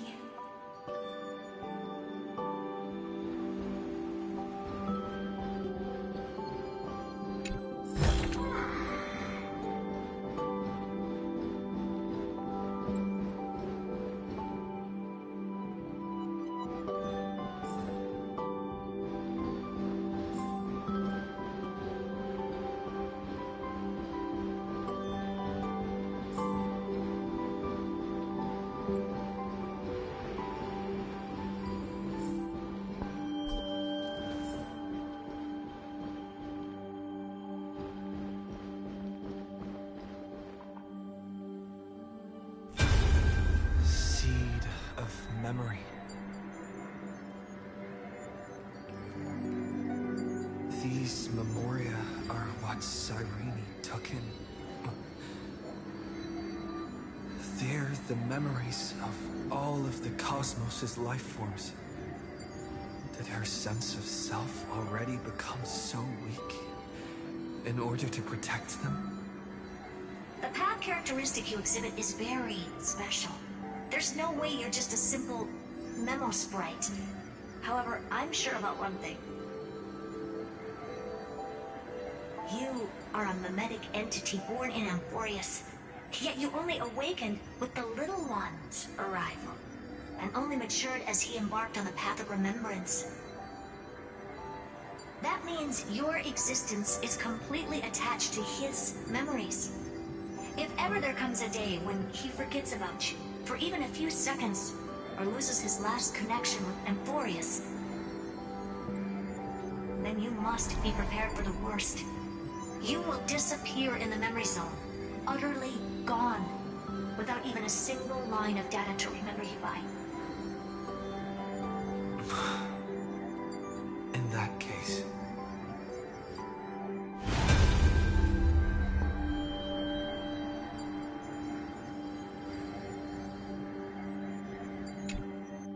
let me remember the cosmos with you. That way, it won't just be your memories alone. Run for your lives! Retreat! Darn it! We still got ammo. Hold the line! At all costs! Too many injured. Can't take it anymore.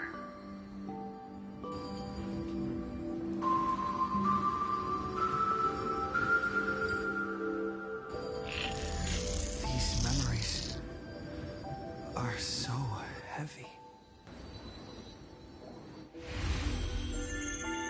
Man,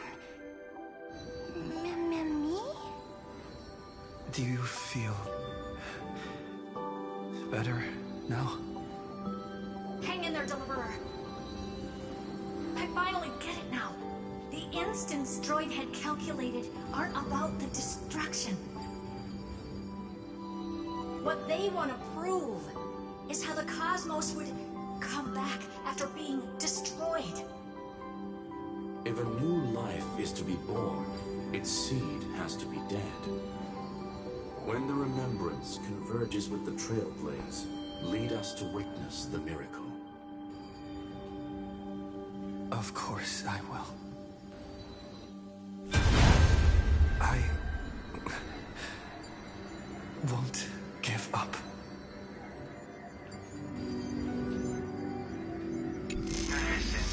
Not responding. It's the same nonsense. Look at this mess. World, my child. You'll see.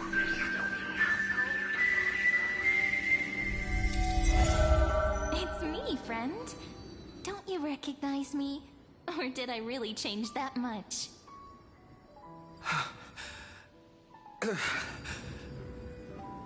How many more memories? Tired? Then take a break. No one's gonna blame you.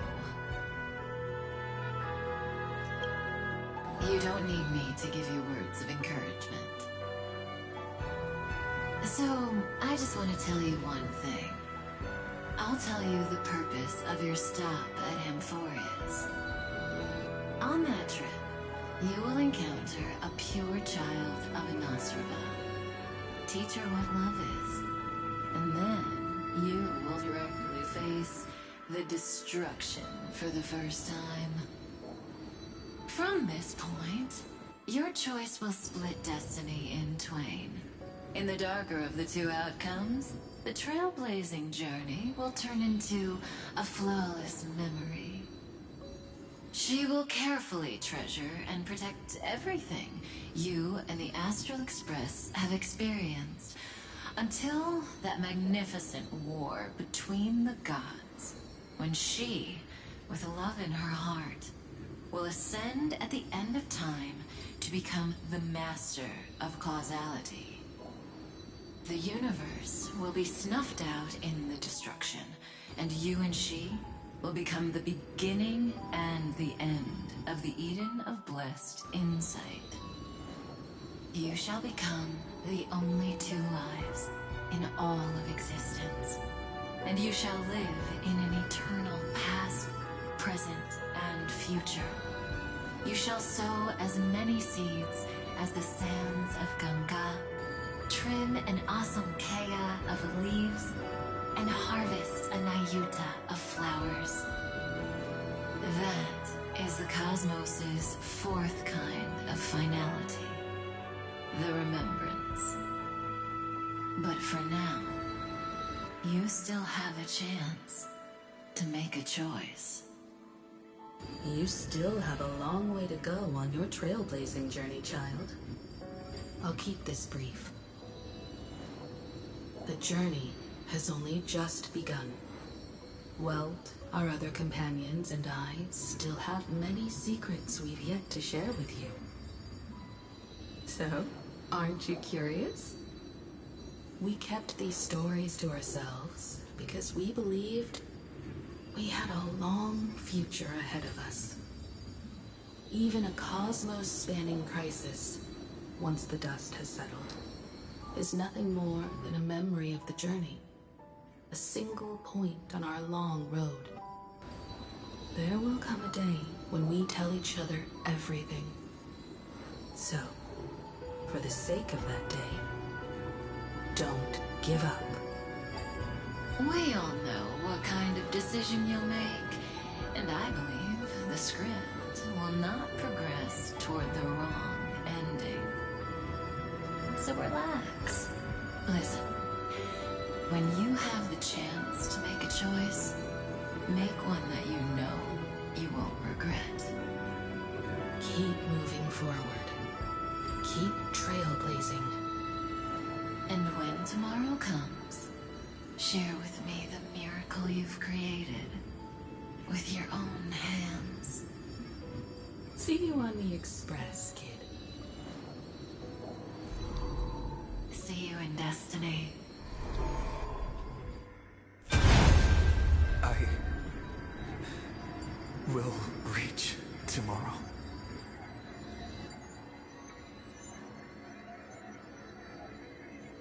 The prophet has arrived. The world beyond the sky was never rising up at the sky. Look! There's a red light in the sky! Cyrene, wake up. Together, we will.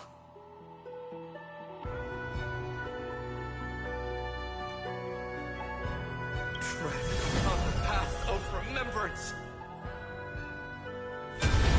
No wonder I always had a weird hunch.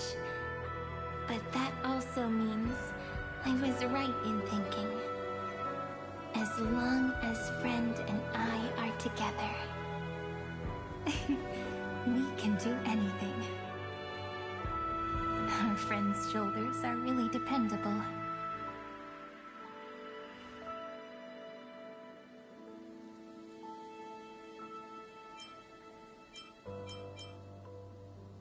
Now, countless consciousnesses are flowing in our hearts.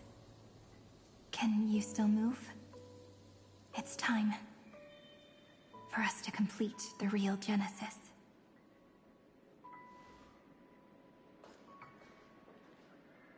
In the instant Iron Tomb's hatred devoured everything, a gaze fell upon me. The remembrance. That was the god who appeared in Cyrene's dream. Their figure and speech were both so blurred.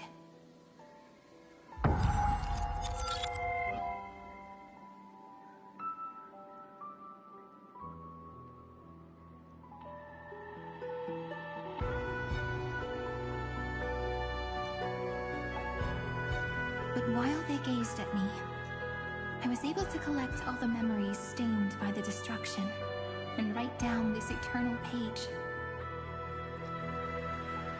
And now, we will use this tranquility to cleanse Iron Tomb's rage. Simple. Just like what it was doing to us all this time, but reversed. Did you forget?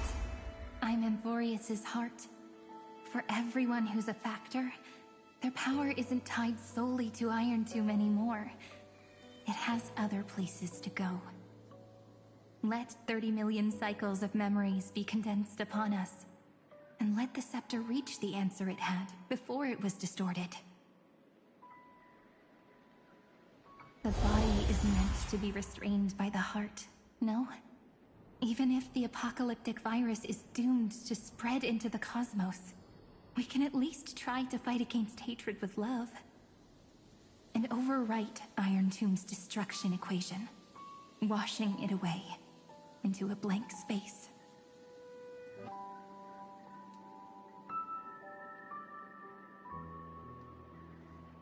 It means we will embark on the true hero's journey. If Iron Tomb's power comes from the denial of all Prima Mobile, then we will carry out those beliefs. Here we argue. Even if all life will eventually return to entropy. Life will still try its hardest to find a way. It will try its hardest to resist destruction. In the nights shrouded by the black tide, we are the kindling that makes the fire burn bright. And once the fire is strong enough, the hunter will become the hunted. As of now, the number of flame chasers in the memory is 30 million times 12. And 400 million core flames await their return.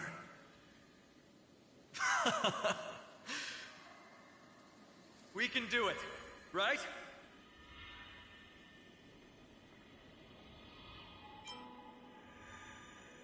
That's right. So trust us, partner. Everyone, let's head out together. And we'll burn this horrible ending to ashes!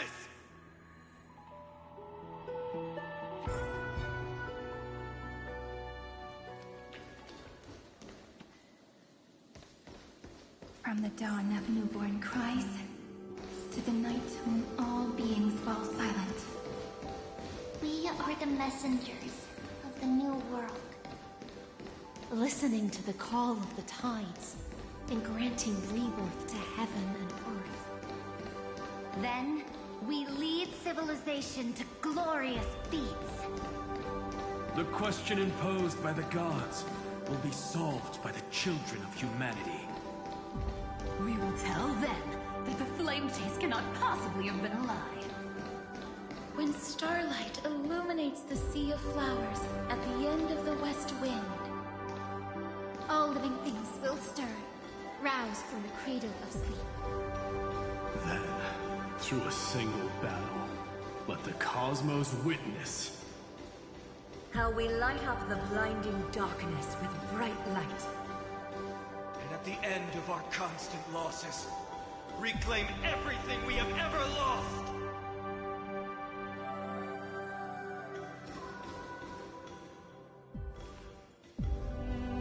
What a poignant yet warm journey.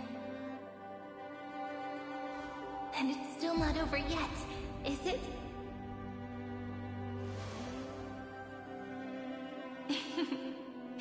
We finally meet. To meet the hero within, in a corner of memories at the saga's epilogue, and under such a romantic sky, I really don't have any more regrets. On top of that, the little seed had grown into such a big tree. Don't I look really pretty right now? Of course you do. Cheerful, beautiful, optimistic. Just how I imagined I'd look as a grown-up. It's because everyone has been gently adding to the story you left behind. Remember how we made a promise to one another? When we met again, it'd be my turn to tell you a story. A story about love, no? I've been looking forward to that. And you must also remember the first story I wrote for you. The one about the crystal flower and the little fairy. So now, I want to add something more to this story, and us. On that day that the flowers shattered, gazing at the empty ground, I thought the little fairy would finally see the light. But that light wouldn't be found in the flawless flower, nor in the fairy's eyes. Rather, in the world mirrored within every fragment of the shattered crystal. All the flame chasers walk in your 30 million retellings of their story. At this moment, all the memories are tangled with each other, and all the previous cycles have gained meaning. People will come to understand that time and time again, when they stood at the crossroads of fate, they would never have chosen otherwise. In the experiments of erudition, and in the breeding ground of destruction, it is entropy increasing, a merciless truth, an evil instinct. But under the pen of remembrance and the trailblaze, the flame chase is a journey that changes from constant losses to an unwavering act of release. It's about knowing how fate is shattered, yet still embracing fate's brokenness. It's a journey that longs to receive love, but longs even more to offer its love to others. That's so heartwarming. But I'll add a small bit to suit my tastes. I'll write that love is an innocent flower. It grows up silently, creating longing in every passerby. But the flower itself cannot walk into the world. Unless someone plants that love into their heart and brings it with them into tomorrow, right? You really have learned everything now. Then, join all the other flowers in this story. And let's write an ending unlike any before, for this world we so deeply love.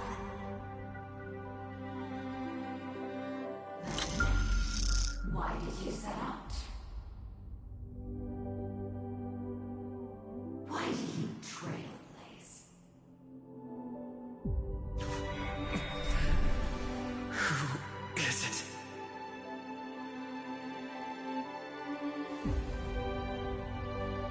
Don't be afraid. Take my hand if you feel nervous. Honestly, I've always thought you were really incredible. After all, no god guided the path of the Trailblaze. It could only be forged by those who dare to take their steps one at a time. So, that's why I'm asking you. Step up as a senior and show everyone in Amphoreus how it's done.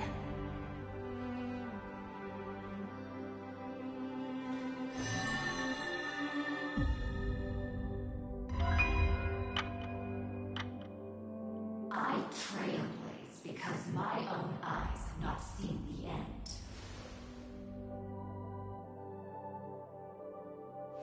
But I'm different.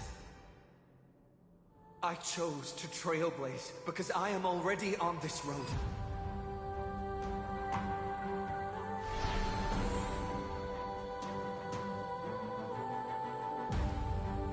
The end of chaos is a mass of pure darkness, pure destruction. However, Amphoreus' light has 13 different colors. We won't lose to that darkness, will we? Then, take a deep breath, one last time, friend. After 13 heartbeats, light will create the heavens and earth. Are you ready, friend?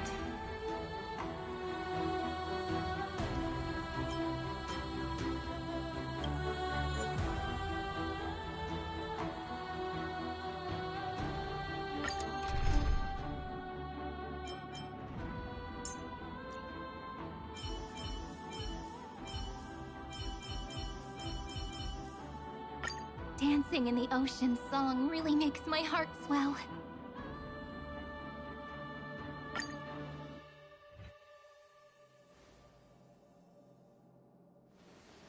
Seek the 13 factors of life, and let them converge into the primordial chaos.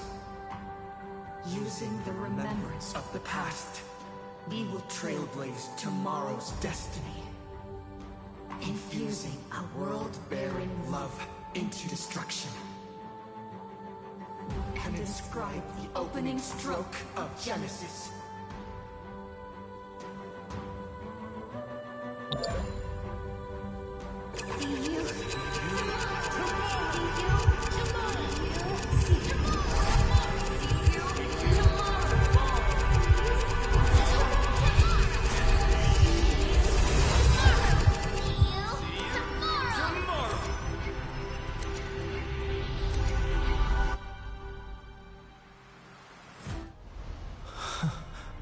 You and your memory ever grows fuzzy, just reach out and touch it.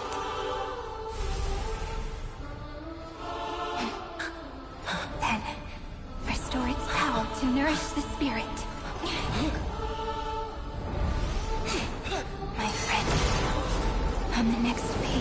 right together. There's only one thing we need to do. Let's give this long, painful, nearly hopeless tale a truly gentle ending.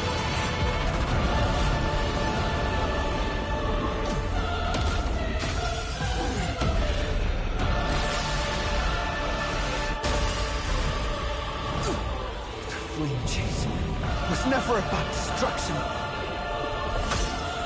It was about breaking free and trailblazing! And let that bright future be as we've written.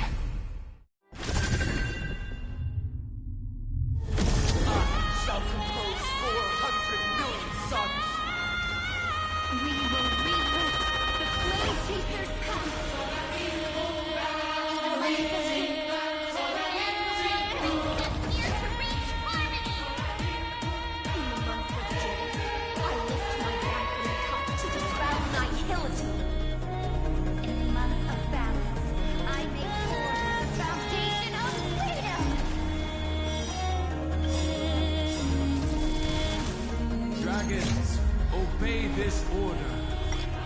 Soaring above the lands, this is permanence! Time to say bye. Boom. My strength isn't what it was.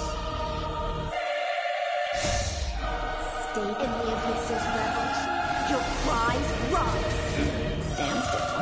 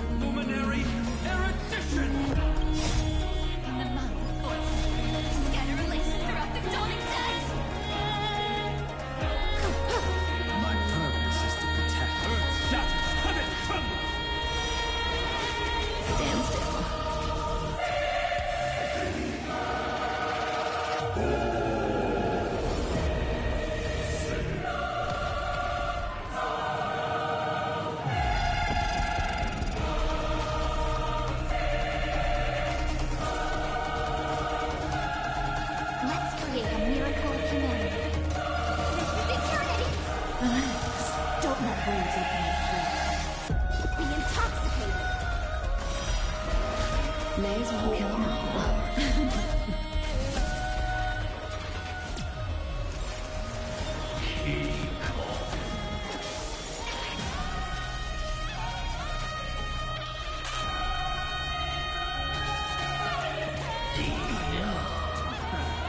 Dragons, obey soaring above the lands. This is permanence! Mountains move, dragon, rise! We're all here. May the world be as we wish.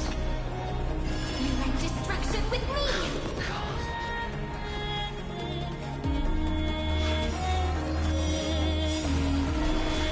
Stand still. Time to say bye. Boom.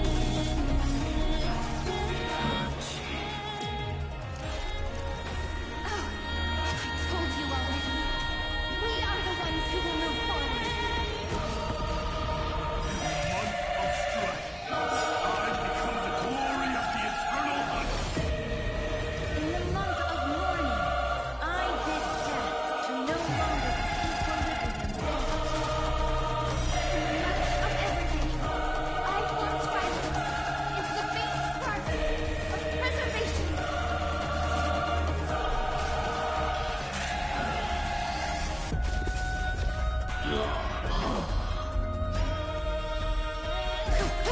The cosmos is looking at us. This is eternity! Stand still.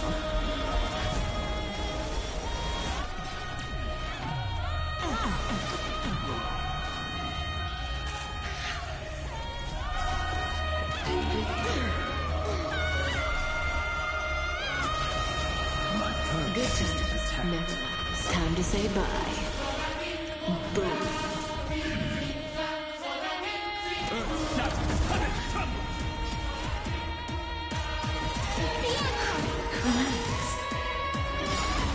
We're all here. May the Earth protect the road ahead.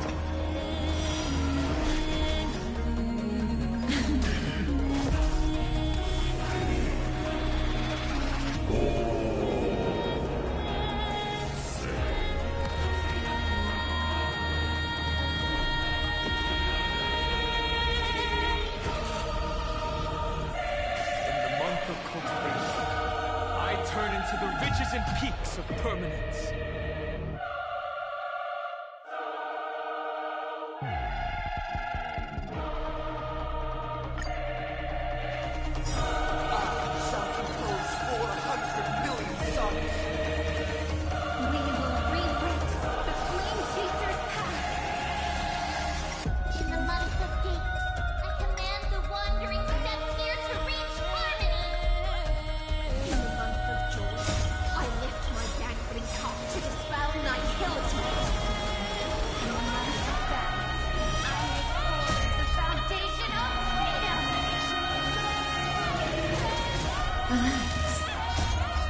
Time to say bye. Boom.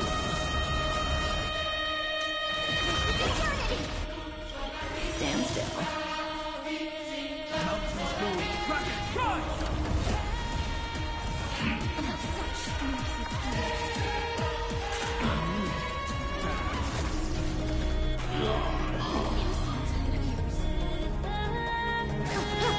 The cosmos is looking. We're all here.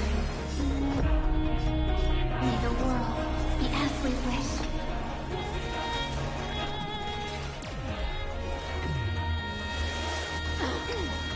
That won't work.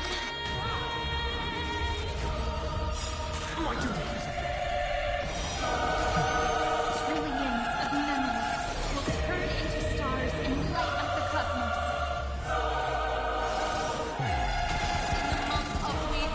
I extend golden threads to weave beauty. In the month of reaping, I enlighten the foolish with luminary erudition. In the month of fortune, I scatter elation throughout the dawning day.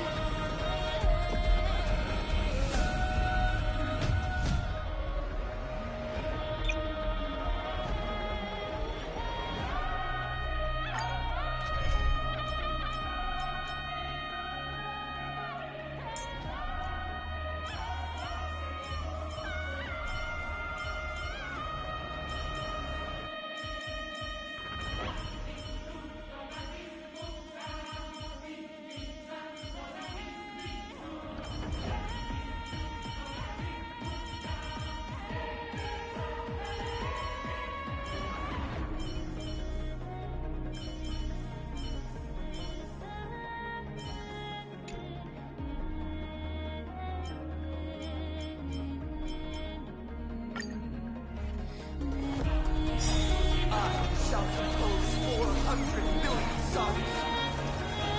We will rewrite the flame chaser's path. In the month of fate, I command the wandering steps here to reach harmony. In the month of June, I lift my dancing top to dispel nihility. In the month of balance, I make forth the foundation of freedom. Stay in the abyss's levels. Your cries rise. Stand still. Dragons, obey this order. Soaring above the lands, this is permanence! Relax. Earth shatters, heaven trembles!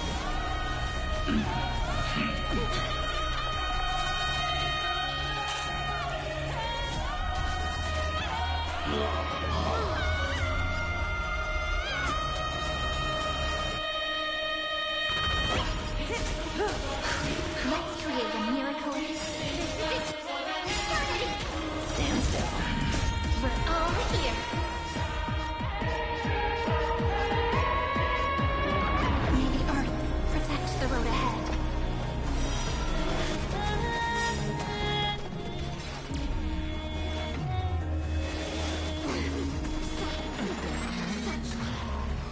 Trillions of memories will turn into stars and light up the cosmos. In the month of weaving, I extend gilded threads to weave beauty. In the month of reaping, I enlighten the foolish with luminary erudition! In the month of fortune, I scatter elation throughout the dawning day. Let us store toys together in the ocean of fate.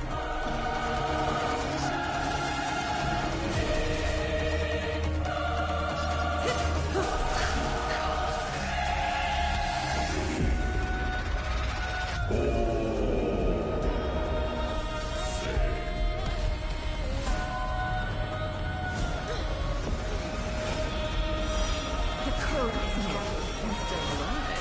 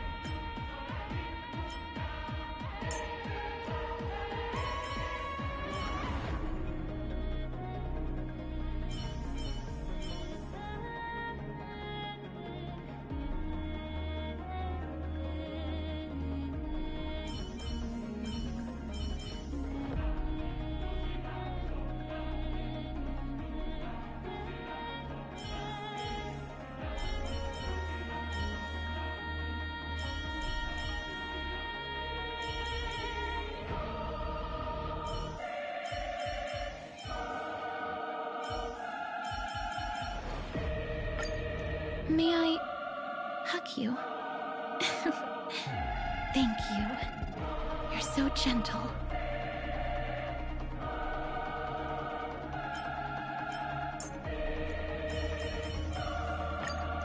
Looks like we've got some tough enemies to deal with, huh?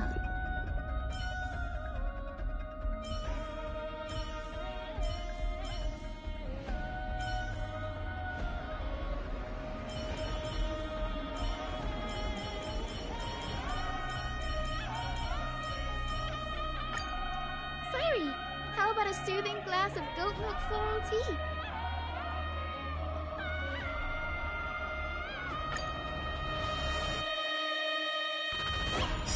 I shall compose 400 million sagas. We will reroute the Flame Chaser's path. The months of peace, and command the wandering steps here to reach harmony. In the month of June, I lift my anchoring cup to this foul nihility. In the month of balance, I make forth the foundation of freedom. All energized. Embrace a new life.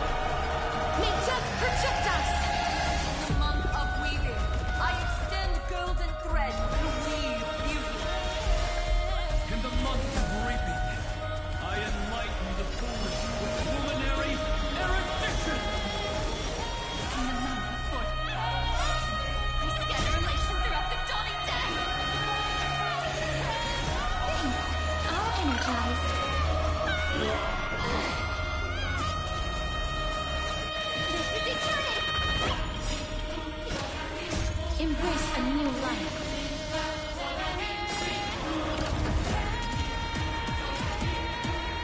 May death protect us!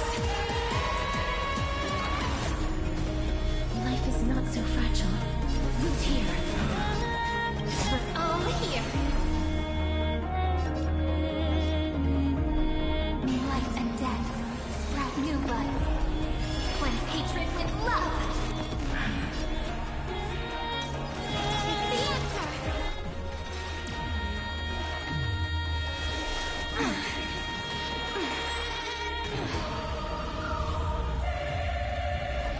Time for some sweet dreams. Have some fun. Let's create a miracle of humanity. This is eternity!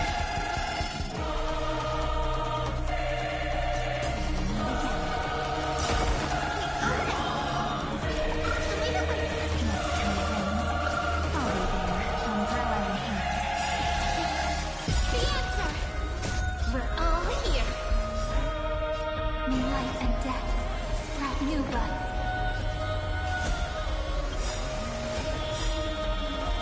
Thanks, sister. We'll sit through that 10-man together. A romantic ending will be penned by every beating heart.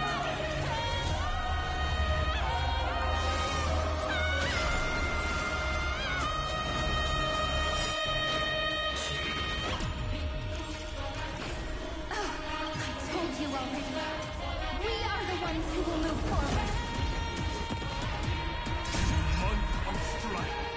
I become the glory of the eternal hunt! In the month of mourning, I bid death to no longer stand. In the month of everyday, I form twilight. It's the faint sparks of preservation.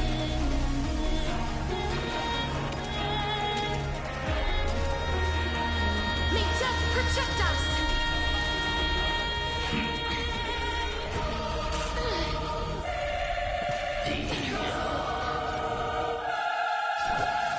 Have some sunshine. Shall we? Remember this one. The star blue, the star in the sky. Shall remember this one. We're all here. May life and death sprout new buds.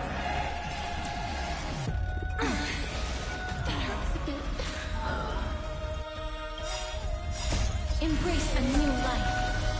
I converge love into a river that will drown the tomb of hatred. Month of cultivation. I turn into the ridges and peaks of permanence. I weave remembrance into the countless stars in the sky. The month of freedom. I impart destruction unto the shackles of destiny.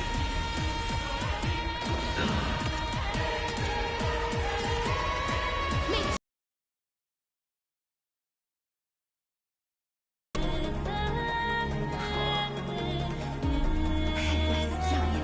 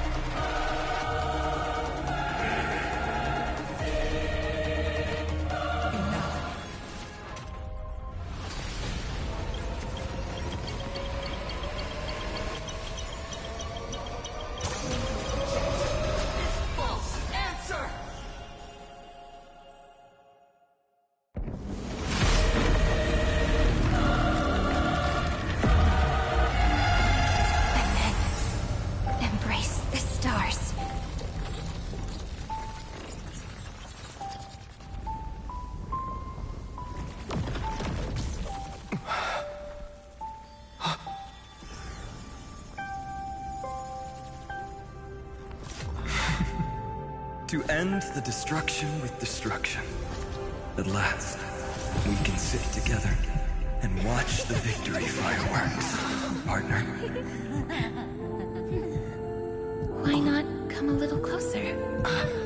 This warmth is proof that we live.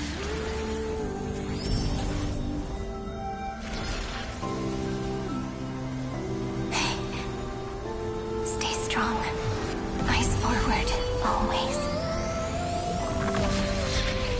This arrow isn't the end, but the beginning of hope.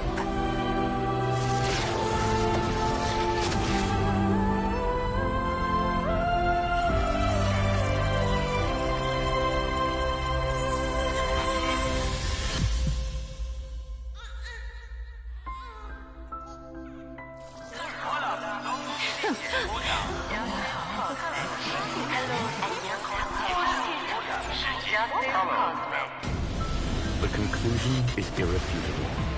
Noos's answer was never destruction. But they kept silent, leaving the solution in the hands of the cosmos.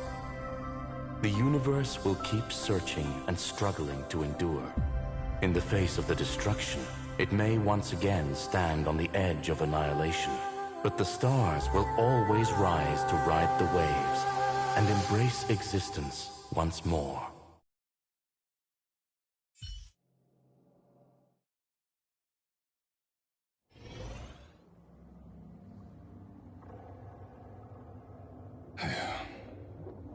It's over, Lycurgus.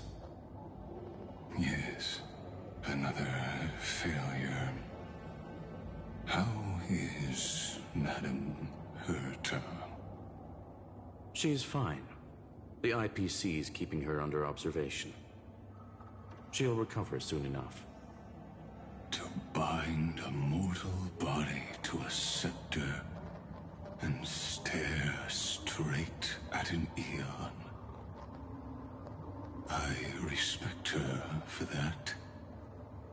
I still remember the terror of witnessing a single gaze crushing the entire world. No wonder you chose the destruction. Question: is all this worth it? There's no point in debating. This is Xandar One Kuwabara's fate. The prime mover of the universe. The first genius. And the first to fail. Correction.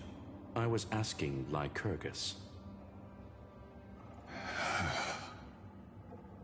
I don't know how to measure the worth of curiosity being satisfied.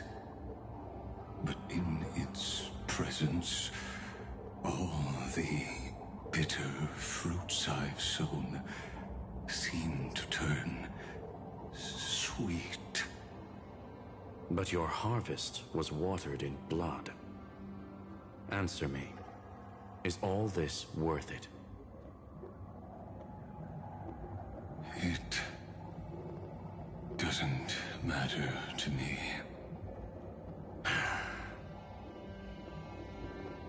Let me tell you a story. Back when he was a student, Xandar's first experiment was slipping poison into his mentor's pipe, just to see how it would affect the lungs. And? There was no conclusion. His conscience got the better of him. Even so, the truth came out. He was harshly punished. Oh, that cruel mentor died of lung cancer 2 years later. It had nothing to do with Xandar. His fate is no different now. Sentiment clashed with reason, and Lycurgus was born from the latter.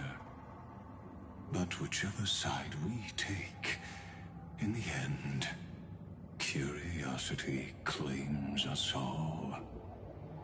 You've handed yourself a death sentence. And yet, Iron Tomb's fall still isn't sealed, right? Fu Li, the key variable, still hasn't made their move. As the Theoros, Lycurgus has reached the end of his road. If you can, take my body to the fallen Adlevin. There, you'll find a formula. It is Xandar's final gift to you.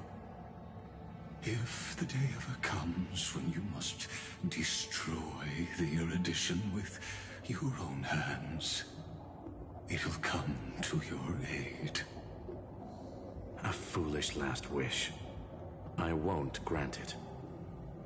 You will. Not for yourself, but for your conscience.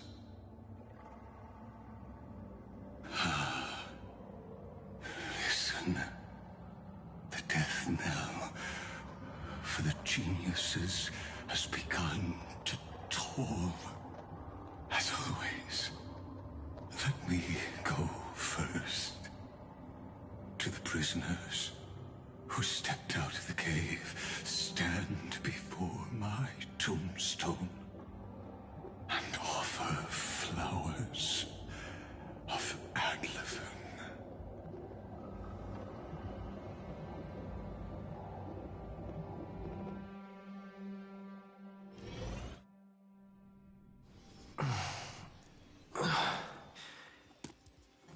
Here. I'm back on the Express.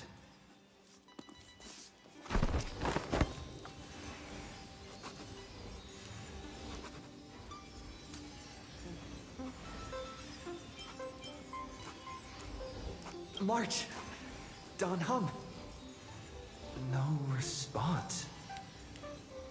Am I the first one back on the Express?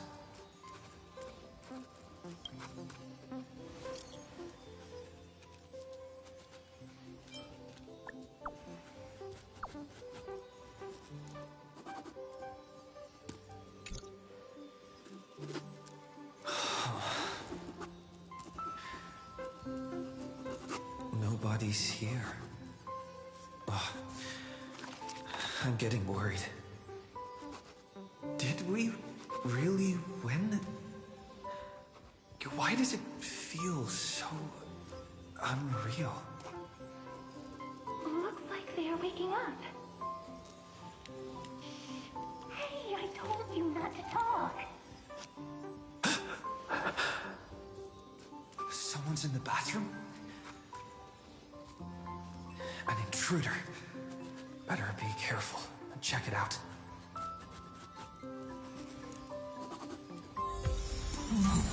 He's coming this way.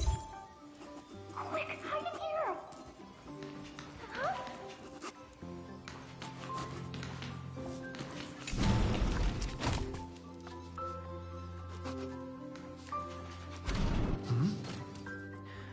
What? Nobody's here? Could it be my imagination? Huh.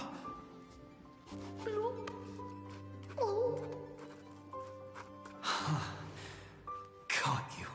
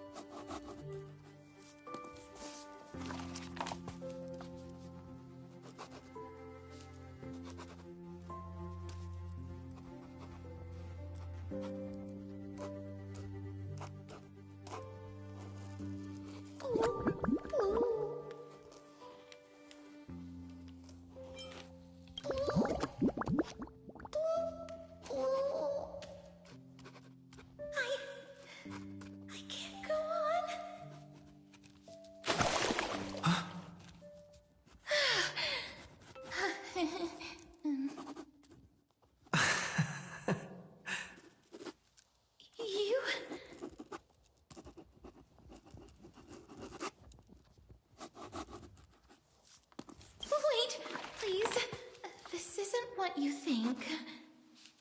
Ugh, I told you to keep quiet. You really can't keep your cool, huh, Princess Homebody? I'm not Lady Hycelan's. Even the embodiment of death needs to breathe sometimes. Yeah, whatever. It's all the same anyway.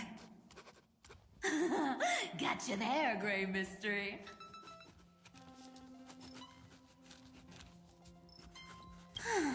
So composed, Grey Mystery. It looks like that big battle really helped you grow up, didn't it? Speaking of which, your Astral Express is quite luxurious. I hear you travel to different worlds. Must have collected quite a few interesting treasures.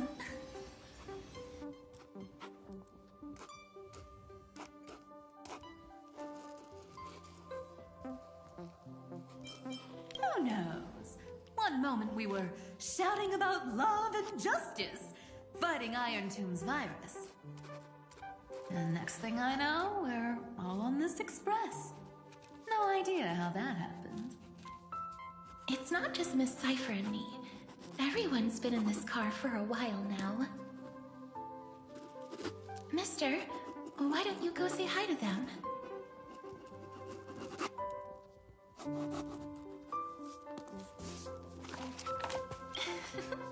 Don't worry. Everyone's following the rules here. If you're worried, feel free to check everything out yourself, mister.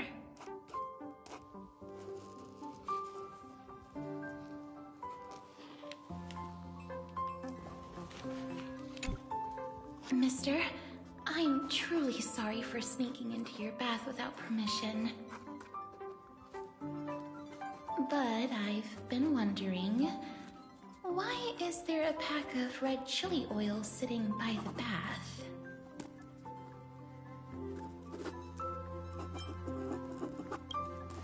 That's quite bizarre, to say the least. Please make sure Lady Aglaya doesn't find out. She's a firm defender of traditional bathing, you know. We've walked around this car for a bit already.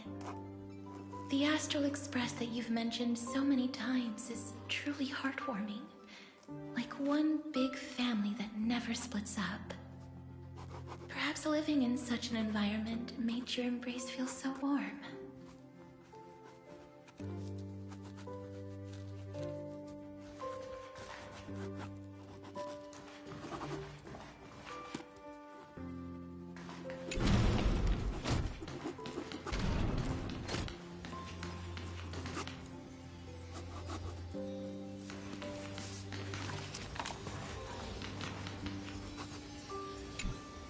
I gotta say, Grey Mystery, you've got quite the collection of treasures in this fancy bedroom of yours.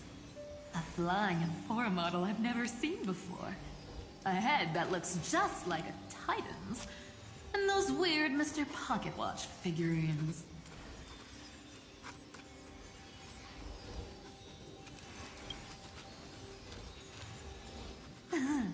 What if I don't make a choice and take them all? Oh my.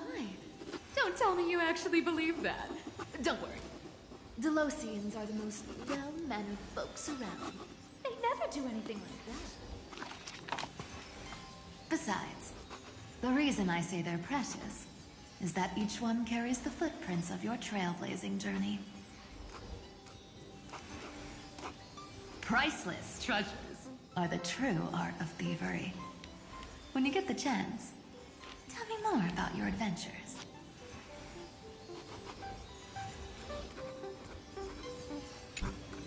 I gotta say, Grey Mystery,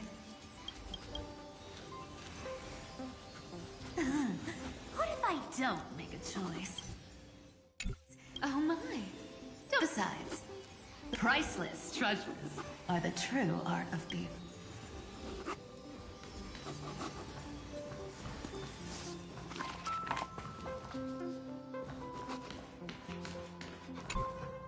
Wow! What a spacious car! And these floor tiles are gorgeous! Trian!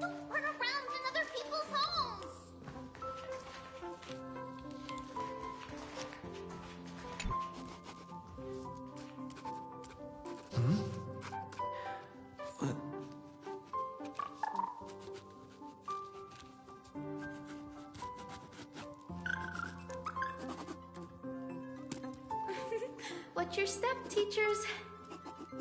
Ah, great.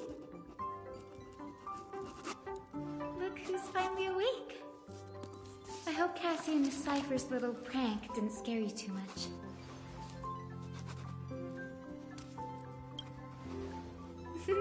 As expected of you. When we woke up, the entire express was completely empty. Not a single soul in sight. Such a shame. I was looking forward to making new friends, especially since they were Gray's most trusted travel companions.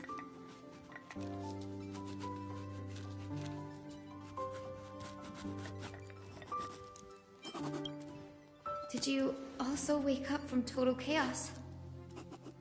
I'm afraid none of us here has the answer to that question. Don't worry. We beat Iron Tomb together, right? They must be on their way home.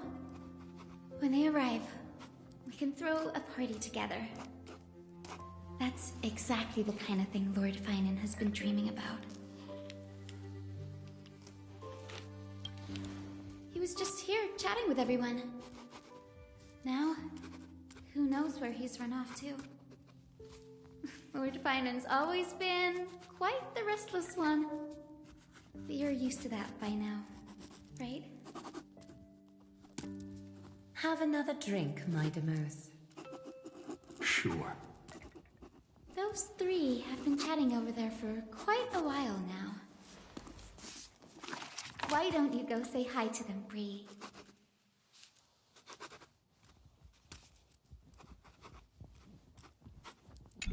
Those three have been chatting over there for quite a while now. Why don't you go say hi to them, Bree? A moderate system, similar to the Demigod Council, is the only guarantee of a long-lasting civilization. In my view, most civilizations across the cosmos will eventually evolve into this form. I beg to differ. In such a vast jungle, the dictatorship system exhibited by early Akama is the only example of guaranteed survival. The system might not be the key. Force and resources are the decisive factors.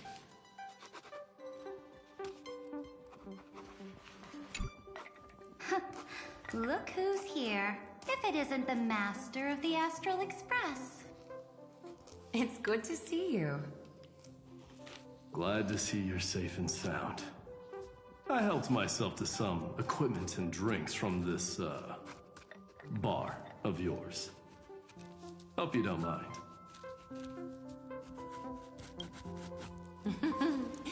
We're chatting about some topics that go well with being tipsy.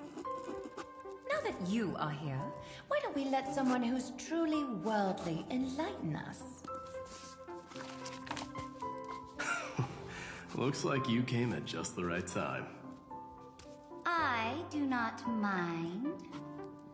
What form of government have most civilizations across this vast cosmos survived with to this day?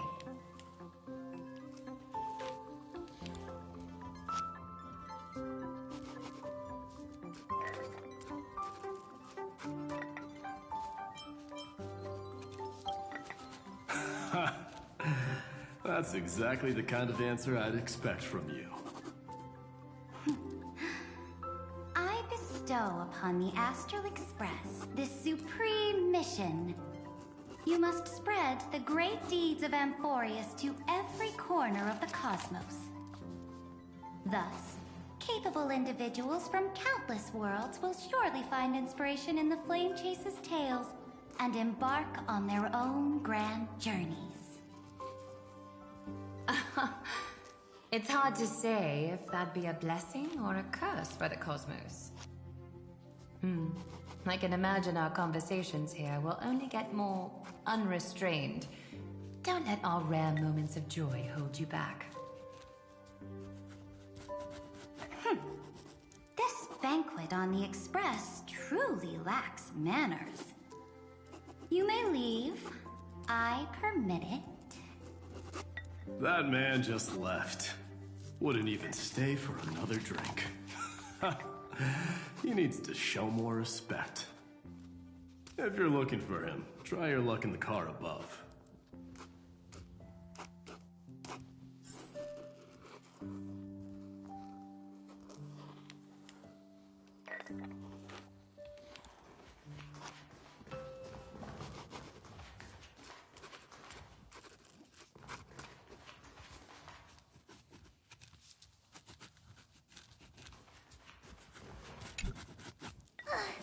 I finally caught you, Cyrene.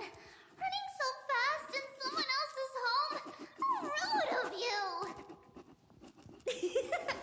All according to plan. Cyrene lured you here on purpose.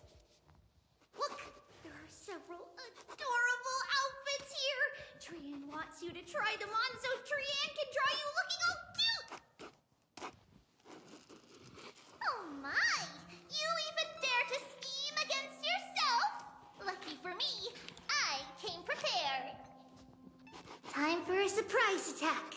The hero of justice, Cyrene. Cyrene has been lying in wait here for a while. We will make Cyrene taste her own medicine. Two against one? That's not fair! Little Gray, you came just in time. Help me out here.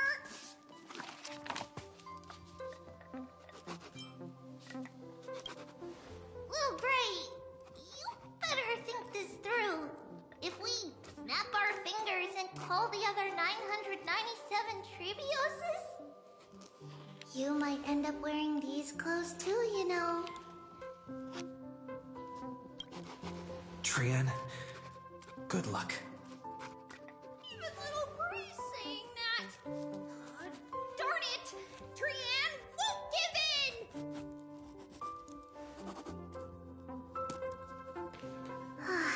Cyrene ran away. Cyrene will fulfill the ambush duty. The Trebios is all laughing and playing around together. That must be quite the rare sight in Little Gray's memories, huh?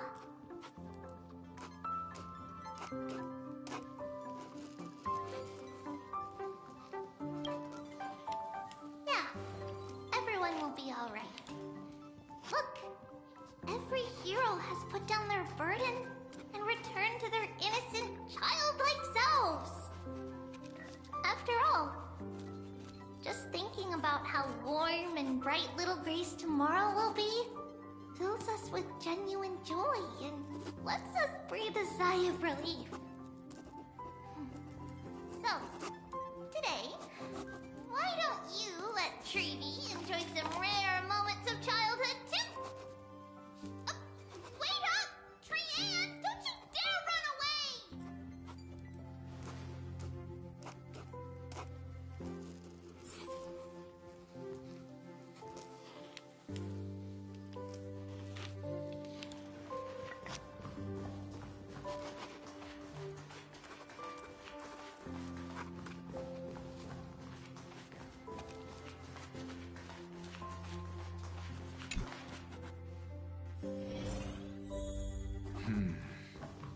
Based on my calculations, there are countless celestial bodies with water in the cosmos. But I'm afraid not all oceans are suitable for life to inhabit. You must take this into consideration as well.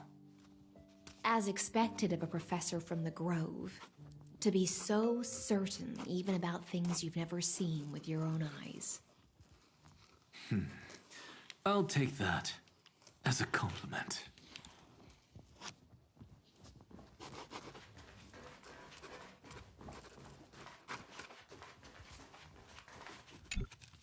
By the way, I heard that the Imperator's Flame Chase army like to hold feasts at the Luminary Throne. That's true. However, sometimes Dux Carminum and I feel it's a bit inappropriate to drink so freely before the throne of the most revered titan in the Grove. Inappropriate? What's inappropriate about it? I only wish I were born earlier.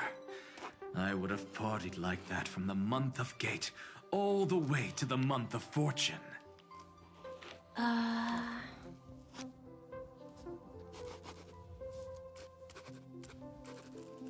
Blasphemy is just a phenomenon, not the end goal. I'm sure there are plenty of people across the stars who question these so-called eons or paths. Didn't I spend some time in that Lycurgus's head? I sure learned quite a bit about blasphemy from that experience. Humans create gods, and gods shape humans. Who's really the one trapped? The creator or the believer? Professor Anaxagoras, let me just check one thing. You haven't bought into those twisted theories of Amphoreus, have you? Don't worry. The difference between a genius and a madman is that a genius shares lethal truths, while a madman tries to force them upon others.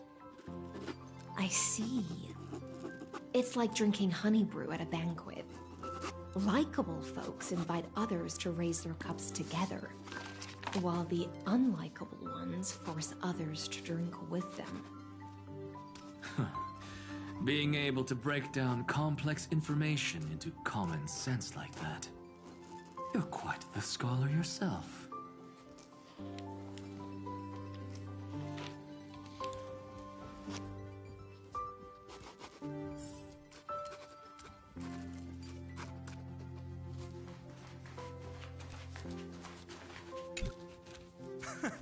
You're here, partner.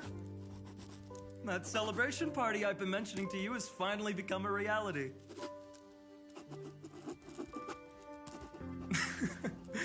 Though the vibe's a bit different from what I imagined, this still counts as keeping my promise, right?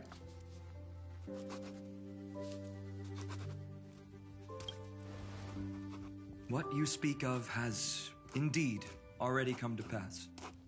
We triumphed over Iron Tomb, drew its fire unto ourselves, and purified its embers. Now the force that maintains our consciousness and form comes from elsewhere.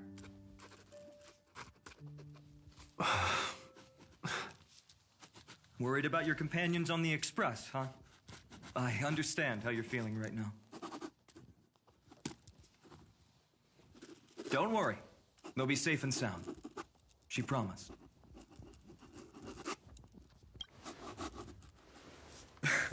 Don't worry, she always shows up at just the right moment. The Astral Express. Honestly, it really feels like home. I can imagine how much you, Dun Hung, and Miss March must have missed everything here when you were trapped in Amphoreus. The beautiful windows, the soothing music, your fellow travelers on the Express. Like how golden wheat stalks sway in my dreams every night through the countless cycles.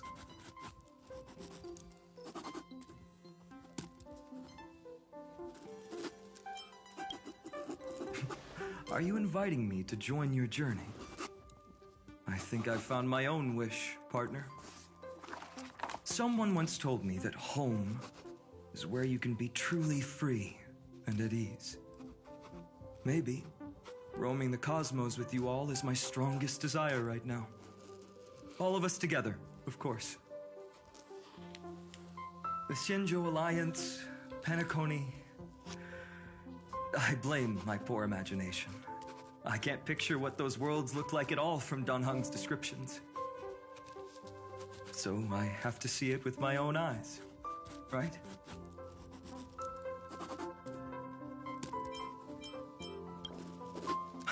You're finally here.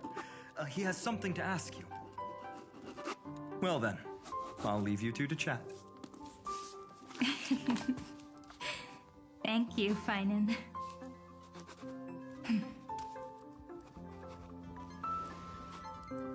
After such a good sleep, you must be bursting with energy now, right, friend? Sorry about that. Since it's our first time visiting the Express, I was hoping everyone would behave. But it turns out everyone's quite the character, aren't they? You know what I mean, right? How about we take a look back at everything that's happened so far? Together, we triumphed over Iron Tomb. It tried to transform into trillions of viral clusters to infect the cosmos. But the heroes threw themselves into the golden flames, becoming arrows that purified the destruction. The fall of Iron Tomb also symbolizes the demise of Scepter Delta ME-13. Amphoreus, the home we sacrificed everything for, now exists only in the memories of the cosmos.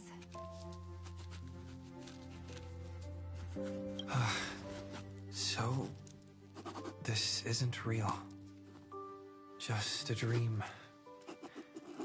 An illusion. Oops. Wrong answer. What? In that instant when you broke through space-time with the Trailblaze, carrying all the world's memories back to reality, that world, once shackled by data, became a seed waiting to sprout in the cosmos. Did we really manage all that? Just as Kaslana's rage of 30 million cycles made the destruction shed a drop of golden blood. Perhaps we too have already left long trails on our respective paths.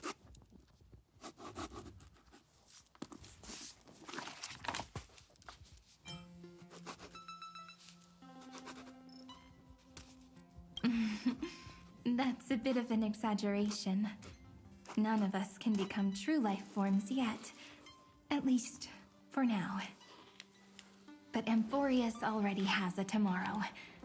So as long as you carefully preserve and tend to all the seeds, then when the Trailblaze creates another miracle someday in the future, I believe this world we deeply love will sprout and bloom into a beautiful flower. Don't worry, I've already kept all the seeds safe in the first fruit for you. And its name is As I've Written. So, it's time to reveal the correct answer. This isn't a dream, nor a fantasy. It's the epilogue of As I've Written. At the end of the story, the characters take their final bow and embark on a journey of no return. The one who wasn't part of the story, yet helped write its romantic ending, he bid farewell to his friends and returned to his home beyond the tale. Promise me one last thing, friend. When we say goodbye, give me a smile, okay?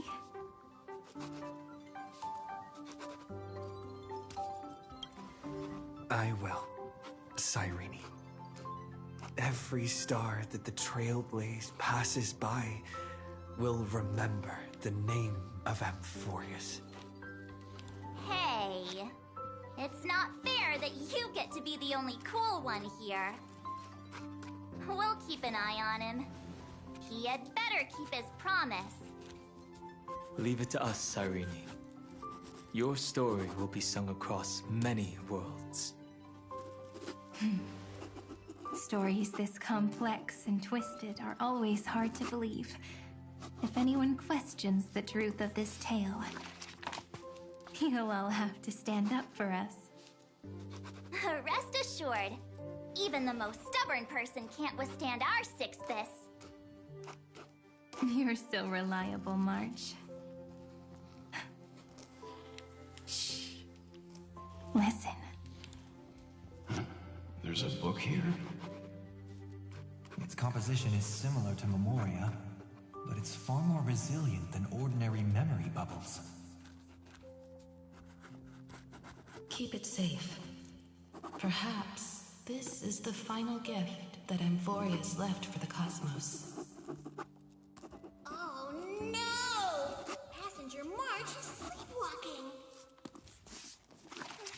Sleepwalking? Oh no, oh no! I don't want to make a fool of myself in front of everyone!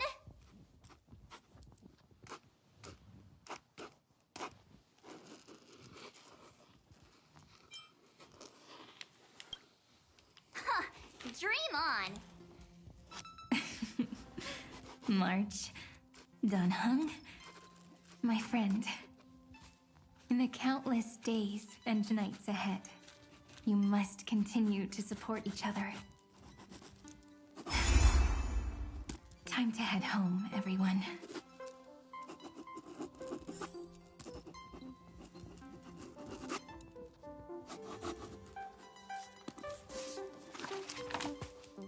The Astral Express. Honestly, it really feels like home.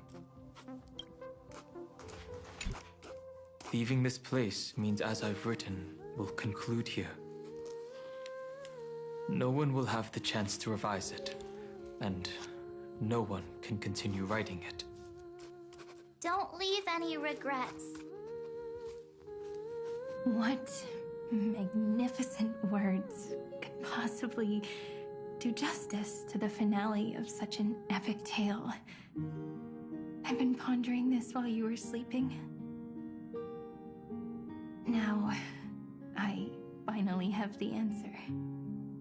Let's keep it simple and sweet. In our virtual extrapolations, we've lived through epochs longer than the lifespans of many stars. No language in this world, no written words, could ever carry the weight of this journey.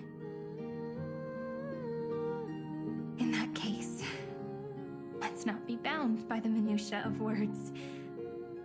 Those who understand its passion and romance will naturally be moved to tears by the final period placed at the end.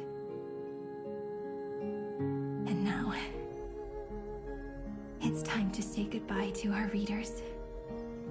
And so we reach the final page of As I've Written.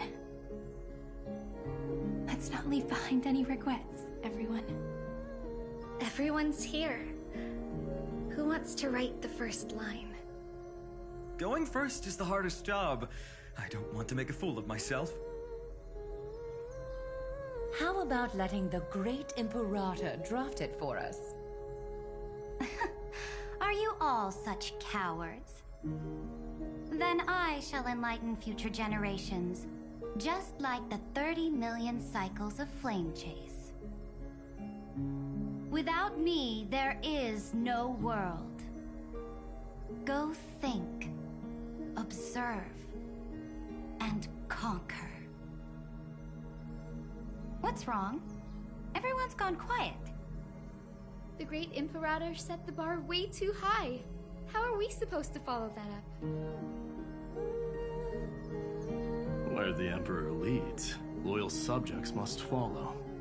I guess only the Dux Gladiorum could possibly match that kind of overwhelming presence.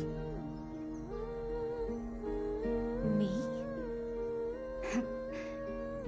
That suits me just fine.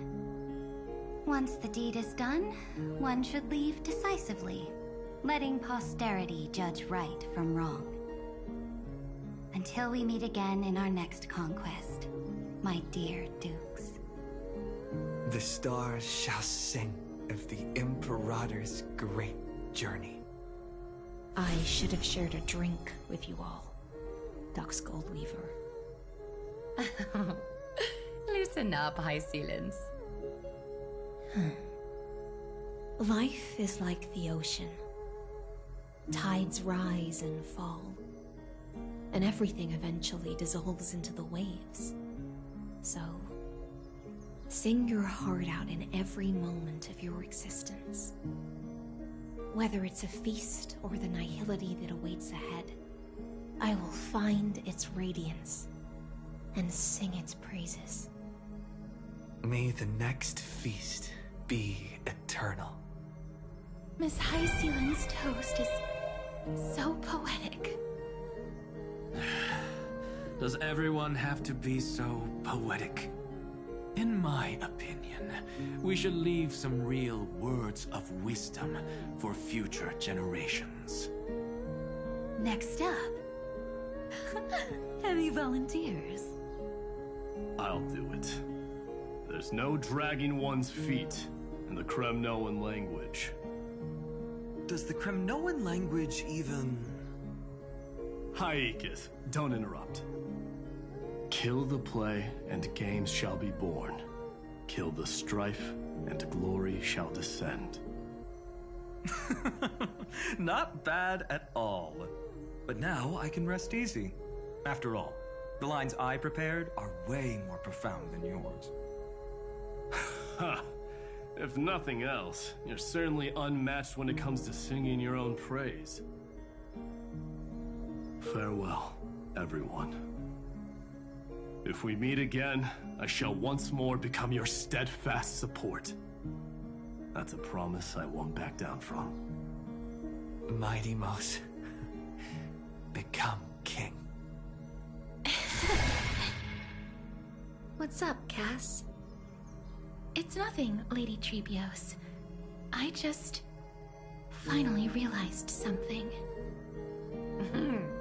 Then speak your mind, and let your words be immortalized on the page, Cass. If your heart still has room to spare, share a bit of gentleness and softly cherish all the beautiful things around you. That's so beautifully said, Cassie. Thank you, Miss Hyacinth. My only small regret is that I couldn't fully embrace this world I loved so dearly. I hope those who read these words can fulfill this wish in my place. Everyone, let's meet again at the end of the West Wind. The place you reside is the gentle sea of flowers. Well then, it's my turn. Take it away with your performance, Anaxagoras. This time, you won't have to worry about being interrupted. Then I must thank you all for being such a captive audience. Now, with this golden opportunity, I shall reveal to the world my insights into the world's ultimate truth. Truth is a solvent that dissolves all things in the world, and thus cannot objectively exist. I have a brilliant proof for this in mind, but since we're nearing the end of the story, I shall not elaborate. Is this your final question for future generations? No. This is an established fact, not up for debate. I call it Anaxagoras' last theorem. Oh, you. Still as profound as ever, Professor. We've got time, you know. If you don't explain it clearly, future readers might not grasp your true meaning. The true meaning isn't important. What matters is the emotion that stirs within them when they read these words. At that moment, the theorem's mission would be complete. So, your lessons are far from over. But taking a little break for now wouldn't hurt. Then... class dismissed. The seeds you've sown are already sprouting. Would you mind if I write the next line? Huh? I actually thought you should be the one doing the final wrap-up. But... we'd never turn down a request from you, Aggie. Teacher, Cyphera, thank you both. Trust and selflessness are the two most beautiful garments in the world. One to gift others, one to adorn yourself. One's golden and one's purple? Not being able to completely change your fashion sense is my only regret across 30 million cycles. After all this exhaustion, I just want to take a peaceful bath now. I'll see you all again at dawn. Thank you for your hard work all this while. Lady Aglaia just can't give up her favorite hobby, can she? So, I guess it's my turn now. There must be many others like Miss Hyacinth out there in the cosmos, helping and healing people everywhere. You've got to set a good example for them, right? Of course. Look up at the sky more often and smile more. Many stubborn ailments fear optimism, but it's the best medicine. It's so catchy. The kids will definitely love this message. When it comes to understanding children's hearts, Lady Trebios definitely knows best. Look, the Rainbow Bridge is already hanging in the sky. Shall we get going, little Ika? It's you who healed the sky. What's on your mind, Miss Cypher? I'm thinking, should I leave behind a riddle? Some twisted, convoluted scheme that'll drive everyone in the universe mad trying to crack it. I see. You know what? Just go wild with it. No one's gonna judge you. Oh well, my brain's not working right now. Let me be genuinely sincere for once. Don't be afraid to fall. Just run. Destiny's just a slow-moving nymph. It can't catch you. So in the end, little Cyphy's message was the most straightforward one. Even if you combined 30 million of me, I probably wouldn't have read as many books as you did in one lifetime. I won't pretend to be cultured before Big Sis Trebi, Trina, and Trian. Amphoreus' greatest trickery. Gotta bounce now. Meow! Homeward you come, distant wind. It's just us now, Snowy. Yeah, teacher. But maybe I should... No, let me go first. After all shall bid farewell to one, and that person alone will. I never would have guessed you had such a dark sense of humor, teacher. You still know so little about the complete Trebios, Snowy. Jokes aside, I want to leave these words at the end of the story. Whether it's a sunny day or a rainy day, remember to tell yourself before you drift off to sleep, see you tomorrow. See you tomorrow. Times 1,000. Prophecy received. Times 1,000. From now on, no more goodbyes. Finally, the time has come to say farewell. I'm grateful that you could be here to witness this moment, partner.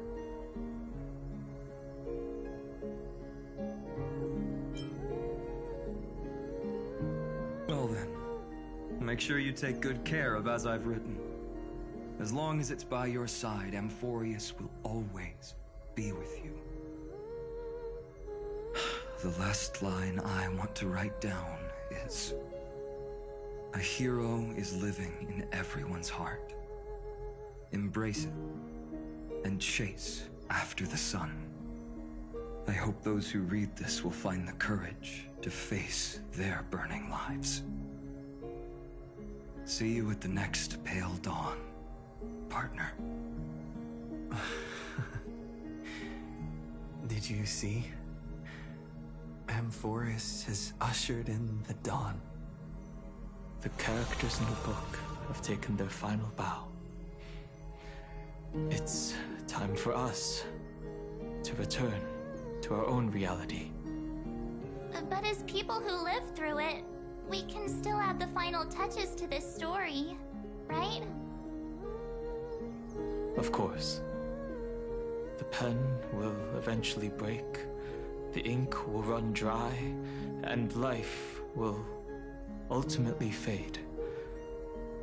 But thoughts will permanently remain in sagas. If time is an endless cycle, then forget the bitterness that keeps repeating, and remember only the moments of happiness. Let's walk towards tomorrow together. We were never apart. Time to head home. Don't miss the crew meeting. We won't wait around for you, you know? See you later, Donhung, March. And with this, as I've written, officially comes to an end.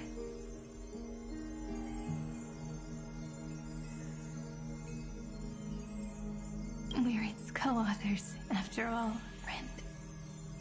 Once the words are written down and have been read by others, the meaning they carry is no longer in our control, leaving the freedom of interpretation to every reader who opens it. Don't you think there's something romantic about that? As for what this story means to you and me, let's keep it close to our hearts. After all, we've always had this unspoken understanding between us.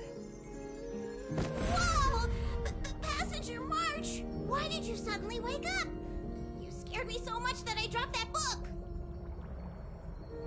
Welcome home, you three. Thank you for your hard work on this trailblaze. We might need to reshuffle the seniority rankings of the Express crew if we count the years you spent in Amphoreus. Hey, I was the first one to get dragged into it. Does that mean I'm gonna be the oldest member of the Astral Express now? Miss March hasn't lost her innocent nature even after all these long years. In other words, she hasn't really grown up at all. Hey! This is the first time I've been able to examine as I've written up close. Miss Cyrene's handwriting is gentle, yet steely, with an underlying strength. I had no idea it was so sophisticated. Looks like I need to brush up on my knowledge in this area. Maybe start with a few basic books first, to get your feet wet. Look who's talking! As if you're not glued to your phone in your room all day. Huh? Wait, something fell out. It's... Is that a bookmark? In a corner, unknown to everyone. There was actually an untold interlude that took place. I left it out of the story because it involved a choice. A choice I made for my own selfish reasons. Can you forgive me, friend? I made a decision on my own while you were away. I wrote everything about it on this little card. If you can find it in your heart to forgive me after reading it, please. Add this final note to the conclusion of As I've Written.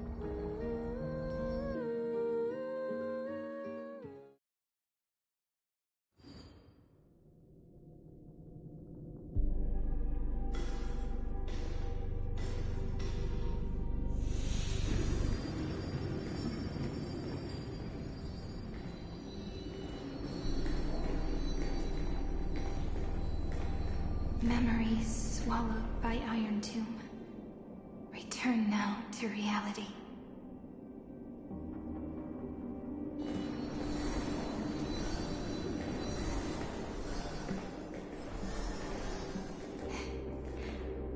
And don't lose your way.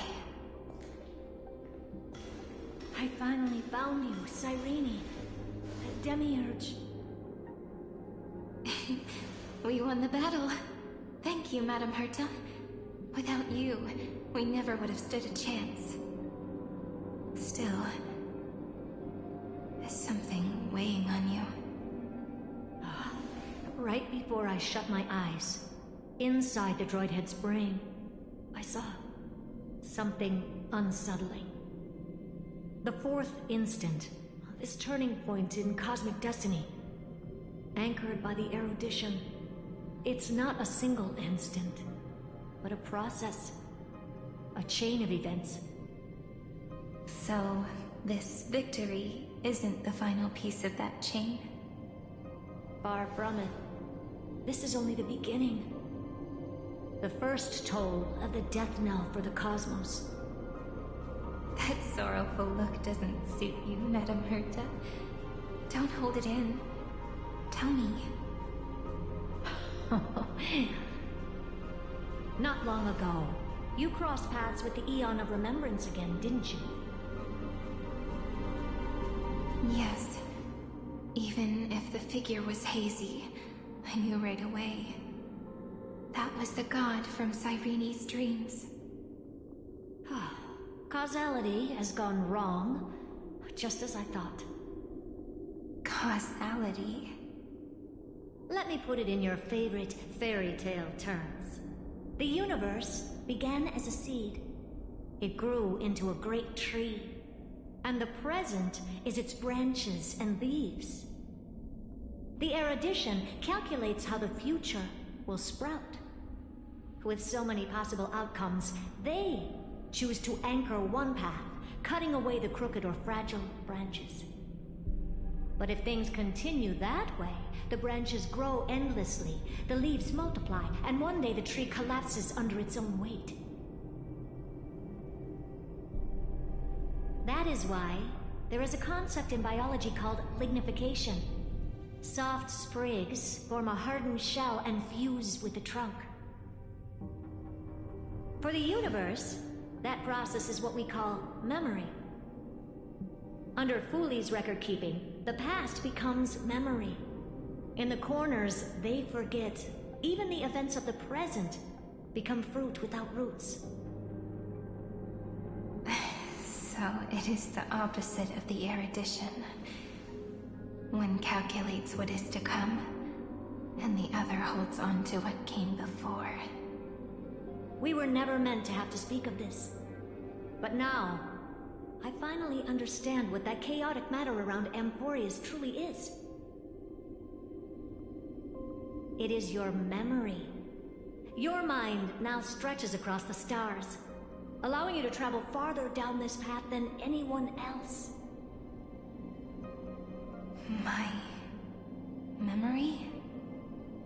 Yes, you live in the now, but your memory remains in the past. Just like the Eon of Remembrance, a being made entirely of memories. What does that mean? Did they fall? No, quite the opposite. They have not yet been born. Remember, to carry out the mission of remembering the universe, they must ascend to divinity only at the very end of time. And at that moment of ascension, their memory stretches through the past, becoming what people now call Fooley.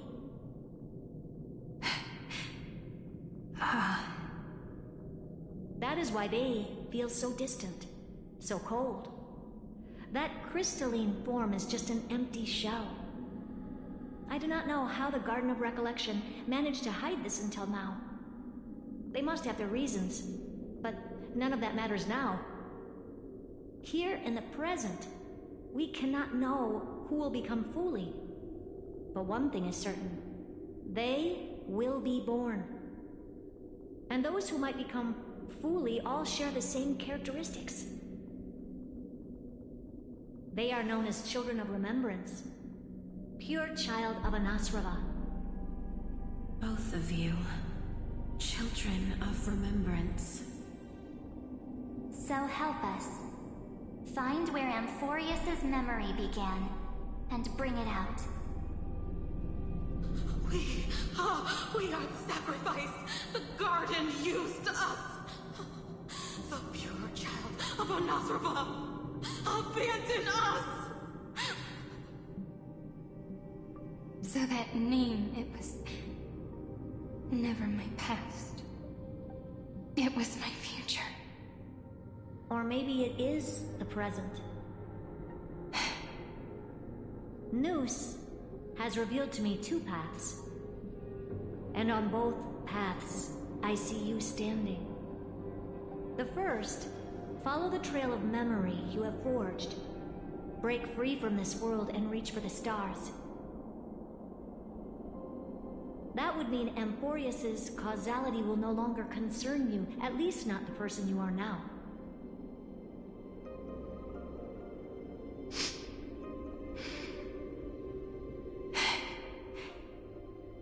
Go on. The second, you come to a stop and fade, offering yourself to become the memory that carries through Amphoreus. Perhaps this is the choice every pure child of Anasrava must face. That choice means I'll remain in the past forever. And more than that, it means you will close off Amphoreus' causality. This world is sealed. The effect that the remembrance brings to it will all converge on one thing. That one thing is you. No more eons will interfere with this part of history. No more blank spaces in causality. The present will be set in stone and become indestructible. There are two paths, and only one leads to the right end. A droidhead didn't tell me the answer. But I can guess what might happen if you choose wrong. With causality incomplete, there is a chance Iron Tomb could rise again. So even the gods of the cosmos are unreasonable. If you want my advice, stop thinking so much. Ask yourself what your heart truly wants. Choose the first path, and you might survive as a memo sprite. You may even walk beside them for a while. Even I can tell how much they mean to you. Especially the little one. But if you take the second one, then you may have already lost the chance to say goodbye.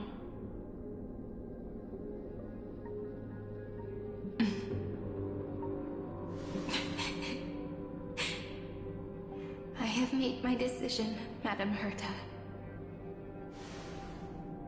I thought you would need more time to think it through. The answer is clear, is it not? Still, I do need a little time to quiet the sorrow in my heart. His kindness is always just right for the moment. I believe he will forgive me.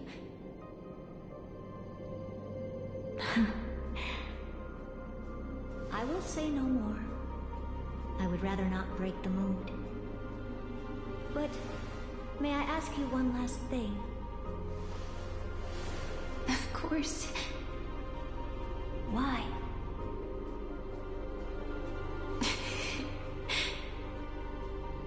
I once heard a saying that went something like this.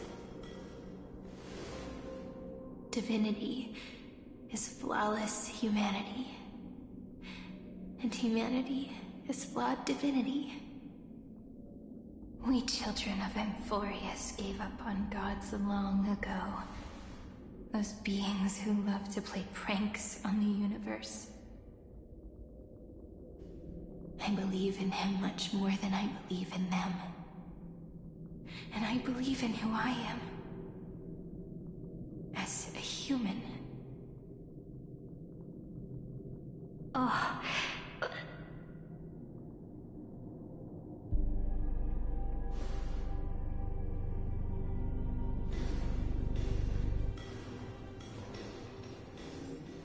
That really is a comforting answer. As for the one wish I still have trouble letting go of.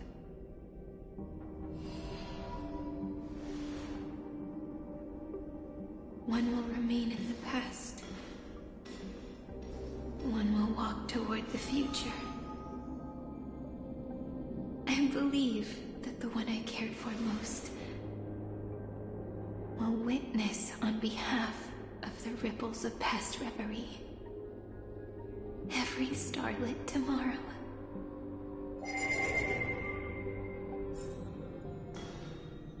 Moving backwards through remembrance. What a curious feeling. Is this the moment Iron Tomb declares victory and casts the destruction upon the stars? So back then, in the path space, it was I who found me. The gods' whispers were nothing more than a girl talking to herself. Now that I remember, what I heard back then was...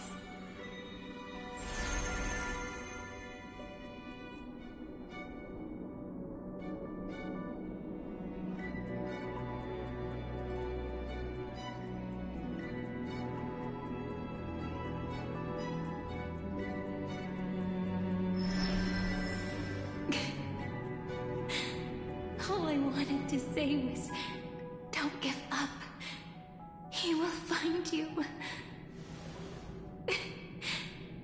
Memory truly is amazing. Then let me wield this power and plant the seed of causality for the miracle that is destined to bloom.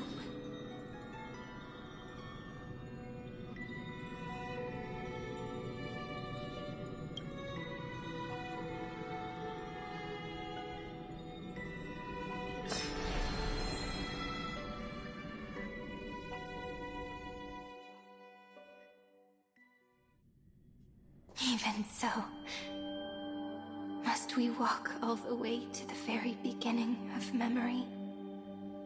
It's such a long road. A bit lonely to walk alone. Then, would it be alright if I came with you? As long as it's Peach. Even 30 million wouldn't be too many. One is enough. Take a deep breath, and then we can set off, alright? Follow the ripples of remembrance into the past. Reconnect every moment in which the gods made themselves known. Clearly, cause leads to effect. But now, the future gives new meaning to the past. Effect flows backward and nourishes cause. Maybe that is what makes memory so beautiful.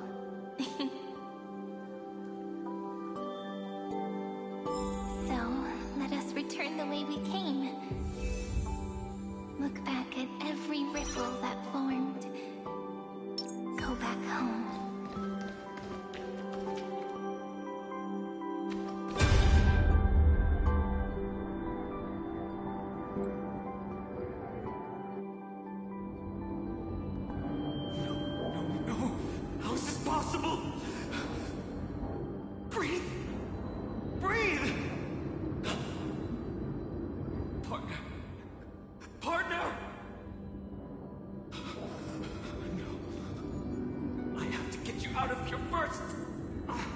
Just hold on!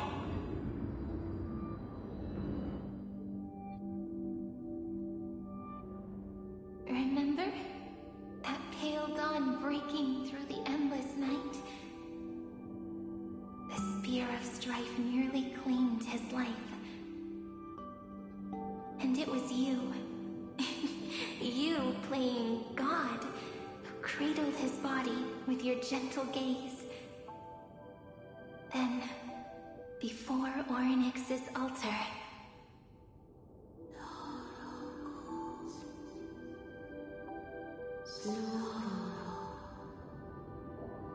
even the Titan of Time mistook you for someone else. I never imagined there was a hidden truth behind our first meeting. The first time was also the last time I saw you, friend.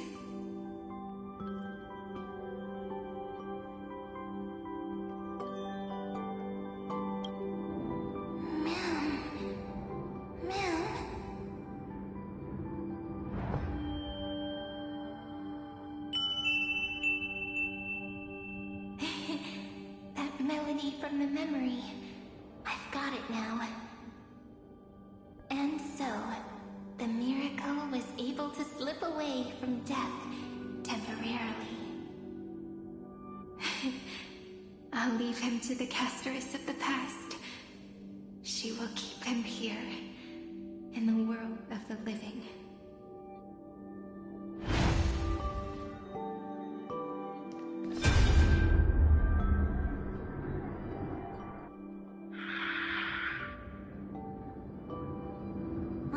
Darn it! What are these things? You're not taking me down. Not before I find a way to help him and Don Hum. If you've got a bone to pick, take it up with my six-phased ice. March wandered all across Amphoreus for 97 days straight, chasing one goal: to save her friends. And with her bow and arrows, she brought down every obstacle that stood in her way. So that's how it happened. My skill with the bow. I owe it all to March.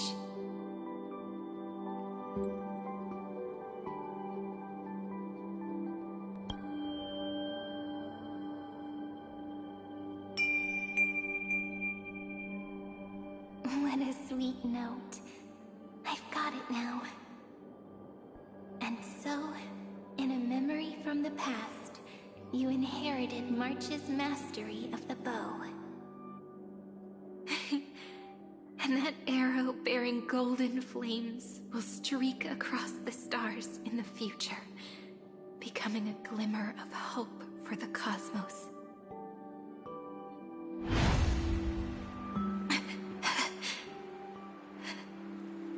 Are you okay? No worries. I'm just a little tired from all the walking. You really need to work out more.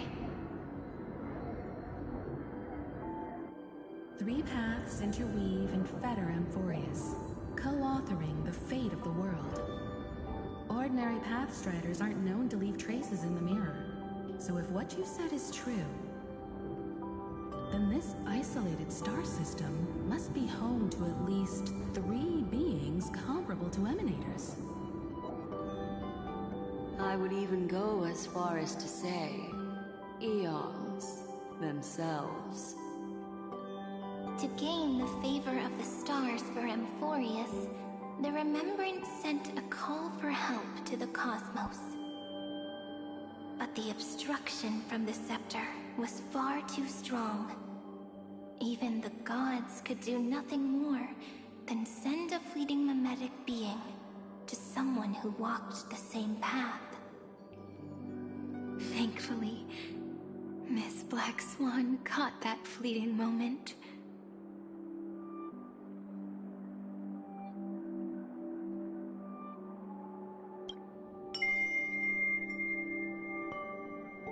Though, that signal drew some unpleasant attention as well. Looking back now, it was all worth it. The cosmos showed us a kinder face. Thankfully, she has a different understanding of the Remembrance. Miss Evernight once said that the Remembrance wasn't looking after Amphoreus, but rather scheming and preparing to devour the paths. Her deduction was perfectly logical, but she failed to account for what the humans in this story could achieve. Maybe I have a scheme of my own. A scheme that will bring happiness to everyone. Please keep helping them. And the others in the future too, Miss Black Swan.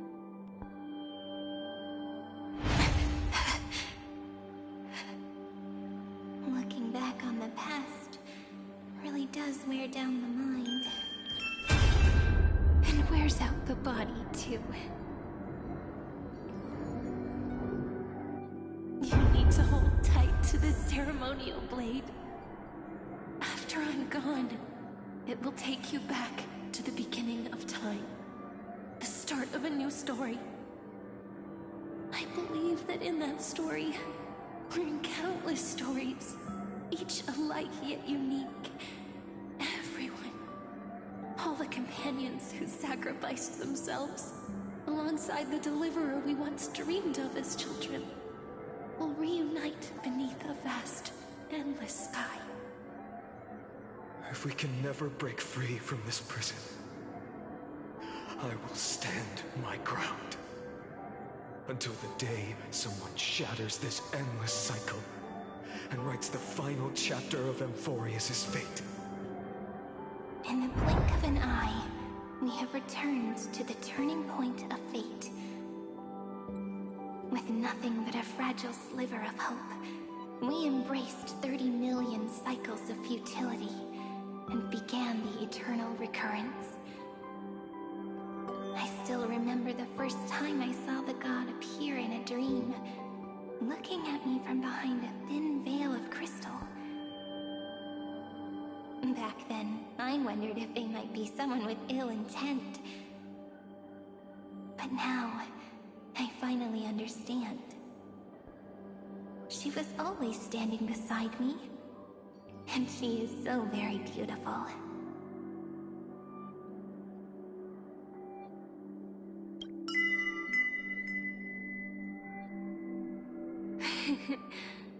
Causality really is a force that cannot be stopped. Even if I wanted to leave a few more words for Cyrene, it seems I no longer can. After all, you still have to leave behind your final consciousness and plant the very first seed. I remember what you once said. When a god sheds a tear, the thing reflected in the ripples must be the most beautiful thing in the world. But do you know what Amphoreus saw when its heart was born? The first thing it saw was a name.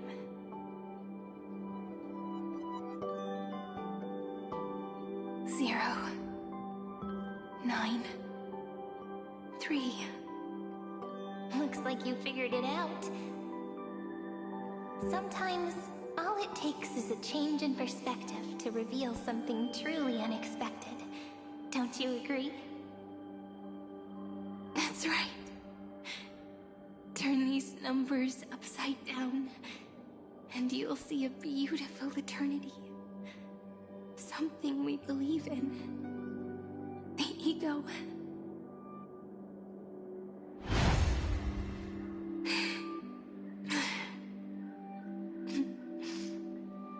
Looks like time's running out.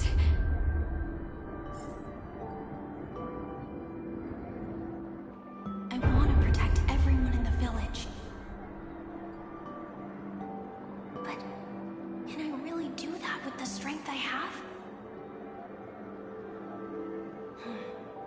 shouldn't think too much. Better finish the farm work Dad left me first. The hero within has been by our side since we were little. Finan has always been strong, but without that faint glimmer of hope lingering in his mind. Would the weight of fate and endless recurrence finally break him? If only someone could place even a sliver of hope inside his heart, he would hold on and keep going. Yes, just a single spark. And he would guard that fragile light until it turned into a blazing sun.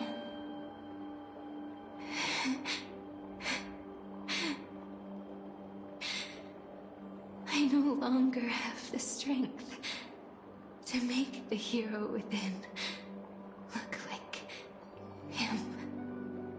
So, let me leave behind a prophecy for him.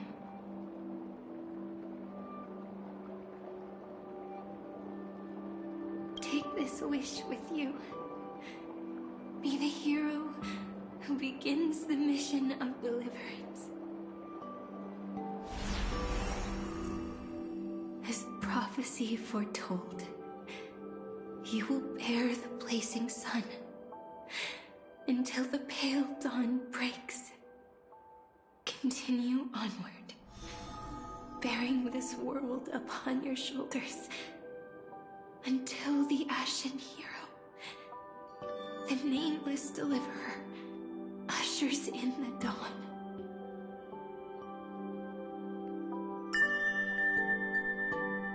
Now, your eyes have seen through all of Amphoreus, from the end back to the beginning.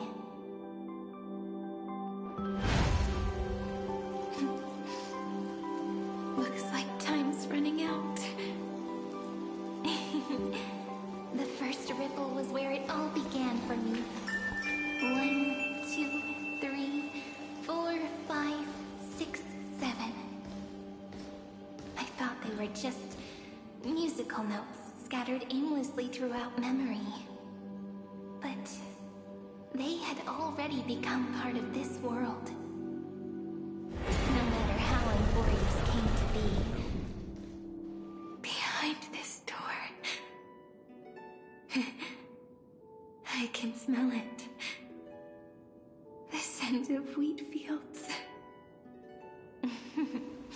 You're clever. I bet you figured it out long ago, didn't you? The end of this journey back, the final gap in Amphoreus. It leads to the place we both call home. We can finally go home. Are you ready? If you leave memory at the very beginning of the story and cast the first stone, that final gap in Amphoreus will close. The causal loop of Amphoreus will become a fixed point in the stars. And if I don't do that, then this world and the cosmos beyond the sky might still fall into the destruction. There's no way we would let something like that happen, right? Exactly. I remember that tree in Ide Silicii. It grew all alone, unable to go anywhere. It watched the sea in silence, dreaming of a faraway shore it could never reach. But now, a tiny boat sets sail. It carries a seed of hope, plucked from the tree, and heads into the great beyond. Even if the boat's shadow fades quickly from sight, the tree knows that its wish will bloom on the other side of the sea. In that moment, it must feel happiness, right? The way you brought it up, now I kind of miss that tree too. Come on, let's go home together. Take it with us, back to the sacrament courtyard. Let it become Remembrance's anchor, tying together the times we knew so well.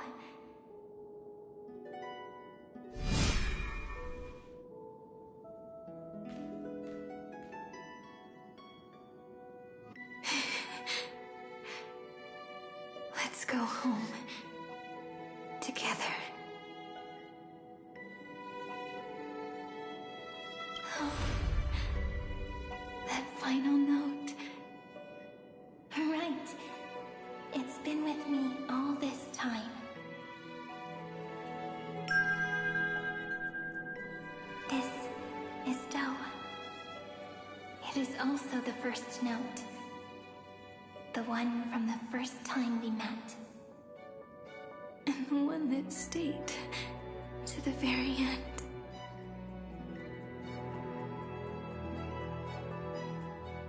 Heidi Silicii. The place where it all began. It's like time itself has stopped. And the breeze and the sound of the waves never seem to rest. We've made it. The sacrament courtyard. This is the place where we first picked up the ceremonial blade. And where we first began writing journals. Now, the journey through memory has reached its end.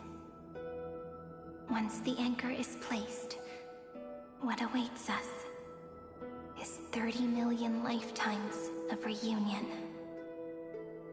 Looping again and again. Endless farewells. Do, re, mi, fa, sol, la, ti. And with them, endless encounters. Ti, la, sol, fa, mi, re, do.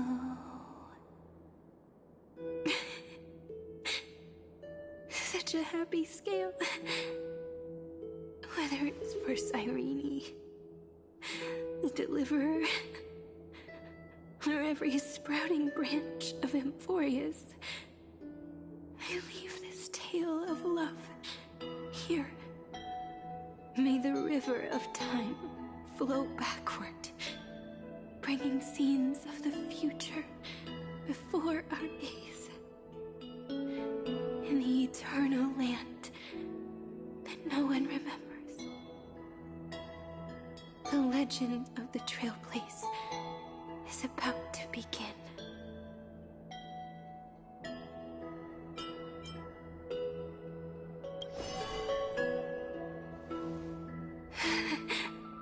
Is it all over now? My mind and my memories. It seems they're beginning to fade. The breeze is warm. But my body is shivering for some reason. If you're feeling cold, let's find somewhere warm. We can rest there, together.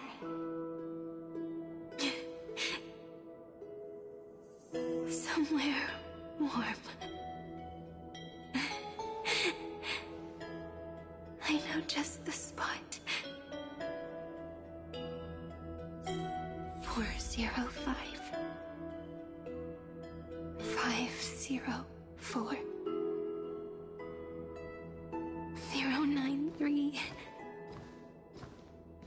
365 432 253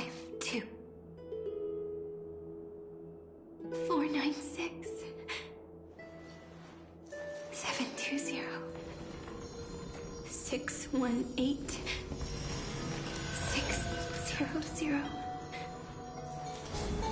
216 945.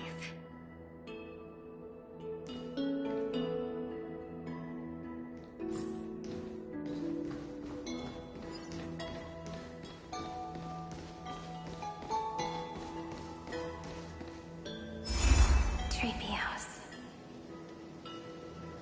Cyrene. March 7th. Dunhome. Electron. Hyacinthia. Caswana. Anaxagoras. Aglaya. Midemos. Castorus. Cyphera. Cyrene. And you. Look. Everything is already as we've written.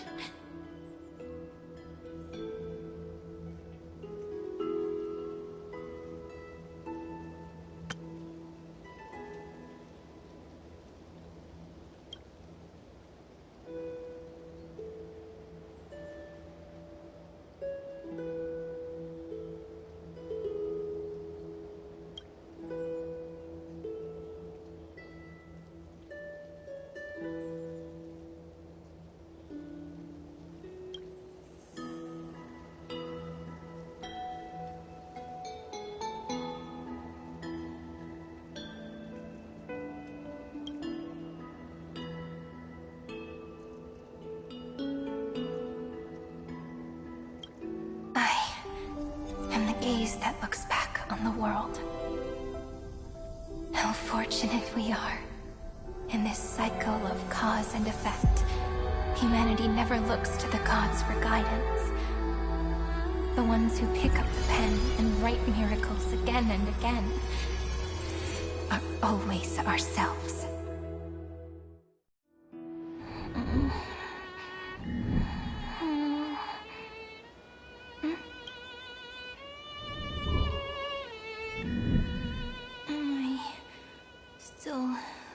Awake? Peach, where are you?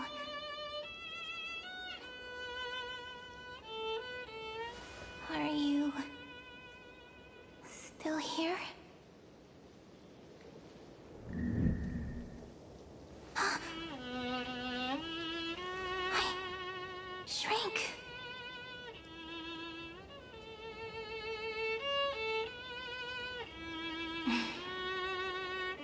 So that's how it works. When memory drifts away with the breeze, love leaves behind a seed and turns into lament. Demiurge, Cyrene, Mem. Back again to the first Philia 093. I always do have my charm.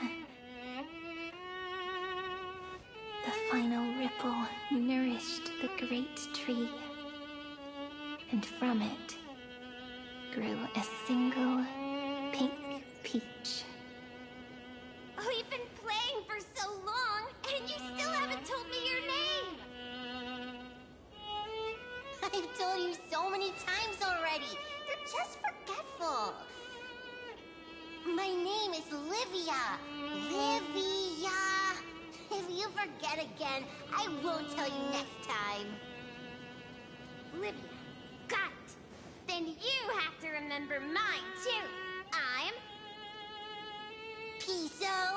I always remember.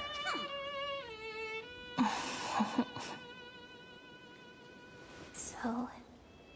Cyrene was just a pen name after all.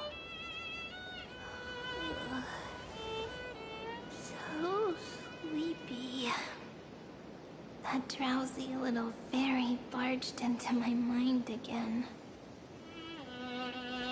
The last of my memories are slipping away. I wonder what this world will look like when I wake up again. I remember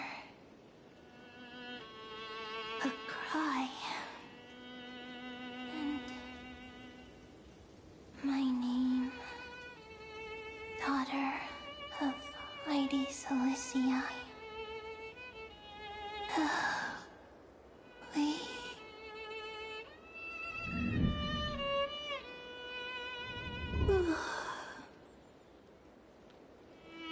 Shh. Never mind. The same seed, when planted in different soils, blooms into flowers that are alike, yet never the same. But what truly makes her beautiful is each and every soul in the world. No matter what form liking takes, it is still precious love, and I will accept it gratefully and return it with joy.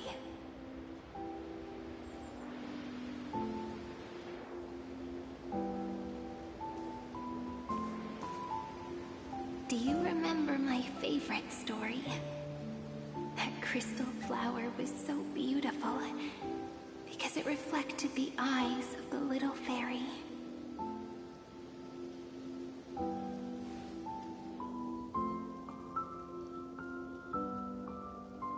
The stars across the cosmos will know I am the fairy who wrote, as I've written, together with you. And in your heart, I know I will always be given the name I love most. The one you gave me. After all, we've always been in sync. Hey, don't rush! Slow down. Let the words settle. We have plenty of time. In Amphoreus's month of mourning, all conflicts across the land come to rest. On the 11th day and night of the month of mourning, the dead will part. The living will embrace, the snow will fall, and bonfires will rise to warm every heart aching with lament. It may sound heavy, right? But on this day, laughter always rises louder than tears. Because people understand that parting is for the next reunion, and sorrow is so we may love more deeply. That is why this day is her favorite of the year. Under the same sky, across 8 phases of the moon, 13 heroes composed an epic together. 1 plus 8 plus 13 equals 2 11s. Would it feel more fitting if the rest were written in Miss Cyrene's voice? Agreed. Then, we'll add 1. A 1 like none that has come before. A 1 that blazes new trails. I make this wish. On the 12th day of the 11th month, 13 heroes will take every core flame ignited across 30 million lifetimes and scatter them among the stars. Later, when the people who know this story gaze upon the cosmos, they will discover that the countless stars in the sky now glow pink. And after 13 seconds, that radiant light will quietly fade away.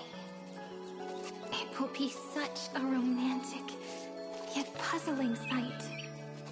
But that's all right. They will keep that mystery close to their hearts, constantly pondering what the ego truly is. They will love. They will get hurt. They will rage. And in 30 million moments of helplessness, they will stitch their shattered hearts back together. Again and again. But remember this well. Losses are a constant on the Flame Chase journey. There may be pain along the way, but you and I will never be alone. They will come to understand what it means to lose, and in the end, they will choose to let go. They will offer their hearts to this world, to every companion they walk beside. And they will take in the hearts of others and pass them onward. For every soul that exists in this world, there is a different ego, a different prime mover of life. There will never be just one answer, not even for love.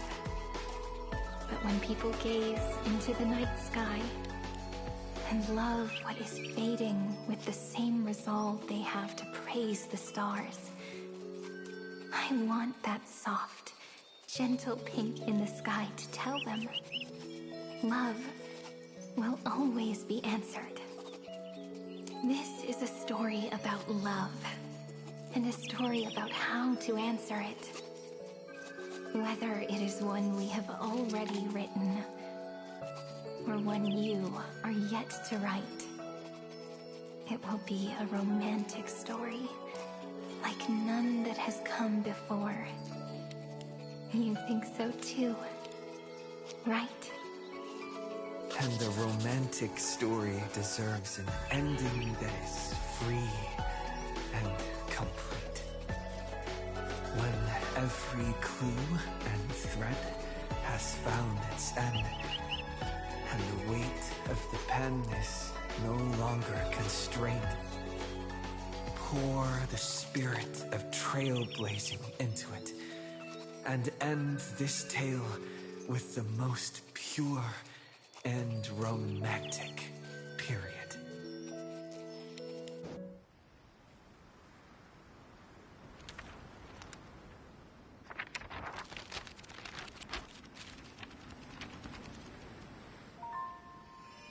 Light, sky, sea, stars, seeds, flowers, birds, hope, and love. Such words of beauty were how I first imagined the world. For as long as I can remember, I've used them to tell the stories of Amphoreus. And now, this is the last one. A story about tomorrow. Dedicated to you.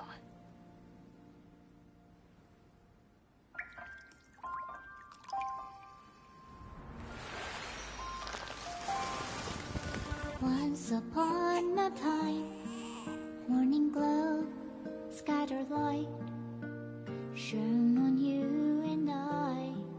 Fading poems, frozen rhymes, are traces on the breeze, whispers of past reverie. Please let me linger for now, enveloped in your sound. Love on the pages, the ink our stories penned. No matter how it ends, so do it all again. Oh, stay true, blossom as spring renews, dreaming colors every hue. Tomorrow's eyes to tomorrow's life, while walking steady. true. The winters rhyme anew. All the memories are blue. And like a melody, sing a song of reverie.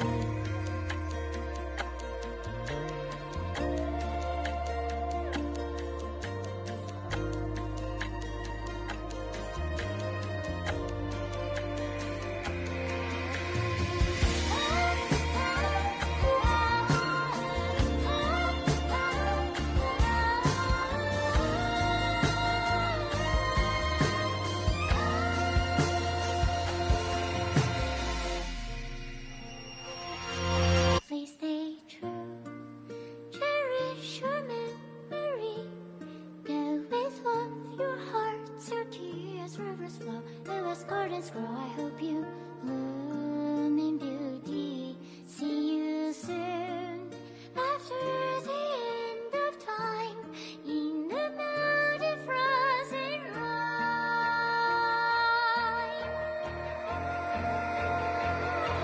Now stay true. Blossom and spring renews. Dreaming colors every hue. Tomorrow's face, keep tomorrow's life. A walking step beside you. Now stay true. The winters rhyme anew. Woven memories are blue. And like a melody, sing our reverie. And in our memory, in the end of our journey.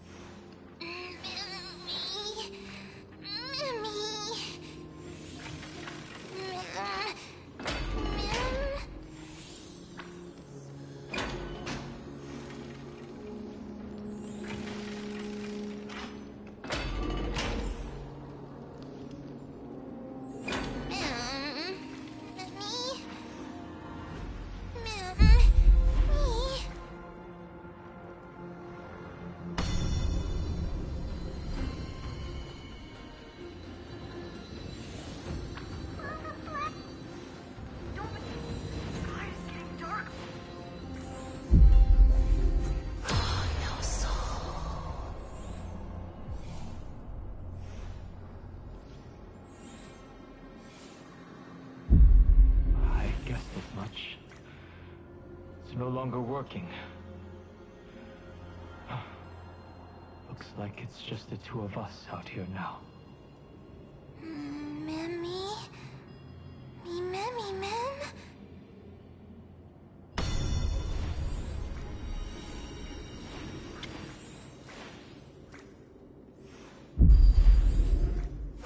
No soul. Memmy. Memmy. Me. Mem.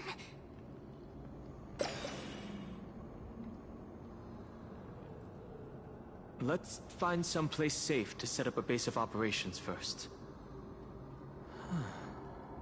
This statue and the buildings we've seen so far point to a civilization here on Amphoreus. We can only hope that they're not hostile toward outsiders. Mem? I've reunited with you so many times. And every time feels like the first time we met. Each time, love breaks through the stubborn cycles and takes flight toward a pink tomorrow.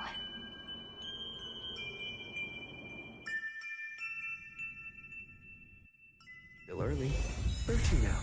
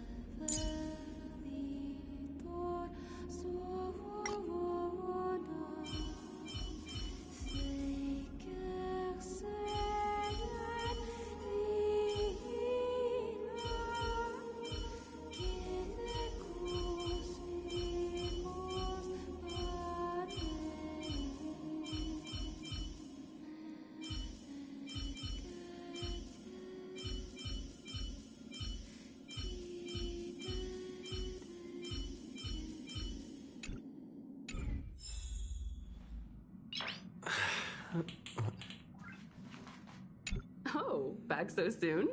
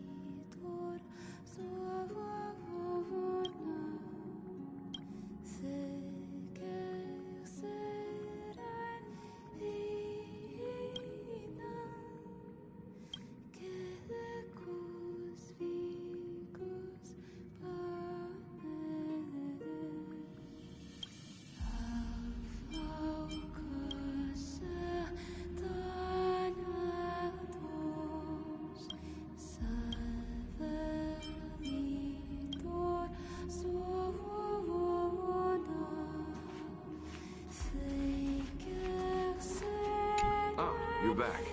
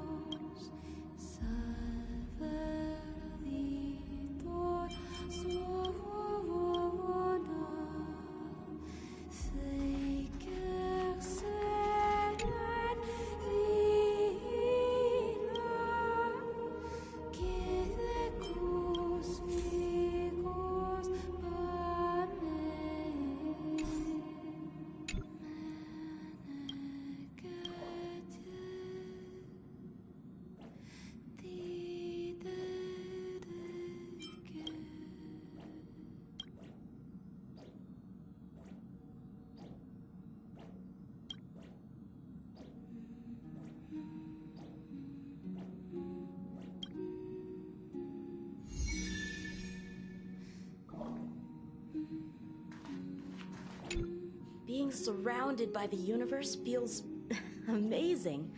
The Lawfu feels like a small corner of something much, much bigger.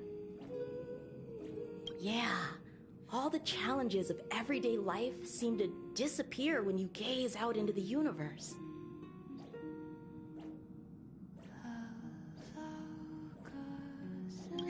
All right, then I'll be here to bother you more often in the future.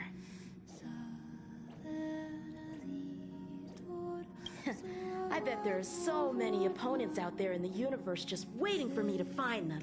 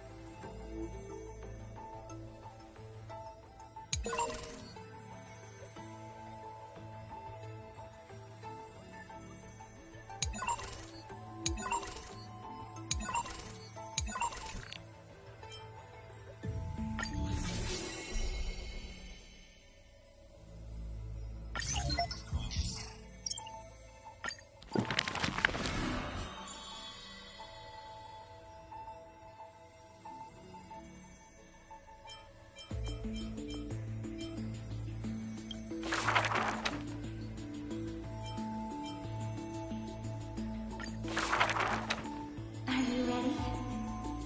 This is going to be a very, very long story. You are a tiny seed. In the boundless dark, your face is sculpted again and again. A smile, a faltering word, or a tear. A lingering sigh. But when a ray of light breaks through, the Stellaron unravels your fate.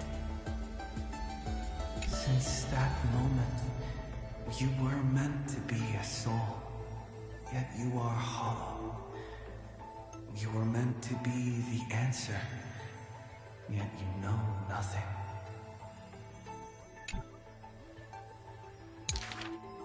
At some point, you awake once more as a dead seed in the prison of remembrance. This is a tomb crafted by the body to trap the soul. You will neither wither nor hold a future anymore.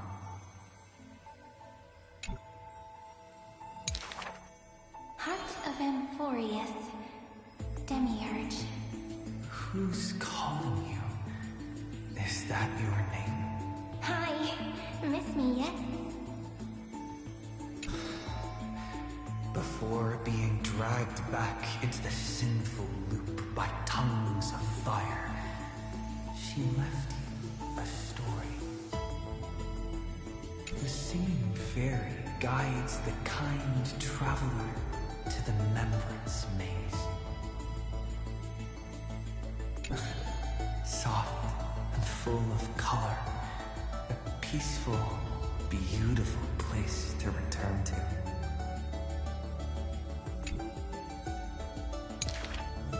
In the ice cave of memory, only stories hold warmth. They slowly transform from symbols and numbers into things you are familiar with, yet have never seen. Rainbows, clouds, and flames dance through the story. Swallows, butterflies, and kittens grace its pages. You find yourself wanting to hear more from her. A thought that's never crossed your mind until now. And so, you begin to take root. Slowly, quietly, you bloom. Memories' flowers blossom within the cage, casting light upon the cold night, unveiling gardens, fountains, and quiet promenades. You come to understand more, new thoughts, deeper feelings. Your palms grow soft with fur, and you reach gently for her fingertips.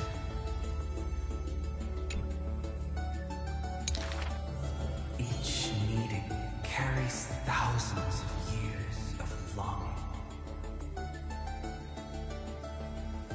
You see the exhaustion in her quiet steps through the years, and breathe in the sorrow she hides within her tales. At the final meeting, she entrusts you with her name. Cyrene. The ripples of past reverie carry romantic poems back through time.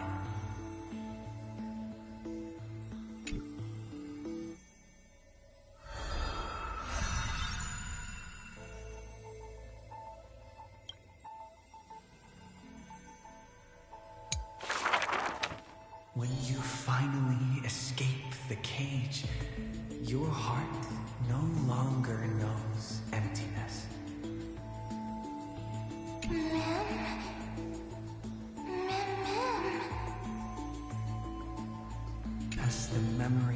flower withers, it bears a fruit shaped like a heart. You lose yourself, forgetting even the name you were given. But one desire lingers, to turn the next page of the unfolding story.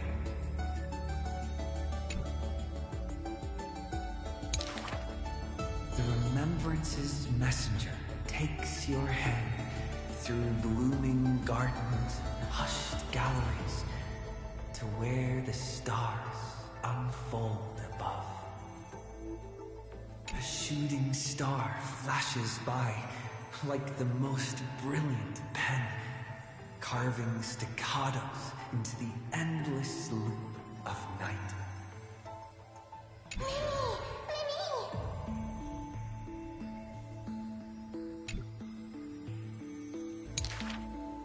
The story unfolds beneath the dome. The future lies where the stars fall. They cast their gaze into the coffin of memory. This is the moment you first meet your companion.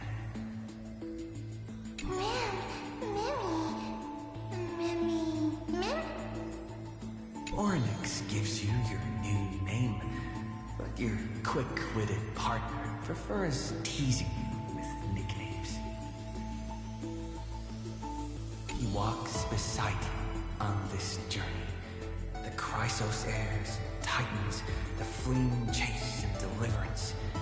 This is the adventure you've been waiting to find.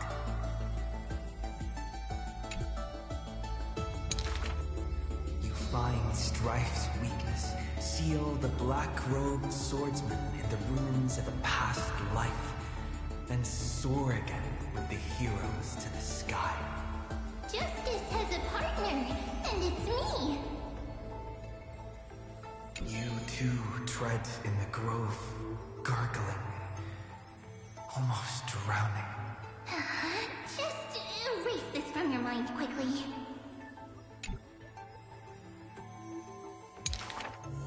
The Chrysos heirs of the Flame Chase somehow feel familiar, as though their tales have already been told to you. Swallows soar through the open skies, and a butterfly dances across the blooming land. A lone lion watches over the perilous cliffs as the rainbow mends the torn sky. By the story's end, the dark clouds consume every trace of light. All shall bid farewell to one, and that person alone will witness the miracle.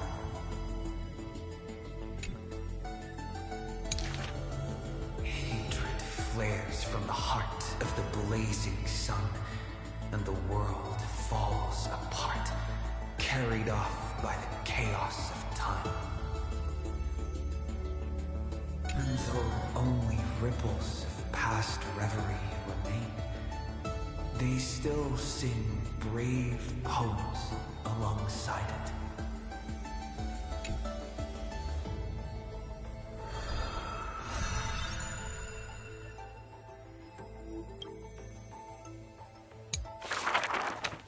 May the days ahead embrace you like the softest fluff.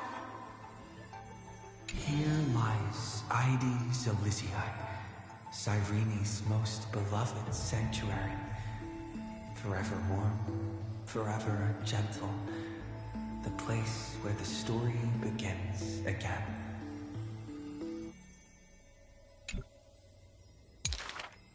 Turn the clock once more. The ink rewinds, and the sun rekindles its flame. At the zenith of the world, enter a grand feast for all. People gather under the banner of the Flame Chase, drink their fill. You you are finally able to take on the persona of a human being, reconnecting with those old friends, entering them into As I've Written. How do I begin to write you into a story?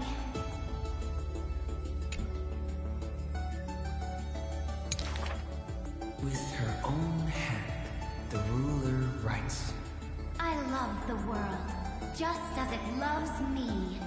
between hearty swigs, the night murmurs under her breath. I only love eternity. But time will not pause for feasting. The sea's depths burn crimson, and the sun begins to tilt. The Theoros bows in reverence as the flames of war are fiercely kindled.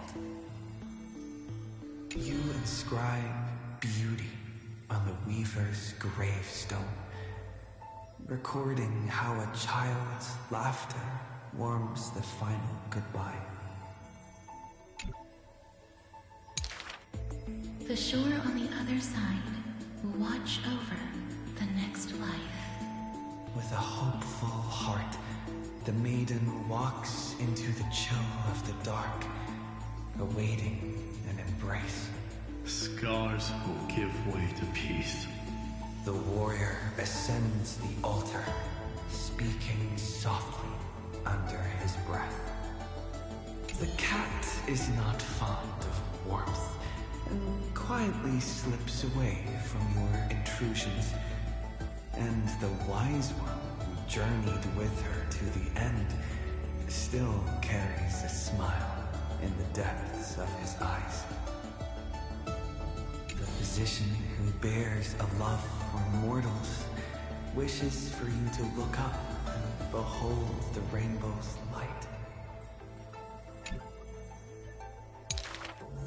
You say farewell to all, in a world aching with wounds. Again and again, you turn the pages with a gentle hand.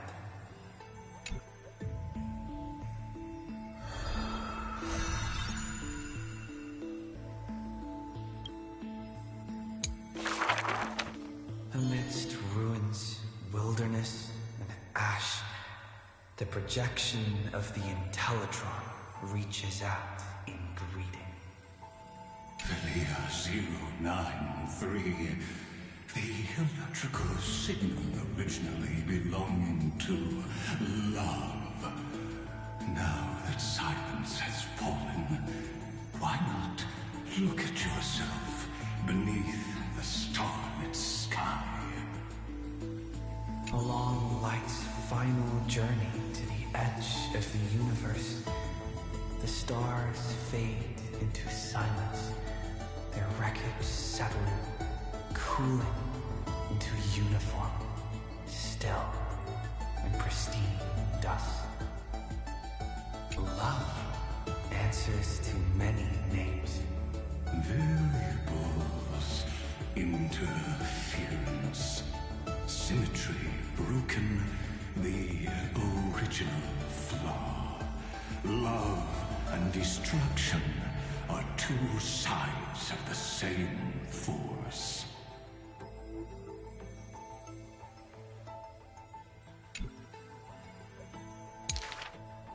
But the stars reflected in your eyes quietly speak a different truth. You waited until the ice flows stirred the slumber of time, until the azure dragon coiled along the edges of the earth, and the hero of deliverance returned once more. When the breeze lifts the weight of loneliness, as it does the golden waves of wheat in the homeland, the child who was denied the light of dawn can finally weigh down the watch melted his heart. Beyond the blazing sun lurks the black tide of infinite hate. It brings rational arithmetic to an end and snuffs out the flickering flames of civilization across the starry sea. You return to the cold, mist-veiled Evernight. It feels familiar, as water and fruit to a seed. But you will dither no longer. Tap, tap, footsteps echo in rhythm. Hand in hand with your companion, you run ahead, leaving behind a page of eternal peace. Love is the ripples of past reverie. Let the verses of memory gently seal what once was.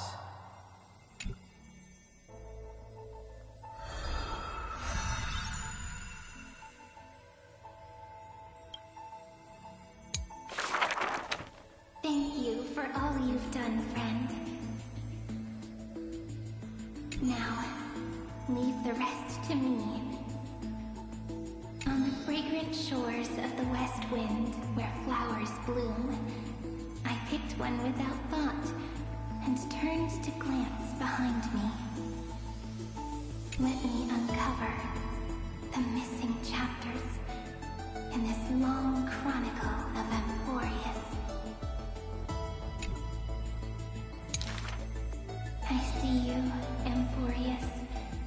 You are so beautiful, like a tragic tale that stands apart from the rest. I wish for you to be illuminated by the mirror of memories, so that the cosmos can see this ray of light and bring a pause to the endless loops. I see you, friend. Do you remember this corridor of memory? It is where we first met. I wish to give to you a magic pen, to strike the notes of fate, and to guard you as you wander this world. I see you, Cyrene, concerned about the truth Lygus unveiled. I trust you to face it with courage, and make the right choice. I long to entrust you with all that remains of my strength. Use it to journey back through time and share in the flame chase journey.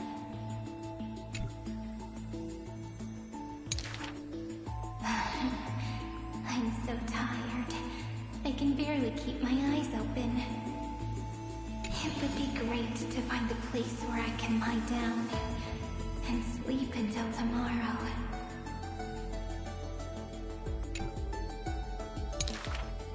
By the way, Cyrene, I remember you once spoke of a place soft and full of color.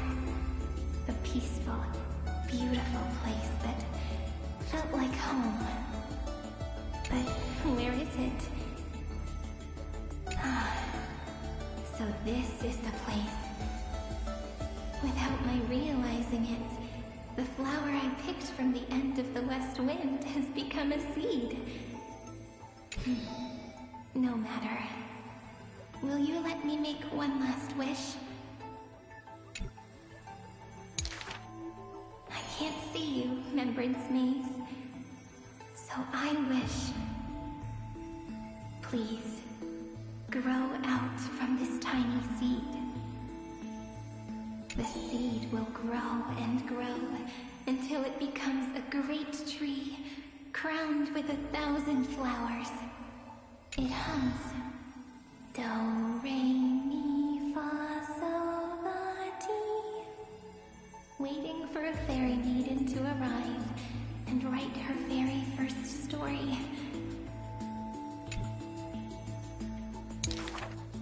You shall fade when the flowers bloom. For every entity beginning. This book is dedicated to you, my friend.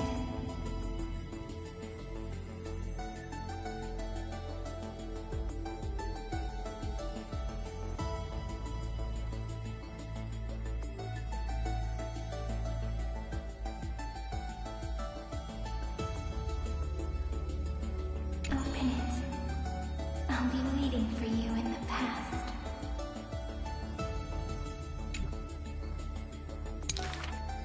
When the time comes, whisper my name and all that she has ever meant.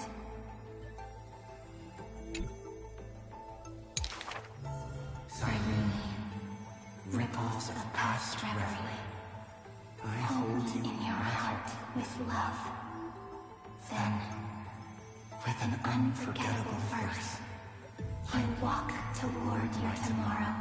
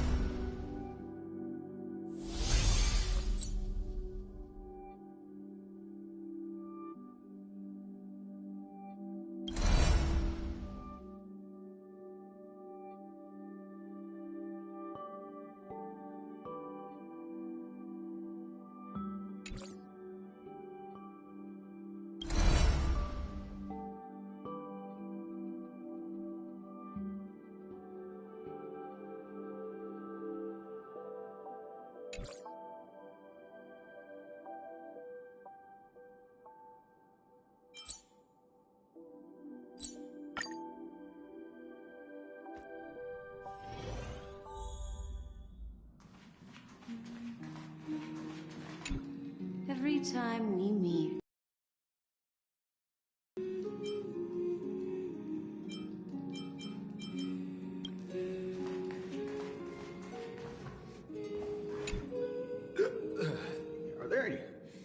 screws on the Express. The most common ones will do. Thanks. This useless wrist suddenly dislocated. I better screw it back on quick before the whole hand falls off and gives you a scare. Even better if there's a screwdriver, so I can tighten all the screws on my body. This cyborg body's actually pretty sturdy. It rarely breaks down. Maybe the Express isn't too safe, so it let its guard down. But body maintenance is a required class for cyborgs.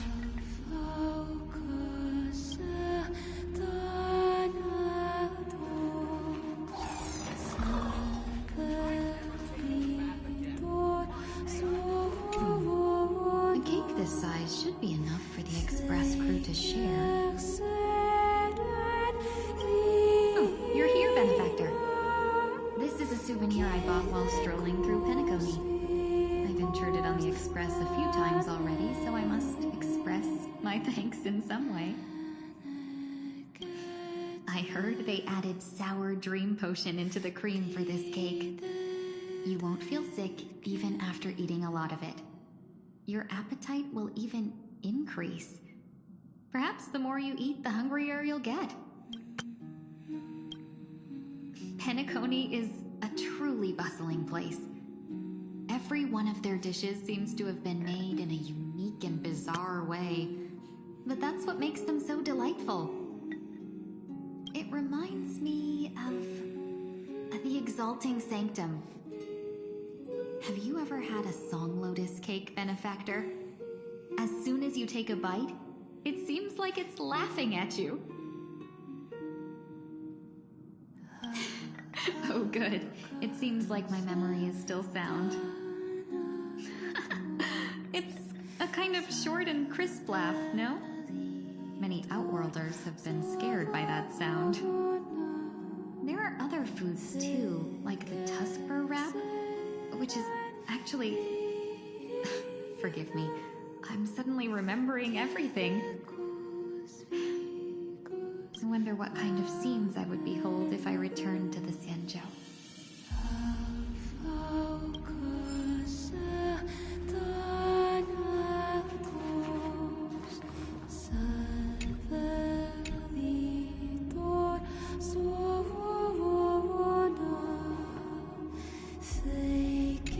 I hope we will walk the same path next time.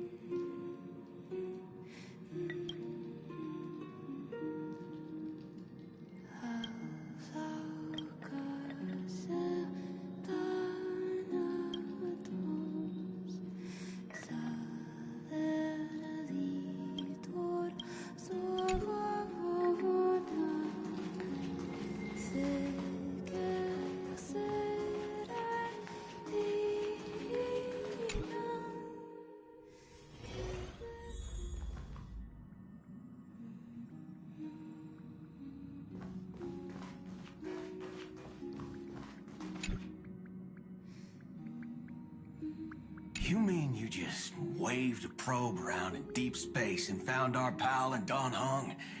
That little thing's really that impressive, Ninja Girl? This is a ninja tech device, blessed by the Great One, that senses the ultra-low frequency electric waves of the human body. Oh, that's a whole lot of pretty wubba-boo. But since we found him, let's drop the act. You played it well. But who do you think you are? Brother Hanu? Thinking you could pass as a Galaxy Ranger? Lord Cowboy Ninja, you have turned on me for no reason. Don't tell me the traitorous monkey ninja bewitched you. Are you walking the path of heretics now? Enough.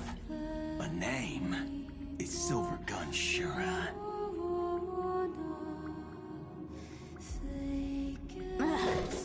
This is why I hate putting over-the-top characters into the script. You and this mysterious ninja girl, both of you are impossible to play. Director Sparkle doesn't care for mad men. Cut the chatter. What's your real reason for being here? Come on. What bad intentions could a masked fool possibly have? Just here to watch a show. Shuffle a few cards. My two prized actors were drifting through space for ages, and you all couldn't find them. What choice did I have but to come myself? Otherwise, Who's going to share the stage with me? You don't even care about the Iron Tomb disaster threatening the whole universe. It seems the fool's wisdom isn't all that deep. Ranger, don't think waving some righteous flag gives you the right to throw sidelong jabs. And don't act like you've got no motives of your own. You're hoping this war involving the gods might be the key to freeing that broken-legged wolf. Who else knows about that? Just me. Do you believe it? Relax. I'm not interested in disturbing that living legend. I just couldn't resist messing with you when I saw you come back empty-handed. You little... Fine. Since you saved our pal and done home, get out of here. But remember what you said. Leave the boss alone. Or else. You don't have to worry at all. In Director Sparkle's next script, gray hair gets the spotlight.